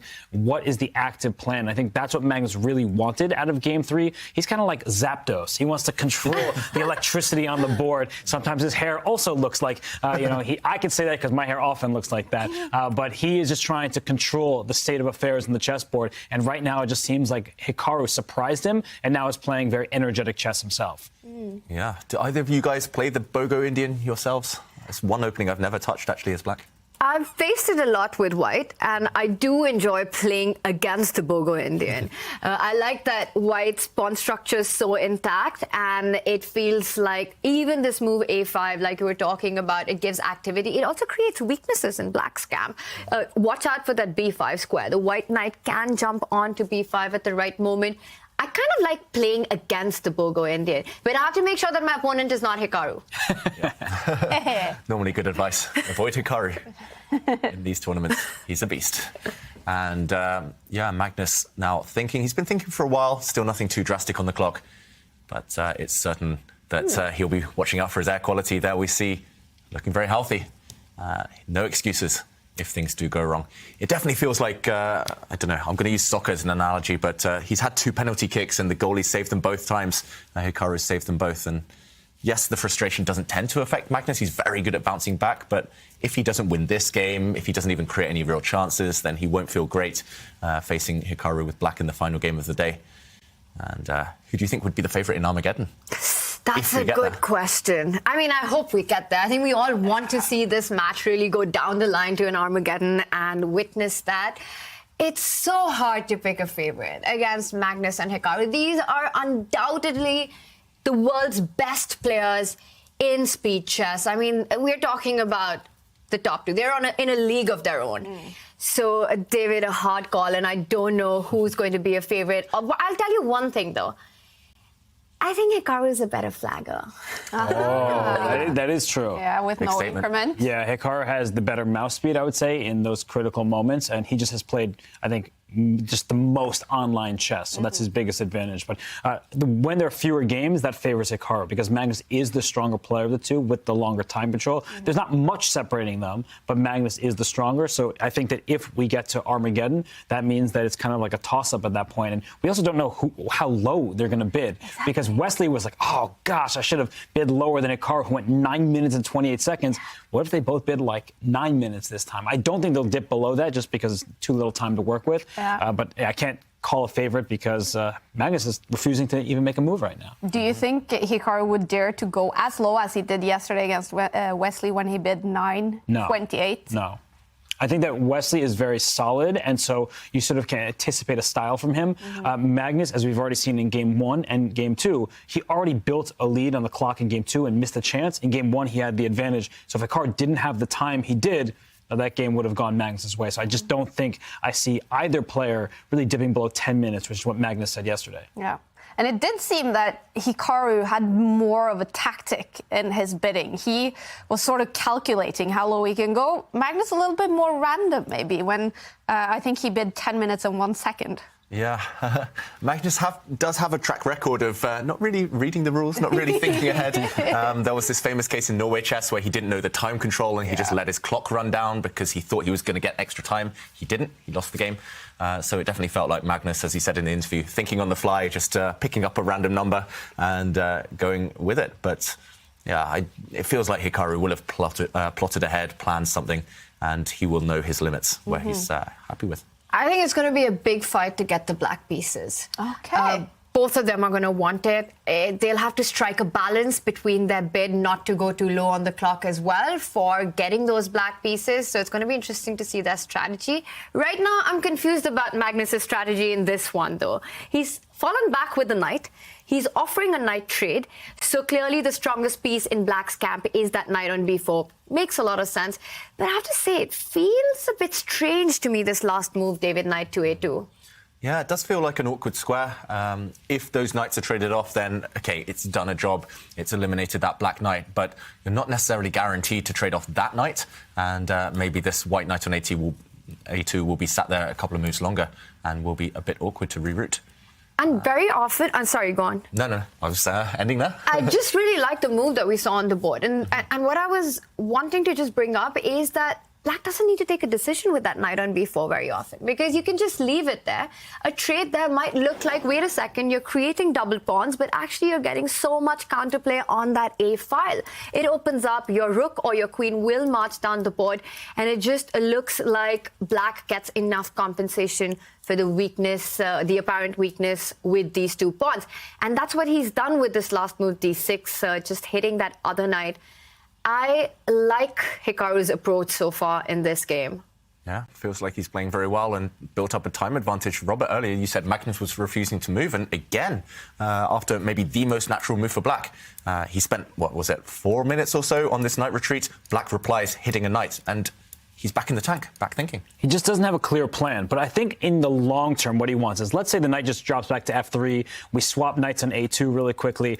I think that he wants to play b4 at the right moment and just leave black saddled with an isolated b pawn. So it's a bit of a long story, but he just wants to start trading pawns at the right moment and say, your remaining pawn, that's the weakness. White only has that one pawn island still. Thank you, David. You did a great job of putting the position I wanted on the board. And so black will have to defend that pawn with pieces, whereas white's pawn structure is very healthy. So Magnus, he tends to look for these small advantages, and that's, I think, what he's envisioning. Hikaru's like, no, you're not getting anything of the sort. I'm not going to allow you to have an advantage for 20 moves, 30 moves, and pressure me. I think that Hikaru's done a great job out of the gates in Game 3. Yep. Definitely, and Magnus just has to bite the bullet and retreat, maybe to this square, maybe he goes back the other way, but either way, he has to make a move. You can't afford to go 3.5 minutes down against Hikaru. It's backfired before. He's missed opportunities, and we're actually going to see the whole line that you mentioned there, Tanya.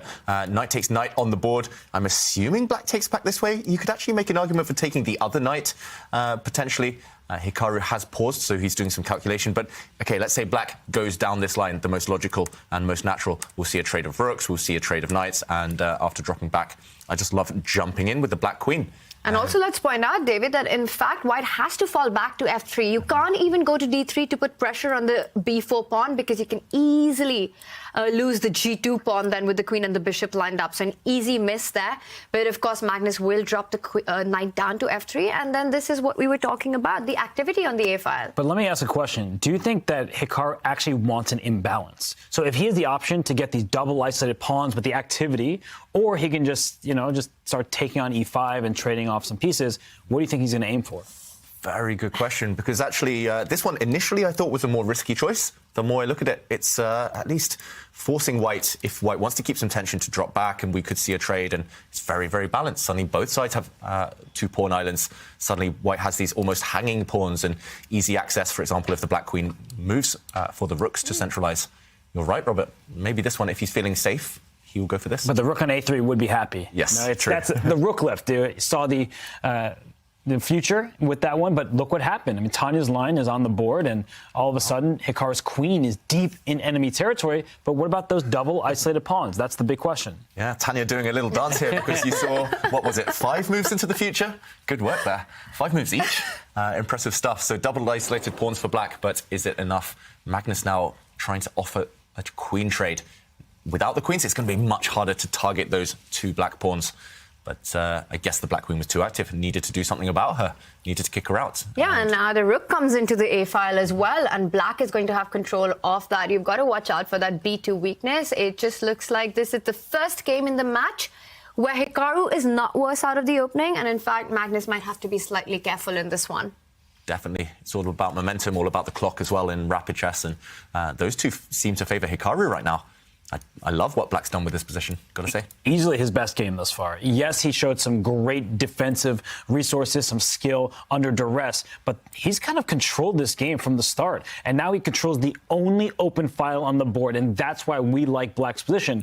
That said, if he doesn't make use of the open file, imagine the queen and the rooks, they're gone off the board. That's how Black gets in trouble, because some of those endgames without major pieces, that means that the pawns will be under some threat, and Black does not have anything to counter with. So knight d2 takes away the e4 square, a good start, but I could see Hikaru just trading queens on b1, slamming the rook down on a2 after that, and saying to Magnus, all right, I'm going to be the active one here. You're going to have to prove that you can fend me off. Yeah, you can trade off these rooks, as you say, Robert, just jump in with the rook. This knight, I don't mind where it's placed right now, but it's miles away from ever attacking this pawn. This pattern with kind of on the diagonal 1 square between them, knights take so far to jump around and go for these weaknesses. So it definitely feels like Hikaru's not in any trouble. You could also make an argument for maybe trading off and now going for a knight trade, jumping in with the black knight. If the knights disappear as well, no danger at all. These pawns are on dark squares, can never be hit by white's bishop. Very smart here what Hikaru's done. He starts with a knight e4. That is so precise, David, because this doesn't give white the option to get away with the knight to b3, the line that we were looking at with the queen trades. And let's just bring that up because it's so instructive this moment. If you do the same thing after trading off on b1, you jump with your knight to e4. Now Magnus can move away, can avoid that knight trade with knight to b3. Eventually, he'll also push out black's knight from e4 by advancing that f pawn. The rook can come to a1. If your rook lands on a2, you'll have the move knight from b3 to c1, kicking it out.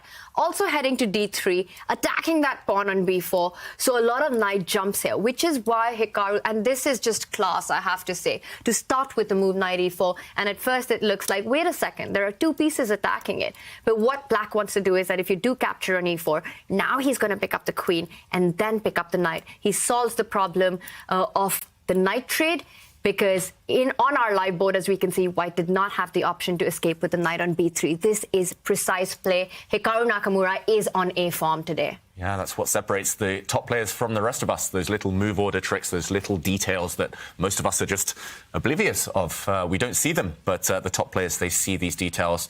They make sure they're accurate on every turn. Magnus did avoid the queen trade, but once the knights come off the board, I don't really see any trouble here for black. For example, you can just slide the queen back. You're defending your pawn. The rook might come in. And whose pawn is weaker? Maybe it's actually this white pawn on b2. It's very hard to evict the black queen. But, yeah, what else do you do? If you're Magnus Carlsen, you have to agree to this position. And Hikaru has a simple plan. Can I try to be a prophet for a second? What if bishop d1 here?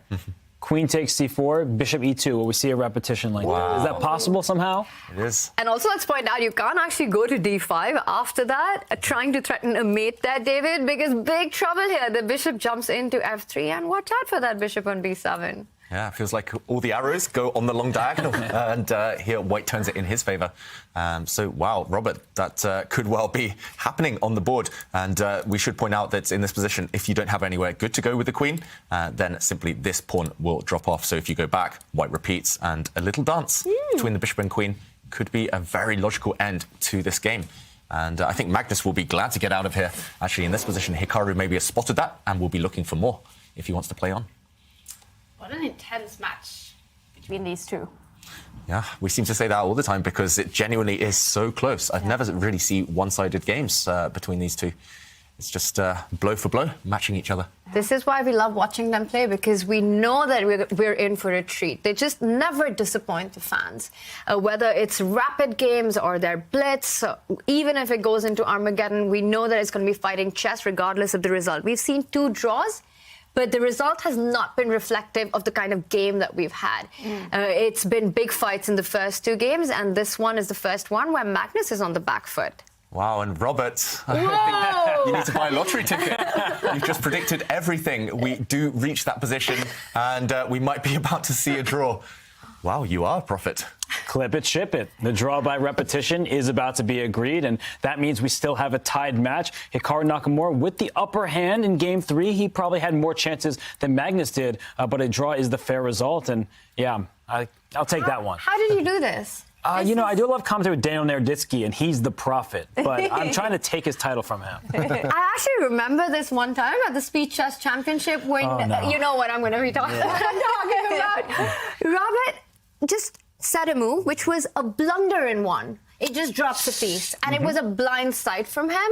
But again, the punditry, and Magnus made that exact same blunder at that exact same moment. Whoa. It was the craziest stuff that I've seen.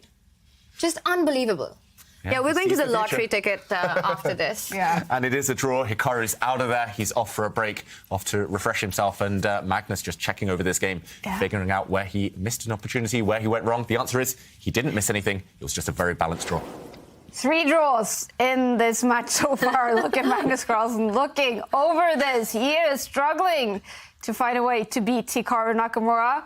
There's going to be one more rapid game in this match. It's starting in a little less than 5 minutes now. Hikaru Nakamura will have the white pieces. If we have a winner in that game, that will be the winner of the winner's final, the one who makes it through to the grand final. If it is a draw, then this match will be decided in Armageddon. Is there anything in this game that we should take a look at, David? Let's try. No. Let's try. Okay, nice.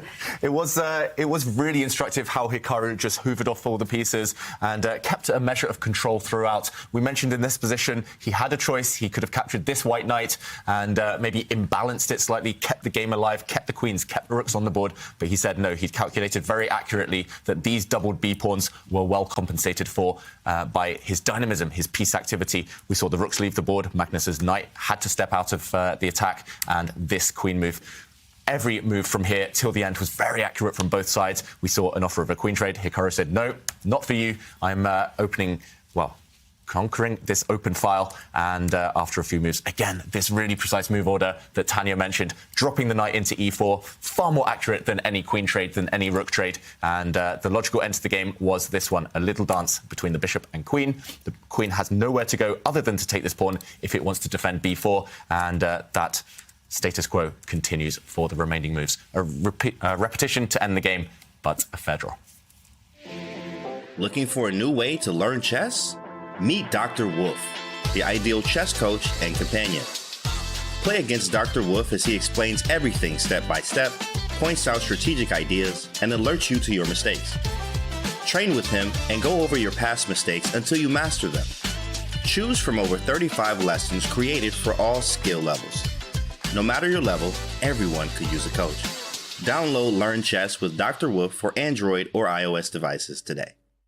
The action continues very shortly. We're going to dig into all the action happening in the Airthings Masters. If you're not a subscriber on Twitch, though, here's the Twitch break.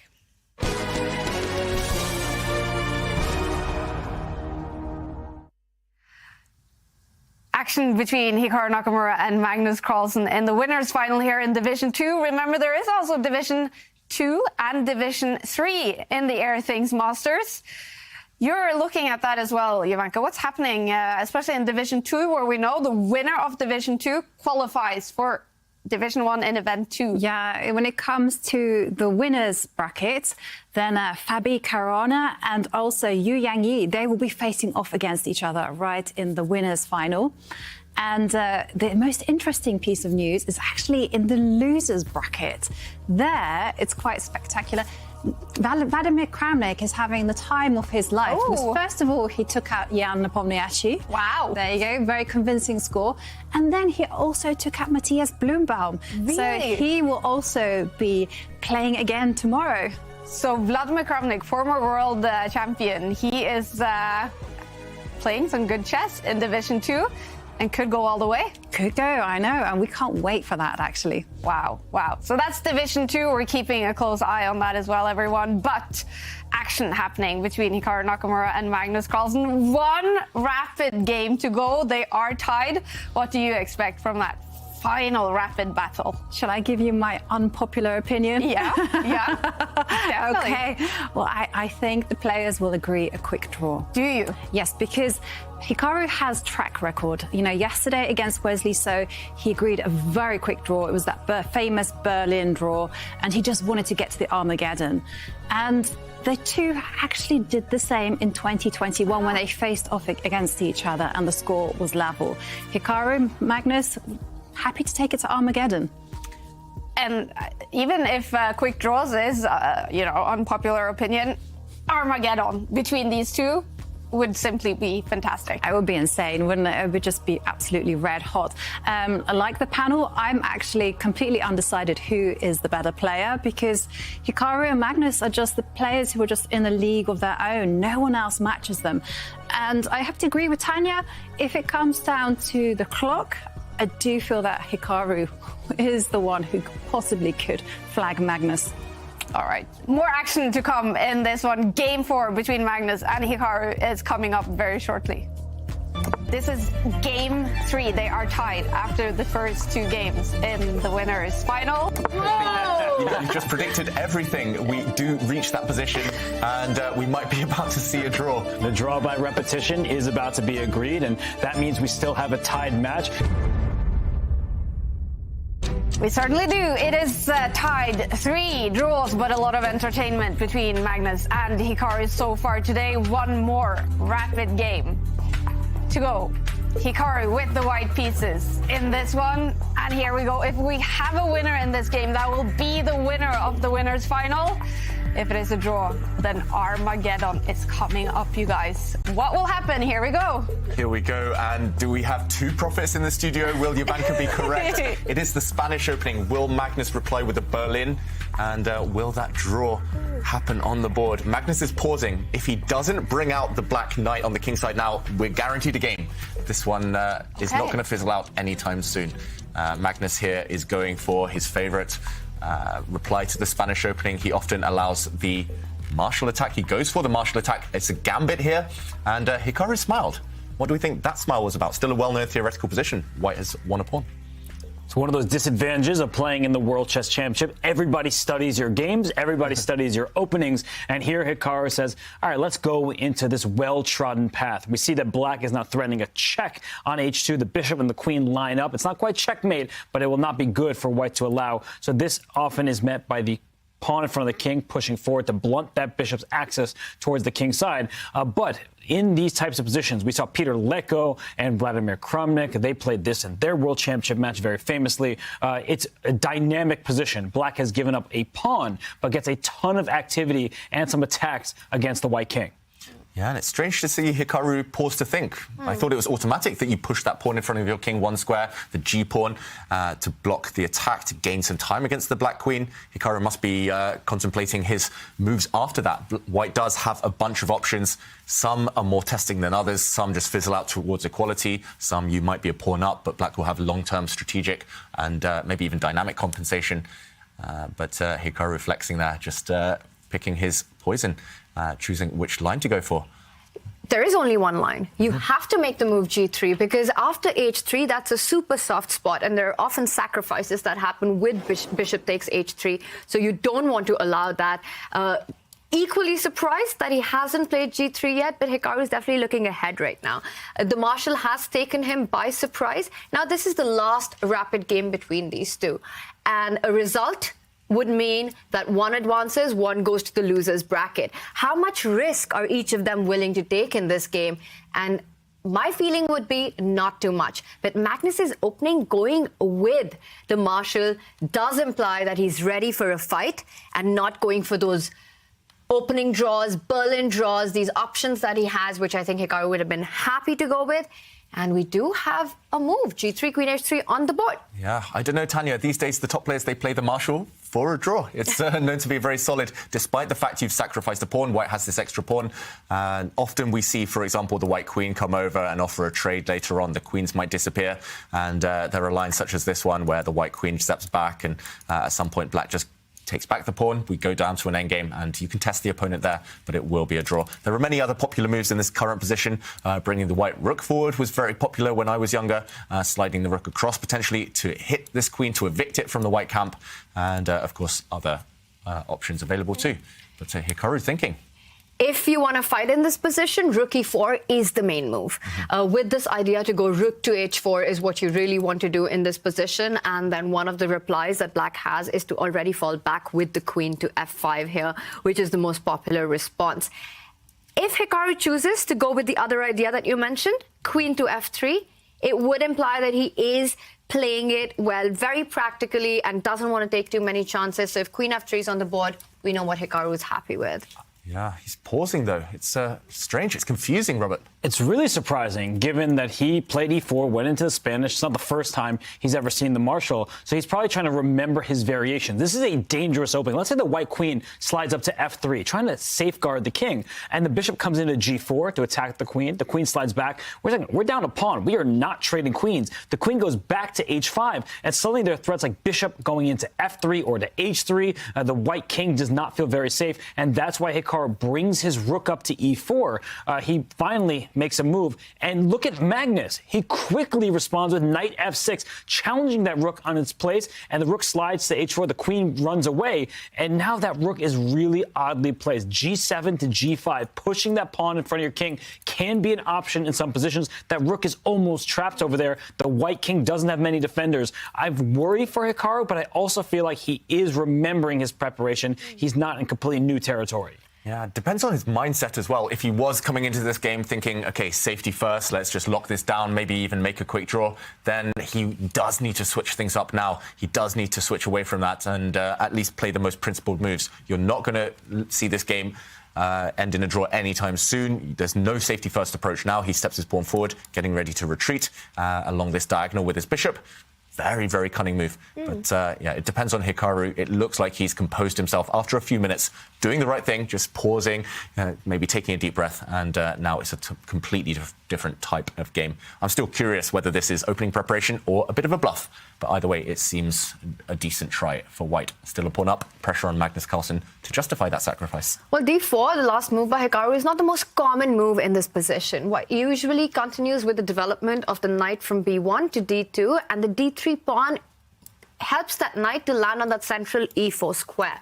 So d4 is definitely going to take Magnus by a little bit of a surprise, and he'll have to try and think how he wants to counter this threat of the bishop moving back that you pointed at, and then that knight eventually landing up on e4. Remember that White is a pawn up. The more pieces that get traded, it does suit Hikaru, and that's what he wants to do. He wants to try and trade off as many pieces as possible to make sure that the main compensation that Black has, which is an attack piece activity, as we can see, that bishop on d6, the queen is out, a rook will land on the open file on e8. It does get neutralized. You need to trade pieces here with White. Yeah, very sensible move. And Magnus pausing. You would think that as part of his World Championship preparation, he's studied this a few times, or at least this variation. He's gone in depth with engines, with coaches.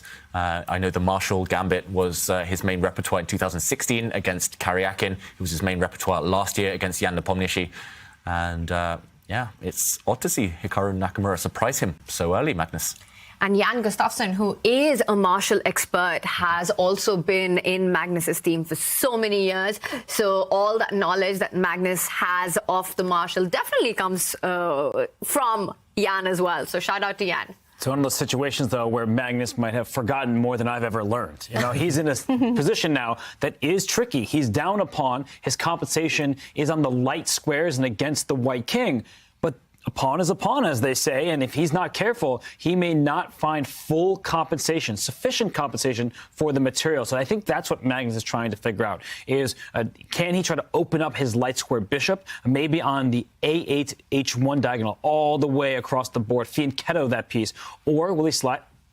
I didn't even get to finish my sentence. He does slide the rook to e8, as Tanya was suggesting, trying to use the open file to his advantage. But I'm starting to see how the players are reacting after the initial opening stage, and I have to think that Hikaru should be the happier of the two right now. And where do you move with that queen, David? It's a big question. Bishop c2. I really like that move that you suggested. The rook is already on h4, eyeing that h7 square. So always be wary of that. Yes, you have a knight which is defending it right now, but you need to watch out for threats against it. After bishop c2, do you put the queen on the centralized d5 square? Is that what Magnus wants? Yeah, let's give Magnus the opportunity to answer, because I'm not sure either. I only see 2 safe squares, or maybe 3 safe squares for that black queen. Not many squares to retreat to. And let's jump in to try and figure out what he's about to do as we see his awesome air quality. Still very healthy stuff. Okay.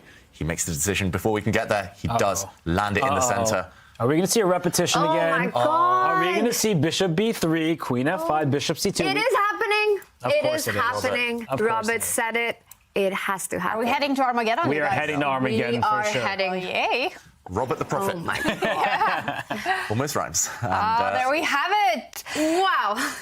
Another draw between Magnus and Hikaru. 4 draws. And that means the winner's final will be decided in Armageddon between the 2 online bosses, Hikaru and Magnus. We have to be excited about that, Robert. Yeah, I think Magnus can be excited because he started thinking for a while there. It felt like the pressure was on, especially considering Game 3 did not go his way despite the draw. So Magnus heads to Armageddon. Of course, all the fans say, free chess, let's go. And Magnus is still sitting by the computer. Do you think he is now starting to make some tactics, Tanya? To find out what he's going to bid. He is thinking about that big bid. I think it really comes down to both players wanting the black pieces. But what time, how much time are they willing to sacrifice to really get that is the big question. I think this last game made it pretty clear that both didn't want to take too much risk with so much at stake and said, you know what, let's just get that Armageddon going. Let's not forget we've got 2 streamers fighting against each other. Do it for the content. Yeah. Robert, you're the expert on all regulations. What will happen now with the bidding? Okay, the players will bid. They will submit a number. And the side that has the higher number of the 2 gets 15 minutes as their base time. And the side with the lower number gets that amount of time, will likely choose the black pieces and get draw odds. If the game ends in a draw, that means the player with the black pieces moves on to the grand final. All right. So, David, what's your expectations? What will be the bids? Who will bid the lowest time? It's going to be a serious bidding war. Actually, Hikaru, I think half-jokingly yesterday in his interview, said he might go very low against Magnus because he's desperate to get black. So I think he's going to go around the 9.5-minute mark, just like yesterday. All right. It will be revealed shortly. You guys, Armageddon is coming up. The action continues in the winner's final. What is this? This is duck chess, you guys. This is a new variant. It's called duck chess. Chess, but with a duck. Quack, quack. How to play duck chess. The duck is a brick. Pieces cannot move through the square occupied by the duck. Click on a square to place the duck. Oh, you put the duck to prevent moves of opponent, not yourself. Yeah, so basically you do this, and this cannot move. I'm gonna go knight f6, and I'm gonna put the duck in the most inconvenient place for my opponent to move. No bishop, no queen, so no Londons can permanently stop the London. Capture the opponent's king to win. Oh, wow. Oh, there's no stalemate. Wait, there is stalemate. But the stalemated player wins. Ooh, if only that was real chess. I think I'm getting the hang of this game now. I think I actually am getting the hang of it. I think this works. Oh, that's a horrible blunder. Oh my god, I just blundered. I have to move something else first, then duck, and knight will take my king. This is the best way to lose the duck chess.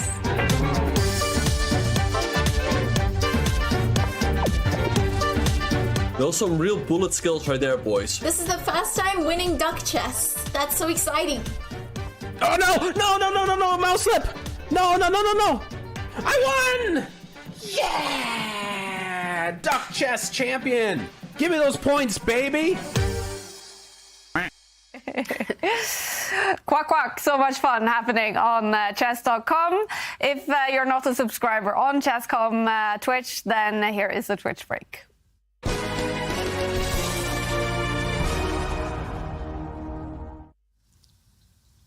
You and Robert just predicting everything today, Jovanka. Well, I only got one prediction right, and you can see my big smile. That's because I get all the feels for predicting that one. Yeah, I knew it. I mean, how could it be anything other than Armageddon, right? Do you think they're both looking forward to that? Yeah, I reckon that Hikaru has probably thought about it quite deeply. He's come with a game plan, and we'll see, what he has in store, especially when it comes to the time bids. Yeah. You brought with you an awesome puzzle for the viewers today, Jovanka, and it's time to reveal the answer. Yeah, and I have to say to everyone, I mean, what an amazing try. Everyone actually got into it, and they solved quite a bit of it, but very few people solved the whole puzzle. Because, as I mentioned, there are loads of twists and turns. Okay, so it looks like a straight-up pawn race. It's white to move, white pushes the d pawn. And there you go, one step forward. Black does the same, of course. And here was the pitfall. The pitfall was you must not promote to a queen, because if you promote there, the pawn will actually promote as well to a queen. And then this is the crunch point, that once the queen comes to give check and you think, hey, this is going to be an easy win, the king is going to protect the queen. But the answer is no, the king can actually capture the pawn on b3. And after queen takes queen, it is the dreaded stalemate. So this was a big twist, number one. So you could not promote to a queen. So let's go back to this position. And so in this one, loads of people got this one right. It was a very neat idea that you promote to a bishop. And then the whole point is that after the pawn does promote to a queen, you can give that check in safety. And the king takes pawn. Isn't that scary? Because the bishop takes queen. No stalemate for you today. And but then there was another twist. So let's go back. And this is where I feel like this is like part one, and then there's part two. Because after d7, it wasn't actually compulsory for black to go running with the a pawn. He could actually set a trap and play king takes pawn. And if you were to promote to a queen, that would also be a big because after pawn moves to a2 and the queen comes out to just defend against the promotion of that pawn, black would promote anyway, and after queen takes queen, stalemate once more. So here it is. And this is so cool. In this particular position, white promotes to a rook. Ooh. So we've had like the bishop under promotion. Now we've got the rook under promotion. And now the coolest line here is if the black king steps forward to a2. This is so nice. And then the race begins. So David is going to put those bits. And then the rook gets behind the pawn. And here it comes. Pawn promotes. Rook takes queen. King takes rook. White actually runs with the pawn. Nothing for it. And here comes the final promotion to a queen. Finally. I know we've had the bishop, we've had the rook, and now we've got the queen. And then the whole point, once black promotes to a queen, oh dear, queen comes to c2 and it is checkmate. And this is the kind of puzzle that gives you a big thrill when you solve it. You get this kind of, eureka moment, you share it with your friends, and it's just a fantastic study by Vitaly Kovalenko. Fantastic. Wow, what a puzzle. That was difficult. Twists and turns. And we do have a winner, someone solving this puzzle that will get a signed Airthings device, signed by Magnus Carlsen. And who is the winner? The winner is GG, solving this very difficult puzzle, I have to say, with so many twists and turns. Congratulations, an Airthings device is coming for you. Magnus Carlsen, he's going to need some good air quality right now because Armageddon is coming up. And it's a big year for Magnus Carlsen. He says 2023 will be a lot about online chess. If you could list your 3 goals that you hope to achieve in 2023. Magnus Carlsen is looking ahead to yet another year with exciting chess. But first, let's go back to 2022. I would say on the board it was mostly pretty good. Overall, I think it was one of my better years.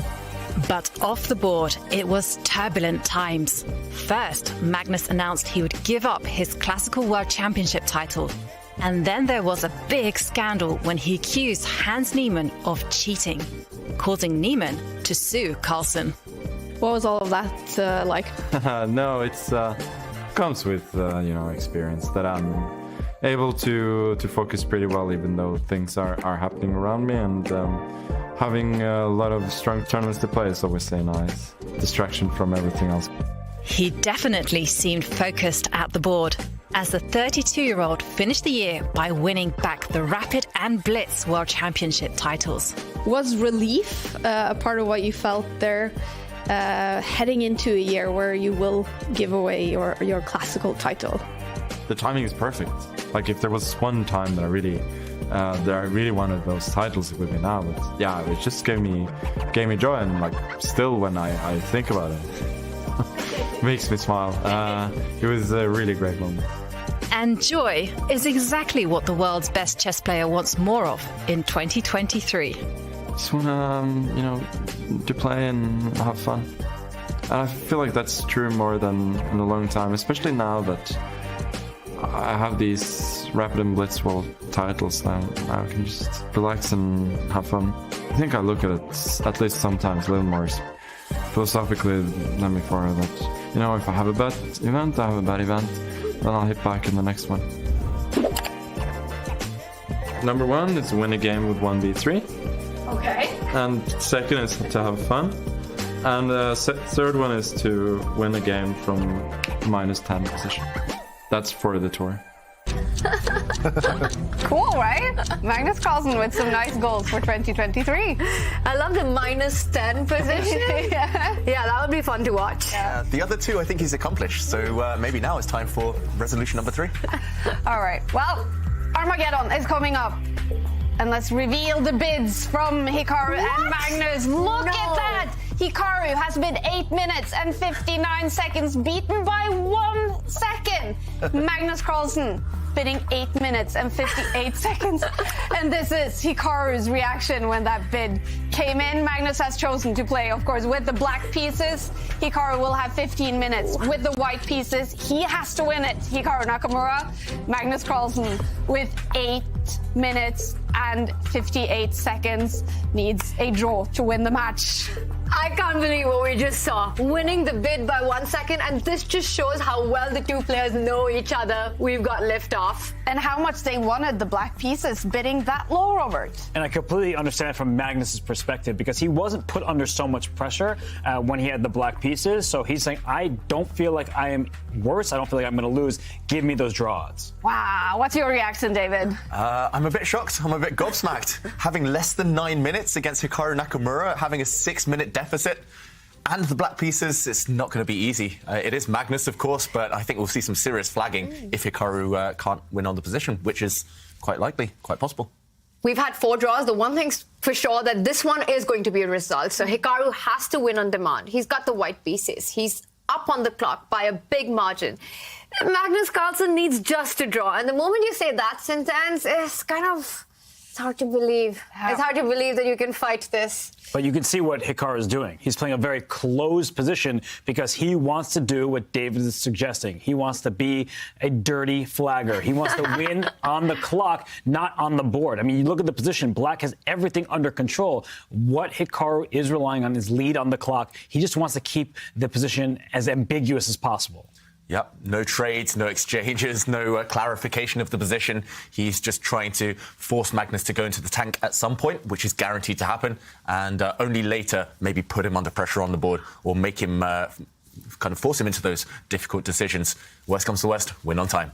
But I mentioned earlier as well, Hikaru, the first iteration of Hikaru Nakamura when he was young, King's Indian player on the attack, and he's got the same position with the white pieces. And it wasn't just that. It was also Hikaru Nakamura flagging the bots on ICC because he would close the position and make a million moves, then a pawn move and things like that to beat the bots on the Internet Chess Club. So here in this game, he's not a bot. He's only human, but he plays like a bot most of the time. Magnus Carlsen, only 8 minutes on the clock. No pieces have been traded.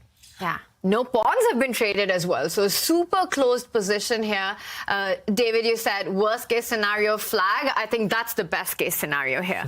When you're in the Armageddon, when you're up on the clock, you've got to play the clock as much as the position. And look at Hikaru. This is when he's going to make Magnus think, harry the H-pawn, goes up the board. G4 coming in next. Yeah, and White's light squared bishop, which is a problem piece, can also activate. There we go, on a nicer diagonal now for Hikaru. He knows these ideas inside out. He's been playing these ideas since he was a kid. Yes, with reverse colors. Normally he's on the black side, but it's the exact same pawn structure. Magnus, he's got a promising position. He's got more space. Black has a really nice pawn chain in the center. But what do you do with it? Maybe less instinctive here. Black's plans. And he's burning time. The time differential here is increasing, if anything, in Hikaru's favor. This is really worrying times for Magnus, I've got to say. But trades help. And so he just brings his knight in contact with the white knight on c4. He can swap off those knights. He can bring his queen up, try to trade the light square bishops. And as the position becomes simpler and simpler, then Magnus can find moves. And what he really wants to do is trade. Because if he can force a draw somehow or get a neutral position, he'll go for that. The problem is, if we get king and rook versus king and rook, which is an obvious draw, Hikaru Nakamura will try to flag him. So Magnus, he needs to keep his eye on the clock. He needs to play quickly every single turn. And David, you've been talking about that white bishop on h3. One plan that black has to follow up with the trades would be to move the queen ahead and then to defend that bishop coming to e6. But look at this, the position has blown open. Hikaru says, now is the time I strike in the center, f4. That is one committal decision by Hikaru. Yeah, I'm surprised he's gone for it so quickly, Hikaru, because finally there is a trade. Finally, Black's job here, or at least the next few moves, have become clearer. They have become more obvious. And yes, the evaluation bar shoots up on White's side, but he needs to back it up on the board now, Hikaru. He can't just rely on the clock. There is a threat. Black's queen, Black's dark square bishop are lining up against the white f-pawn. So do you just step the white queen forward? Do you bring that to a safer square? Maybe White is the one now attacking on the king side. The black king is on this g-file. White's king at some point will take a timeout, shuffle to the corner, and realign his rooks. But it's not the king that uses the corner, it's the knight. What a flexible move. If we can bring up an analysis where I think there was a pretty critical moment here for Hikaru. He decides to step backwards, but I think he could have sacrificed the pawn, going e5, and after pawn takes pawn, f5. This is a thematic pawn sacrifice. You throw your knight to e4, you control all of the squares in the position, and you have an attack. I don't know if it would have worked out. It does involve sacrificing some material, but Hikaru instead drops his knight back top forward. Yeah, and he uses that phrase, rotate the knights. He's definitely done that here. It's not clear the knight is necessarily better placed on the g3 square, but it does hint at jumping in later. Magnus has to watch out for the same idea that Robert mentioned, still on tap later, but also a knight jump, even a sacrifice later to open things up. First, he'll bring his bishop to a better square, bring his queen to a better square, line up, keep the tension, and force Magnus to make difficult decisions. I'm not sure who I prefer here, to be honest, but I do like White's position in general, at least the chances of a longer game. It just feels like it's easier to play with White. The moves that you're suggesting are appearing on the board. David, he takes the queen out, expecting the bishop to come out, the rook to come out to a better square, and at some point, Hikaru will strike down the board with h5. You have to make sure your own king is safe first. Meanwhile, Magnus just waiting for that break as well, getting all his pieces ready for what we're anticipating on the board, because once all the pieces come to the center of the board, Magnus also will be ready to answer that break. Yeah, it's building up to its breaking point, its climax this game. And it's up to Hikaru how to initiate the plan. How do you prepare these pawn breaks that are imminent? Well, the good news is he wants to initiate something to win the game, but he can win on the clock. So if Magnus doesn't do anything to initiate some trades, then Hikaru can shuffle forever before throwing the pawn forward. I feel like this position is actually quite difficult for Magnus, taking into account he has so much less time. So Hikaru, he's spending his time wisely right now. He still remains about 4.5 minutes ahead. I think he'll slide his bishop out, develop his rook, things of that nature, and only strike at the critical moment because he wants to keep digging into Magnus' remaining clock. Yep, it looks almost automatic. Just bring the bishop out, throw the move back to Magnus. But Hikaru, he has frozen. He has gone into the tank, not moving quite yet. And, OK, 4-minute difference now between the two players. Time advantage disappearing slightly, but still a very, very relevant factor. Magnus playing very quickly. He's trying to avoid any calculation. It's clear so far. Magnus just playing intuitive moves, just solid moves, but not really challenging the white setup yet. Well, there's one weakness that I see in Hikaru's position, and that is the C2 pawn, which can be targeted with a jump with that knight from C6 coming on to B4. And that is perhaps what Hikaru is trying to look at. How dangerous is that once you take out that bishop? Because you really don't want to trade the bishop for the knight. He just first sidesteps with that king to H1, really hinting at that move H5 right now, which will make Magnus go into a bit of a think, because he needs to be prepared to respond with that. Magnus immediately plays the move bishop e6. We've been talking about the importance of trade in this position. He is afraid of the attack a little bit. The best way to respond to this is to trade off your opponent's pieces. I like this approach, actually, bishop to e6. Yeah, it makes a lot of sense. It does depend on whether White can trade off those bishops and then step forward with his pawns. I'm not sure White is ready, especially while the dark squared bishop sleeps, while that rook in the corner is still not participating. But yeah, in general, following the strategy, both players, we called it before, they have come to the game with a plan. White keeping the tension, Black, Magnus trying to trade off pieces, trying to reduce the tension, try to at least make his game a lot easier to play. And a 6-minute lead on the clock has been shrinking and shrinking. Now it's below 3 minutes. So Magnus Carlsen is doing a fantastic job of cutting into that lead on the clock. And he's playing great chess. He is sturdy and strong. Now White will need to start launching pawns forward. The bishops are staring at each other. Hikaru doesn't want to trade, but if he backs up, that gives Magnus the hand at the initiative. So I think that Hikaru recognizes the danger that his position is in, not just the match situation, but his actual position, that if he does step back, he feels like it's going to allow Magnus to take control. And Hikaru making faces. He's not too happy. He has been playing a couple of very tentative moves. Just shuffling that king into the corner didn't feel like it helped his position too much. Now he has to start making concrete decisions, actually put pressure on Magnus on the board. Now is the moment.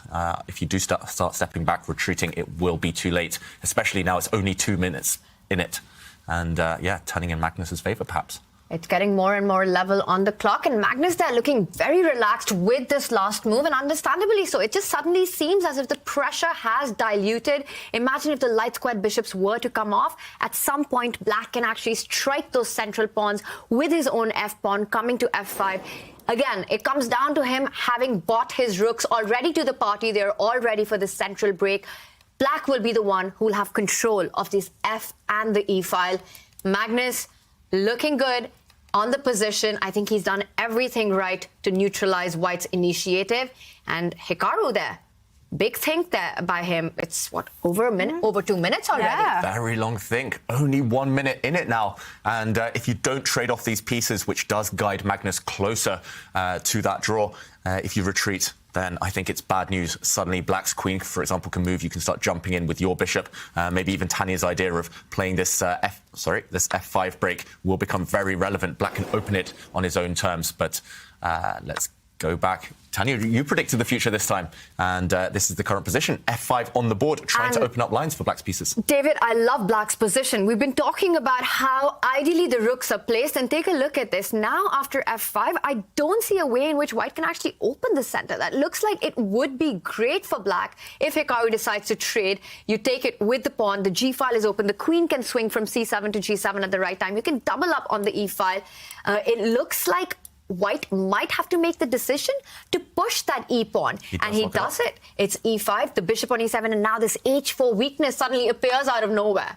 Yeah, he's at least hinting that he might trade off these set of pawns now and maybe shift the white rook across towards that black king. Still enough pieces left to create an attack for Hikaru Nakamura, but he needs to do it quickly now. He needs to rely on his instinct. Stop being in your own head. Stop calculating. You just got to go for it. No, I'm starting to like the position actually for Hikaru, because closing it down, it may make it difficult for Magnus to find quick moves. And then Hikaru can play for her. That is why Magnus took this pawn on h5. That is a huge decision by him because it opens up his own king. But look at the white king in the corner. Now that's exposed. There's a rook on e6 ready to slide over to the h6 square. If that knight captures on h5, you may lose that piece if it gets pinned. So black can start taking control of the g and h files. And that's why Hikaru says, no. You can keep that pawn there. It's sort of an umbrella for my king. I'm bringing the rook to the g file first. I want to play rook g2, rook a1 to g1, maybe bring a rook to h2 as well. Bring all the pieces to the party before you start taking a pawn that is double and isolated.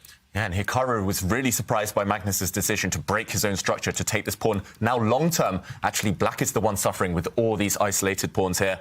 And it's definitely time to follow the players and as they make these quick decisions. It's a question to Magnus. How do you consolidate? How do you set up a defensive wall? The Black King, White's rooks are coming for it. And, okay, he chooses to slide his rook across.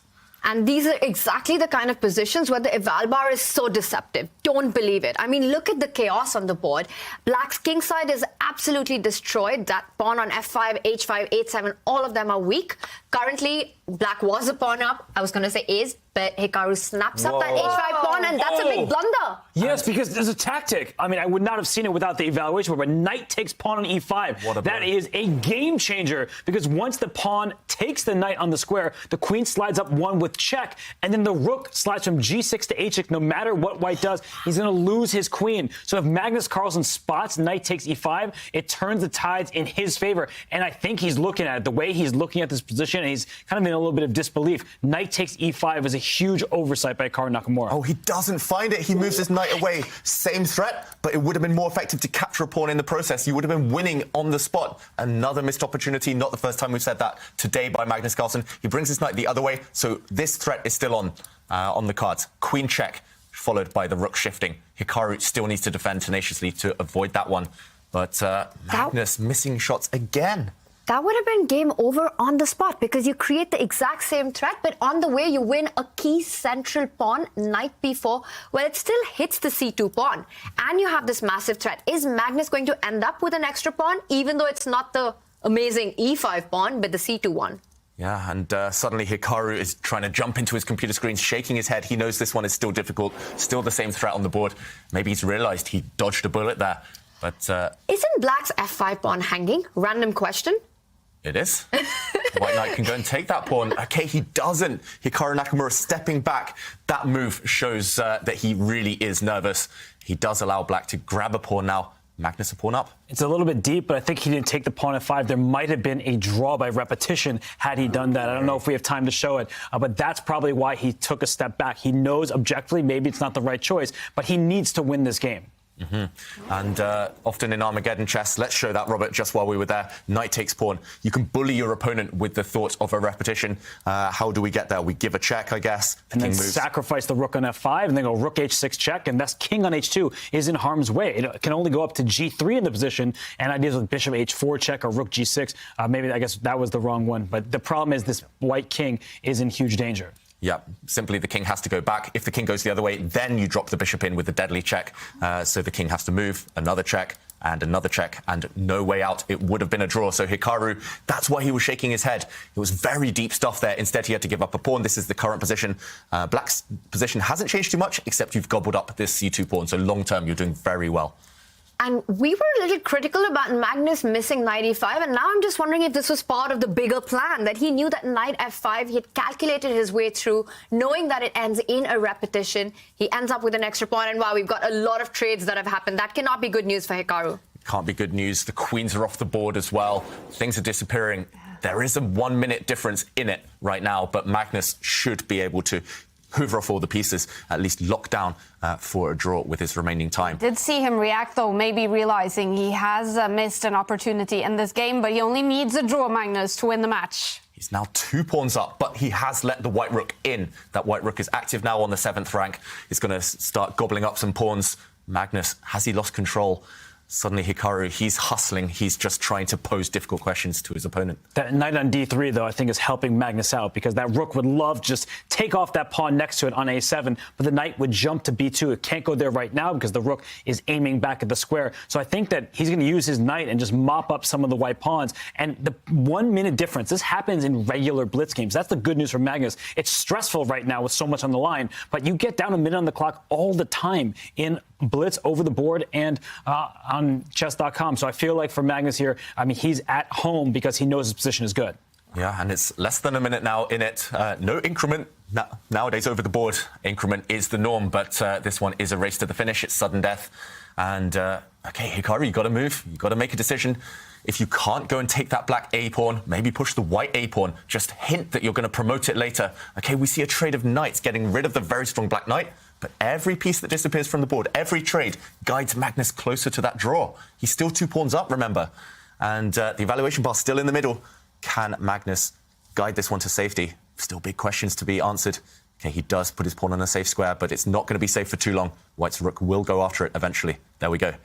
And what do you guys think? Predictions now? Oh, this is tough, and it does look like the clock is almost level. Both players are under 4 minutes. Hikaru's got an extra minute on the clock. Now, just look at how calm they are, and that is what is so amazing for me to watch, because, you know, this is pressure, expectations. All eyes on Magnus and Hikaru right now.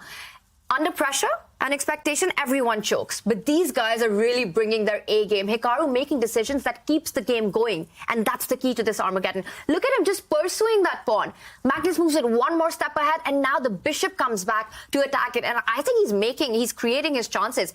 If that A passer is on the board, it's game on. Yeah, and under pressure, great song, bad feeling. And you see there's a pass pawn for black, but white is ready to take away the A5 pawn and create a pass of his own. As we look at the clock situation, Hikaru back to nearly a minute lead, and it's not easy choices from here on out. So I feel like Magnus has to be nervous given the circumstances. Guys, we've got to mention, the whole day Magnus's air quality has been great, but as the pressure has increased, his air quality has got worse and worse and worse, and that might be affecting his play. And look at that. Suddenly no green circles there for him. If he goes down to defeat, maybe that would have been one of the reasons. Meanwhile, a set of rooks have been traded, and black's pawns are all weak. They're ripe for the picking. Magnus, he's just playing too slowly right now. If he had better air quality, maybe he would be a bit faster, and every second counts at this level. The margins are so small. The one thing that he's relying on is if white does pick up that A5 pawn, the black rook will swoop over to the A file, hit that bishop, and along with that, also win the A4 pawn. If these A pawns get traded, then life is good for Magnus Carlsen. Yeah. He goes easy towards that draw, but it's all about whether Hikaru can create that A passer or not. But I think that black has an idea of his own. Magnus will slide his rook one square over to d8, use the king to protect the bishop, and then bring his rook d8 to d4 and go after the c pawn. We did see Magnus just bring his rook to d8 after Hikaru stole a pawn. So Magnus's plan is now clear. Will he have enough time to execute it? That's the essential question. But with 2+ minutes on his clock, I do think it's looking like a task that he is capable of handling. Yeah, 2 minutes. So on the board, he's fine. But is the clock going to tell the decisive factor here?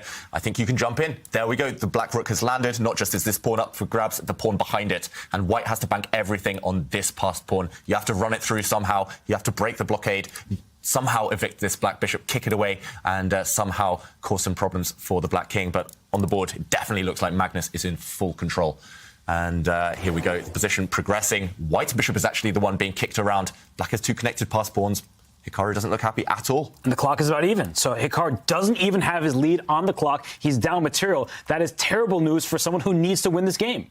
Yeah, he needs to win it, but actually he should be the one defending. Look at the evaluation bar dropping down in black's favour. Those are two runners, those two black pawns. They're going to cost white some material. And there's no stopping them. And we see Hikaru there. He is worried about his position, but he's still, wow, what just happened? Things are turning again. This will happen a lot throughout this time scramble, but the black pawns are running. They look quicker. Two normally run slower than one, but those two connected pass pawns are so close to becoming queens. Well, white can give a check and move his own pawn one square closer to the queening point at a8, but black's rook just saves it. And you've got these two pawns which are unstoppable. How do you fight these two central pawns? Hikaru looks devastated. Hikaru looks like he's actually ready to resign almost. All you need to do is Magnus step some pawns forward. If you don't get flagged, you're guaranteed to win this Armageddon. And now we have kind of a blitz game where it's about even on the clock and Magnus only needs a draw. And we saw the bar go about level, but I think the reason that it wasn't actually equal is because a draw is bad for Hikaru. It might have been a forced draw, and he can't have any part of that.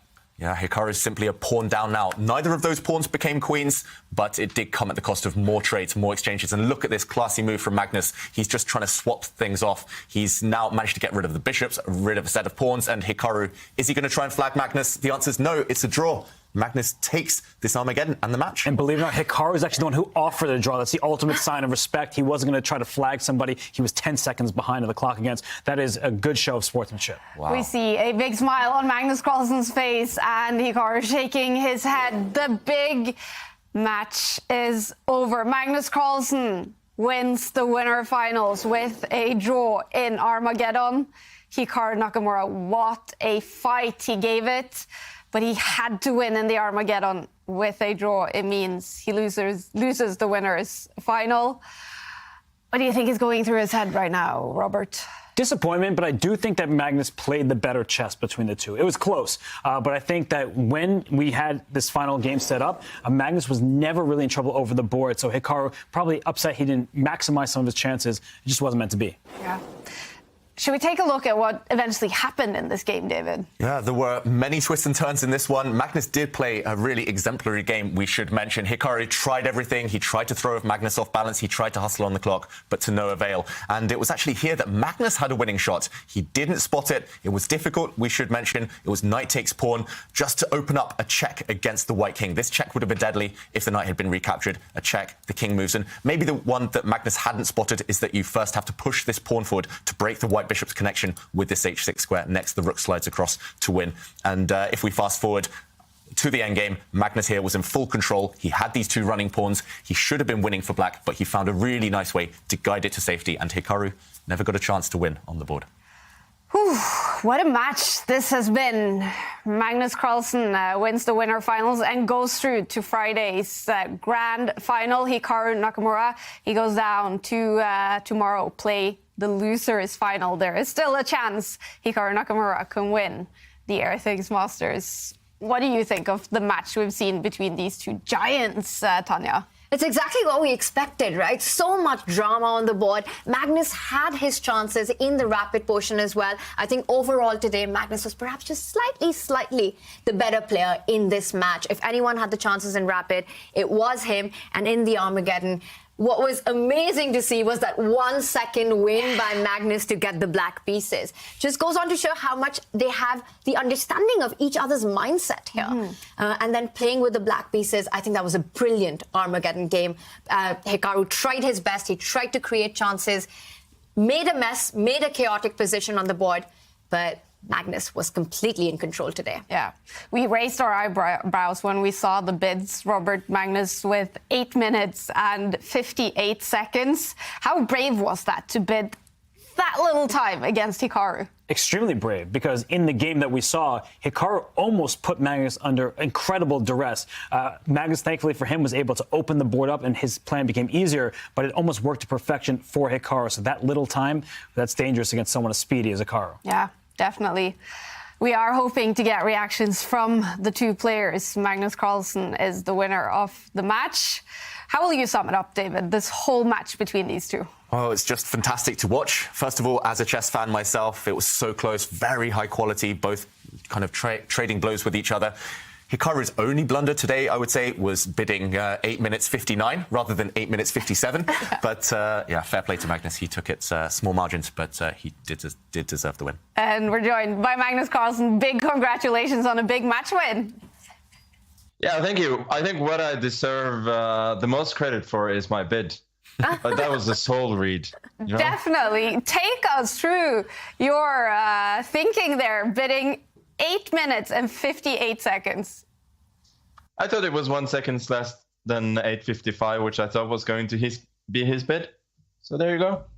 Impressive. But did you feel that was taking a risk, bidding that little time against someone as speedy as Hikaru Nakamura?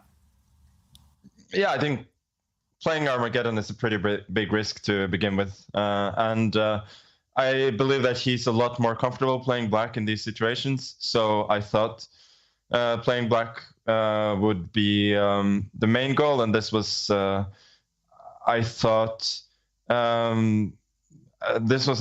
the amount of time that I could, the most amount of time that I could bid and still be black.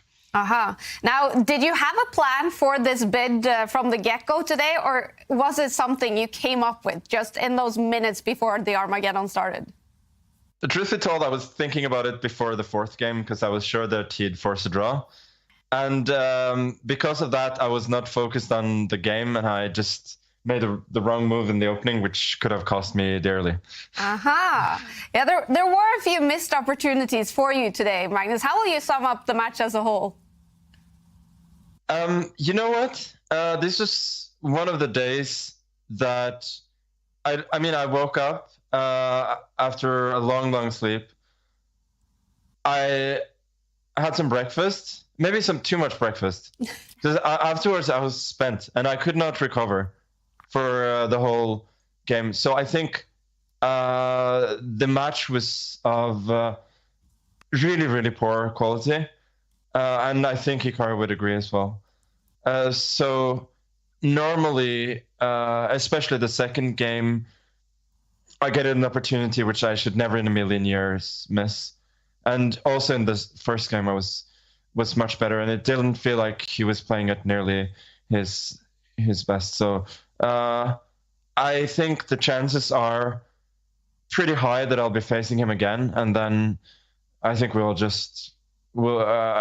that we both can play a bit better, because this was, I think, a match that was not representative of any of our levels. Okay. And Magnus, you mentioned that the breakfast kind of caused some issues this morning. What do they serve at the Chessborough house for breakfast? No, we actually went out. You know, I had some eggs, some bacon, and some veggies. So that's, you know, close to what I normally eat. So I should have been fine. The other days I've come out here without eating breakfast, and then I've felt a lot better. So like then I've been just, you know, munching on some nuts and raisins during the games, and some carrots in between games, and that's worked a lot better. So maybe I should go back to that. And Magnus, was the good breakfast that you were having, was that the reason why you were slightly late for the start of today's match? And did you read David's text that he sent you right at the beginning? No, I didn't see David's text. So I thought it was going to start at 12:45. So I was a bit shocked when I was told that you know, we're starting. So I should have been ready, of course, but also like not having set starting times is less than ideal for the players. Mm. And Magnus, now that you're a streamer, you know chat isn't always focused on the chess. So a big question that was coming from them is, what is your favorite Pokemon? Psyduck.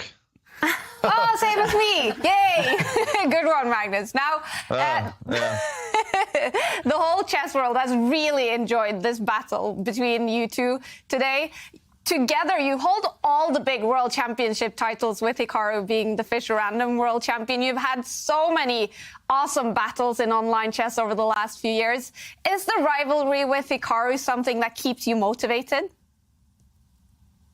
Yeah, I mean, the games are a lot of fun, and especially in the last few years, they've felt very, very important. So yeah, anytime I get a chance to play him, it's a privilege. Yeah.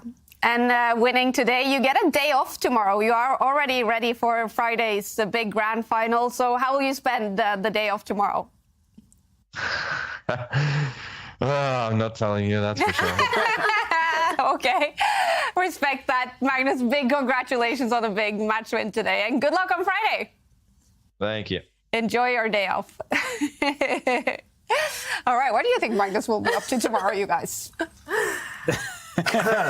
be David anything. might have the answers. I don't know. I'm not there in Canada, but maybe studying some chess. Maybe playing some Pokemon. You know, he seemed pretty happy to answer with Psyduck, so maybe he'll go do some Pokemon Go. Maybe he'll play duck chess if he loves Psyduck. Ooh, that's a good one. Yeah.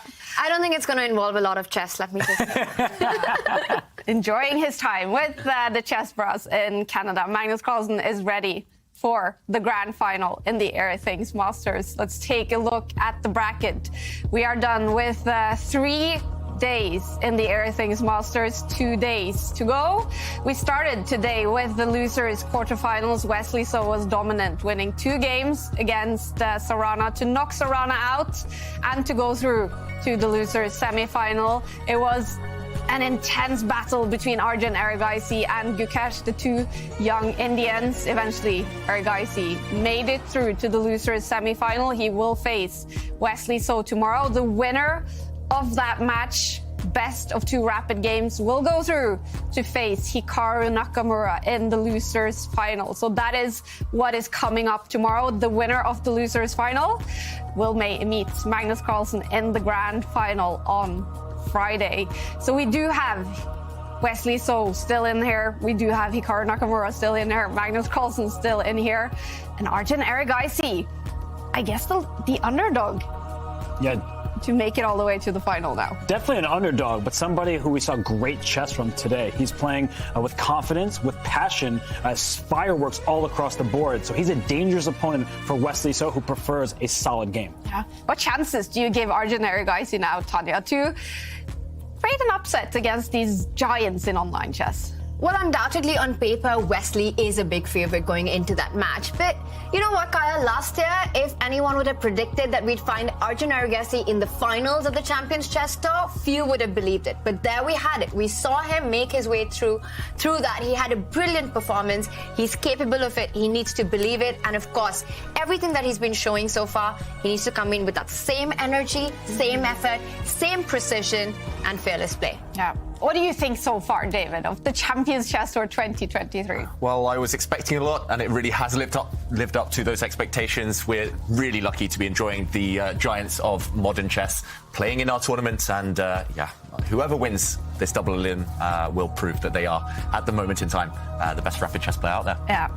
Fantastic day of chess. Thank you so much to our experts for excellent commentary. Remember that in actually 25 minutes, the Grandmaster Sham Shanklin is doing an Ask Me Anything, and he's going to focus on his new Chessable course that is out. Starts in 25 minutes on chess.com Discord. So check that out and join us again tomorrow for more chess. It's been so much fun today. We'll see you again tomorrow. Bye for now.